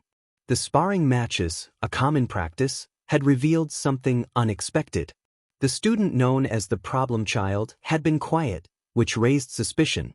Aizawa had given the student that name, but it seemed that the child was adept at hiding his true abilities. During sparring, it became clear that the student was not just participating, he was strategically aiming for the weaknesses of his opponents. This was evident in the matches he won, where he subtly guided his opponents to improve by exploiting their flaws. Although he lost most of the one-on-one matches, he was not throwing them, he was genuinely trying to help others learn through their mistakes. Aizawa noted that the student's approach was unique. After winning a match, he would continue to target the same weak points in subsequent spars, but would eventually shift focus to help his opponents improve in different areas. This method was effective, as it encouraged growth without being overtly noticeable. As Aizawa observed more closely, he began to see the signs of recognition in the student's eyes. The subtle exchanges of eye contact indicated an awareness that was surprising for a first-year student. Aizawa, with his background as an underground hero, understood the importance of observation and investigation. It was clear that the problem child was not just a participant in the sparring matches, he was a catalyst for improvement among his peers. He always wore an uncertain smile and would occasionally glance back. This happened only a few times, maybe 2 or 3, before it ceased altogether. The kid no longer looked back when he observed him. His shoulders remained relaxed, seemingly oblivious to the gaze that lingered on him. Despite this, confusion clouded his mind. He couldn't understand what was happening with the kid. It was hard to ignore the fact that the kid had been leaving the staff office at the first opportunity every day. Unlike the first month when he would stay at least an hour or 2 after school, these days, the kid vanished the moment the bell rang. Out of pure curiosity, he decided to set up a day for observation, planning to watch the kid after school. The school day unfolded as usual, but the end of the day was crucial. The kid had a knack for slipping away quickly. Years of underground practice had prepared him for this, or so he thought. Unfortunately, he lost sight of the kid within the school grounds. Frustration bubbled up as he wandered the halls, realizing the kid had disappeared around a corner. Just then, his phone vibrated with a message. He raised an eyebrow while reading it. 𝗍𝗍 had informed him that Midoriya was training in the underground grounds and would likely be there for a while. 𝗍𝗍 promised to give him a heads up when he was done, allowing him to follow. He sighed, knowing 𝗍𝗍 was always one step ahead. It was only at 6:30 when the kid began heading back. He followed from the shadows, boarding another train car alongside him. Was this stalkerish? perhaps. But understanding one's subject required knowing them well. From Izuku's perspective, he felt a chill as he walked through the streets. Aizawa was good at his job, but after years of being overlooked and practically invisible, having Aizawa follow him felt like a piercing glare right in front of him. It was unnerving, but it seemed he had caught Aizawa's attention for a while now. Despite the discomfort, he tried to keep his head down. Suddenly, he found himself walking straight into a villain fight unfolding before him. It was the one time he wished to avoid such chaos. He thought it would be fine as long as he stayed on the sidelines, watching as two villains battled a single hero. A small mistake led to the hero sustaining a minor injury, and a broken window nearly struck a bystander. Just then, a metal post fell toward a child nearby. Panic surged through him, and he rushed forward, grabbing the child just in time to pull them out of harm's way. The child looked up at him with tears in their eyes, and he knelt down, reassuring them that everything would be all right. The worried call of Yuta echoed nearby. He spent the next few minutes waving away grateful thanks from the frantic boy's father. Thankfully, the hero managed to regain control of the situation. With a sigh, he almost speed-walked out of the area, reflecting on how that could have gone better. From Aizawa's perspective, he thought that the kid truly lived up to his reputation. He had nearly intervened in the fight when he saw the chaos unfold. What was it with daylight heroes and their inability to protect bystanders? That was the most critical part of the job, and they were failing at it. The kid had saved someone and walked away as if it were an everyday occurrence, which, knowing him, it probably was. Thankfully, the kid made it home in one piece. Had he adjusted his patrol to be in the same area when the kid returned home? He had switched it around with the hero who usually patrolled that area, just for tonight. Something still nagged at him, likely his heightened instincts regarding his problem child. Izuku noticed Aizawa patrolling in his area. He quickly logged into the hero network to see the changes, keeping a close eye on all the UA staff and heroes he was interested in. However, he couldn't miss his usual night walk, which he cherished. Despite not wanting to block out the sounds around him, he loved the music, as it allowed him to rely on and train his other senses to detect danger. Aizawa watched absent-mindedly as the kid left his house. He kept a watchful eye while adjusting the dial on his headset, listening for any disturbances. Fortunately, it was a quiet night, giving him ample time to follow the kid. Based on 𝗍𝗓's insights, the kid had spent 2.5 hours training after school, and now he was out for a jog. Did the kid ever tire?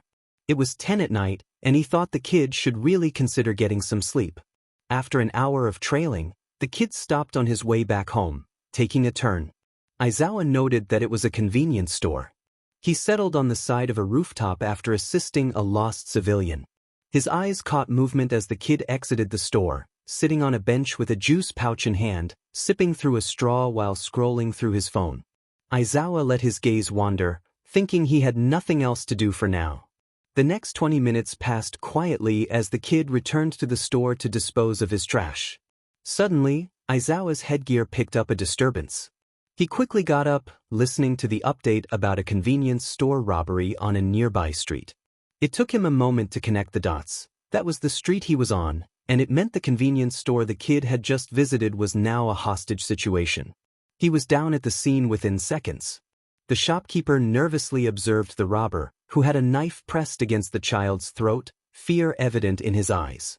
Fortunately, the robber seemed inexperienced, and within moments, his arm became entangled in my scarf.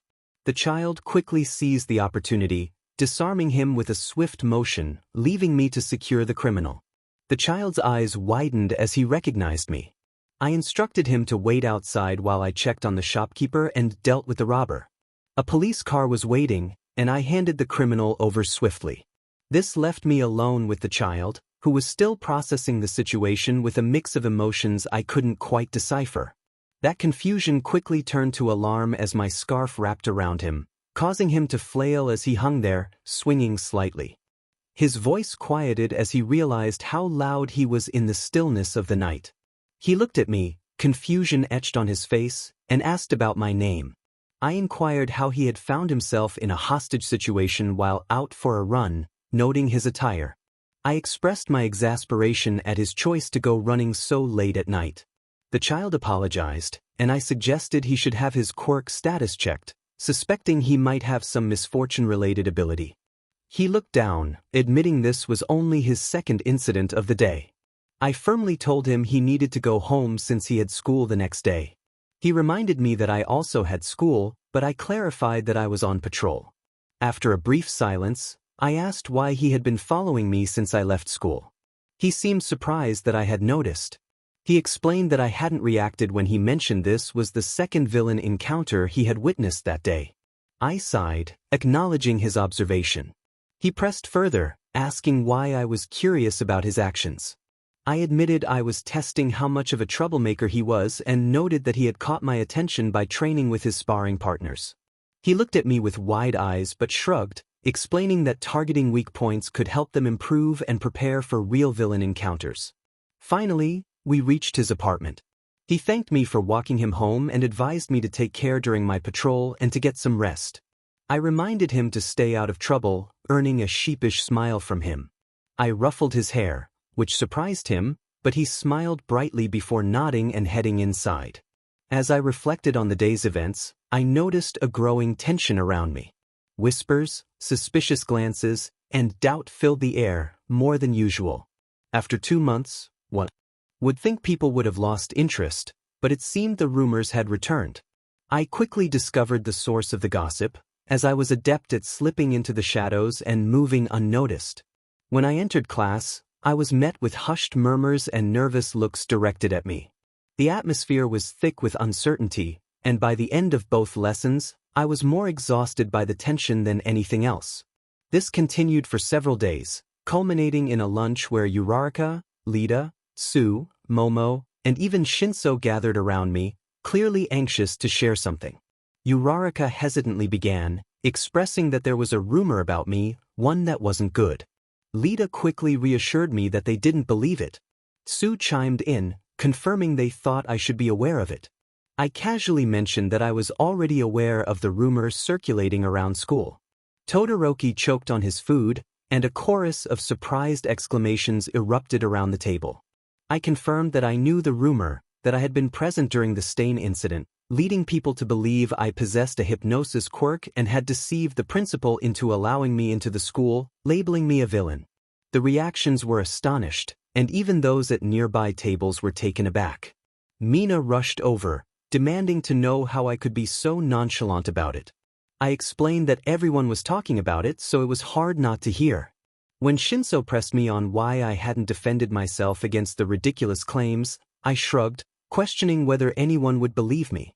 𝗬𝗧𝗏 expressed her confusion, noting how absurd the claim was, especially since she was in the same class as Todoroki and Kaminari.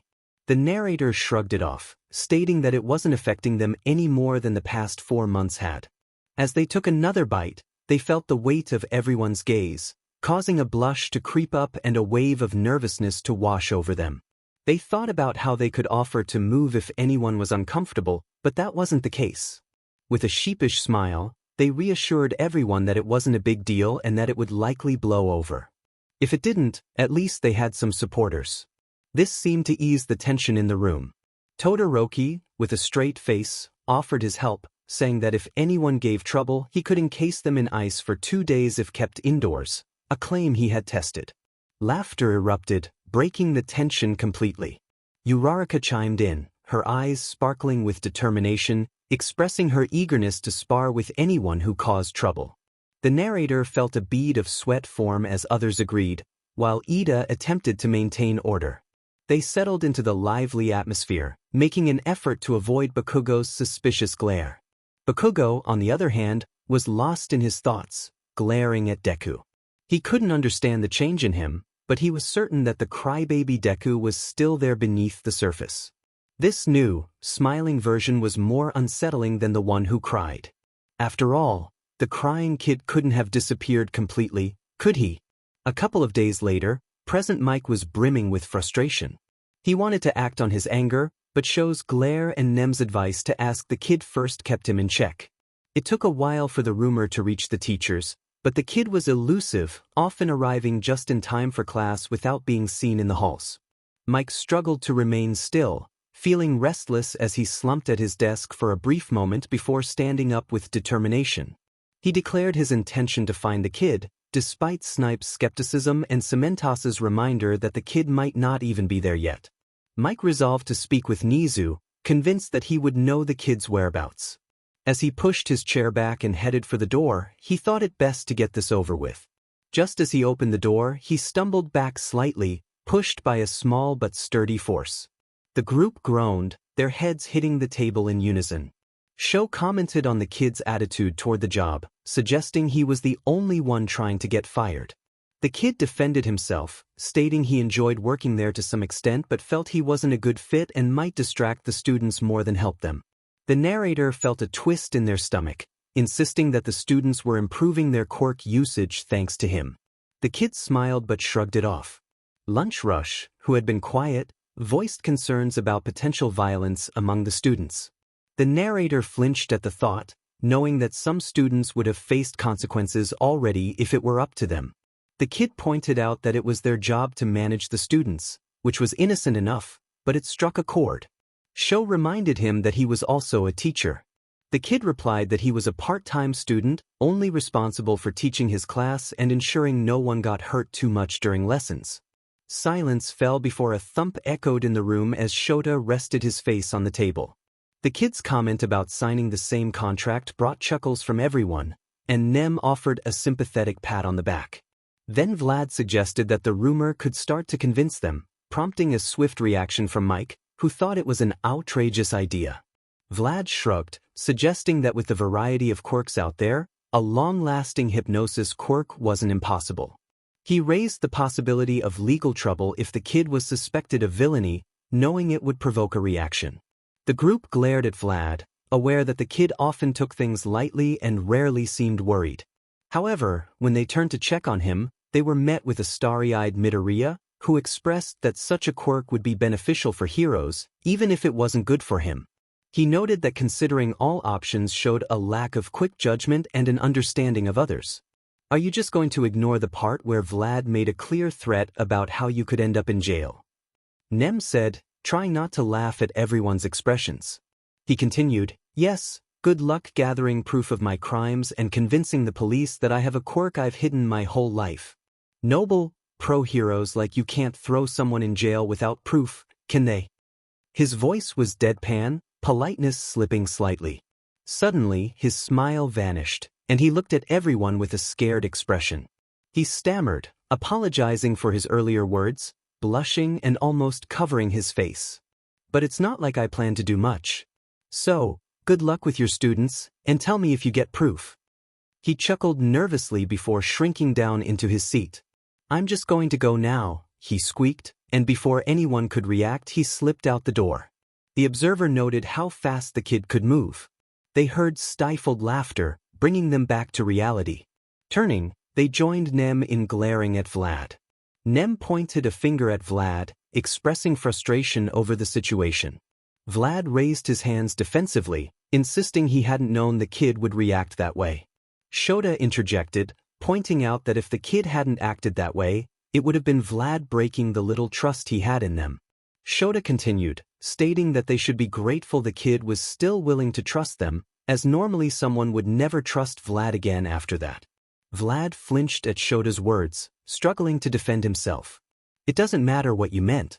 You pretty much said that we're suspicious of him and that he could end up in jail, 𝗧𝗵𝗲 said, and everyone else flinched at that. Vlad acknowledged how bad it sounded when put that way, admitting he owed a proper apology. The atmosphere shifted as everyone wandered off to their tasks, the chaos settling down. The observer sighed, releasing tension from their shoulders they hadn't realized they were holding. They rubbed the back of their neck, feeling an odd sensation as if they had narrowly escaped something dangerous. Meanwhile, 𝗍𝗍 watched in surprise as a growling 𝗵𝗃𝗲 leaned over the couch, a large coat draped over him. The green fox ears on his head were unmistakable. 𝗍𝗍 expressed his surprise at the animal quirk, and 𝗵𝗃𝗲 hissed, his ears laid back and pupils narrowed. 𝗍𝗍 apologized for the earlier video, promising not to take such risks again. 𝗵𝗃𝗲 eventually settled back on the couch, and 𝗍𝗍 suggested he warn the staff. After a moment, 𝗵𝗃𝗧𝗧 whispered an acknowledgement, and 𝗧𝗎 offered to help explain. In another part of the building, Midnight groaned as she fell back into her seat, feeling tired and ignored. She called out to her colleagues, but received no response. Her interest peaked when the door opened, and she frowned when no one entered. 𝗧𝗪 raised an eyebrow at the door, and her excitement grew when 𝗵𝗃𝗧𝗧 finally appeared. She jumped up, greeting him, but was taken aback when he yelped at her approach. "Good morning," he stammered, and she noticed the large coat he wore. Confused, she asked if it was raining. 𝗵𝗃𝗧𝗧 hesitated, saying he might have done something he wasn't sure about. The attention of the room turned to him as he seemed to panic, muttering to himself. Just as he tried to leave, he collided with 𝗧𝗵𝗲, who stopped abruptly, staring at 𝗵𝗃𝗧𝗧. Midnight's eyes widened as she noticed the hood had fallen back, revealing 𝗵𝗃𝗧𝗧's green hair and a pair of green wolf ears atop his head. She exclaimed in surprise, and Mike stared at 𝗵𝗃𝗧𝗧's embarrassed face. Work was forgotten as everyone gathered around, staring at 𝗵𝗃𝗧𝗧, who sat on the couch, the coat draped over his shoulders but his arms and a fluffy green tail wrapped around his legs. If it weren't for the kid's nervous breakdown, Midnight would have been cooing over him. "How?" 𝗧𝗪 asked, deadpan. "A quirk," 𝗵𝗃𝗧𝗧 replied, his voice muffled behind his hands. Just then, 𝗧𝗎 entered the room, smiling brightly. "Good morning, 𝗵𝗃𝗧𝗧," he chirped. "Morning," the kid said quietly. 𝗧𝗎 observed him, noting the nervousness in his demeanor. The kid expressed that he didn't want attention, which caught everyone off guard. Vlad looked at 𝗵𝗃𝗧𝗧 and 𝗧𝗎, puzzled by the situation. 𝗵𝗃𝗧𝗧 hesitated before admitting that he had asked for the quirk to be used on him. When questioned about his reasoning, he shrugged and mentioned that it was a cool quirk. 𝗵𝗃𝗲 probed further, asking why he seemed so distressed. 𝗧𝗎 chimed in, suggesting it was likely because everyone at school would see him like this. He then inquired about the duration of the quirk, turning to 𝗵𝗃𝗧𝗧 for an answer. 𝗵𝗃𝗧𝗧 sighed, stating it would last just a day, or at least that was what he had been told. 𝗧𝗪 sighed as well, commenting on the situation before moving away from the group. 𝗵𝗃𝗧𝗧 groaned and rested his head on his knees. One of the onlookers smiled, forgetting their previous reservations, and leaned in to pat 𝗵𝗃𝗧𝗧's head and furry ears, exclaiming how soft his hair was. This caught the attention of others, and soon 𝗵𝗃𝗧𝗧 found himself being petted by several classmates, who hesitated before touching him. The observer noticed 𝗧𝗪 perk up, looking longingly at Mike, who was enthusiastically petting 𝗵𝗃𝗧𝗧 while he tried to curl into a ball. The observer teased 𝗧𝗪, suggesting he could ask to pet 𝗵𝗃𝗧𝗧's hair, but 𝗧𝗪 declined, turning away. The observer reiterated how soft it was, pouting slightly when 𝗧𝗪 remained silent. They thought that 𝗧𝗪 would eventually come around and strolled away. From Izuku's perspective, the moment the problem child entered the classroom, all eyes were on him. There was something about him that drew attention, perhaps because he was another kid their age. It made teaching easier, but the attention seemed to dissipate just as quickly as it came. Today, however, was different. As soon as the problem child entered, everyone was captivated. It took a moment for the class to process the sight before chaos erupted. Izuku sighed, thinking about the typical behavior of teenagers as he watched them crowd around the problem child. After a few minutes, he noticed Bakugo growing increasingly frustrated from being ignored. Recognizing it was time to intervene, Izuku looked at the problem child, who seemed to wish he could disappear. Lita appeared uncertain, glancing between the students and Izuku, seeking guidance. Izuku glared at them, his eyes glowing red, and silence fell over the room. He took the opportunity to remind everyone to return to their seats, acknowledging the quirk accident that had occurred. After some disappointed expressions and a bit of whining, the class settled down. The problem child smiled gratefully as Izuku exited the classroom, thinking that this kid would be the end of him. At lunchtime, the atmosphere shifted when the problem child entered the cafeteria. Izuku had been reluctantly dragged there by Mike and Midnight, and he cursed the circumstances. The moment the problem child walked in, the room fell silent before murmurs began. It was no surprise when the kid quickly grabbed his food and disappeared, not returning for the rest of lunch. Later, as the school day ended, Midnight repeatedly asked where the green-haired boy was, her impatience growing. Izuku, lying on the couch in his sleeping bag, urged her to let it go, assuming the kid had gone home. Midnight rolled her eyes and continued to poke at 𝗵𝘃𝗀𝗁𝗧𝗵𝗃. Izuku was correct. The kid did not show up until everyone else had left. He had stayed behind because his patrol was set to begin later that evening. When the door opened, Izuku looked up to see the problem child enter with a small smile. The kid moved to his desk, grabbed his computer, and settled down on the other end of the couch, crossing his legs. Izuku observed as the kid's tail draped around him, before returning to his own work. They worked in silence for an hour until Izuku noticed something was off. He glanced over to see that the problem child had fallen asleep, his head tilted to the side and his computer screen dark. Izuku felt a smile tug at his lips despite himself, thinking about how others perceived the kid. Before he realized it, his hand reached out to pet the kid's hair and ears. The kid stirred slightly, opening his tired emerald eyes briefly before closing them again and shifting closer to Izuku's hand. Confused but amused, Izuku continued to pet him gently, watching as the kid curled up, content like a satisfied cat. Izuku felt a small smile appear on his face before he could stop it, slightly saved by the capture weapon around his neck. He spent the next 25 minutes absent-mindedly running his hand through the kid's hair before draping a blanket over him and heading out. No one except Nizu, the kid, and himself would know. 3 days later, Izuku finally realized what had happened when he noticed the kid walking the halls more often, and no one seemed to have a problem with it. He thought to himself with wide eyes, wondering if the entire situation had been planned to help the kid be treated more normally. Ever since the day the glass had broken slightly, people had stopped treating the kid with such caution and had begun to treat him better than usual. He quickly turned to look at the kid, who looked up at him and shot an uncertain smile. Izuku narrowed his eyes slightly, confirming his thoughts. The kid appeared slightly alarmed, sitting up straighter and looking at him questioningly. Izuku shook his head and turned back to his coffee, aware that the kid tilted his head to the side for a moment before returning to whatever he was working on. He decided not to get pulled into that situation any more than necessary. Who cared if he had been played like everyone else? At least the kid seemed genuinely worried about the whole situation. Maybe he didn't know any better, or maybe it was just good timing. Ectoplasm observed that he wasn't close with Izuku Midoriya, sensing that the boy held most people at arm's length. However, he recognized that Midoriya was an anomaly. His very existence and position were confusing, but one thing stood out. Midoriya could literally appear out of nowhere. This was not a joke. He could genuinely materialize from thin air. Ectoplasm used the term spawn lightly, as it was something he could do with his own quirk.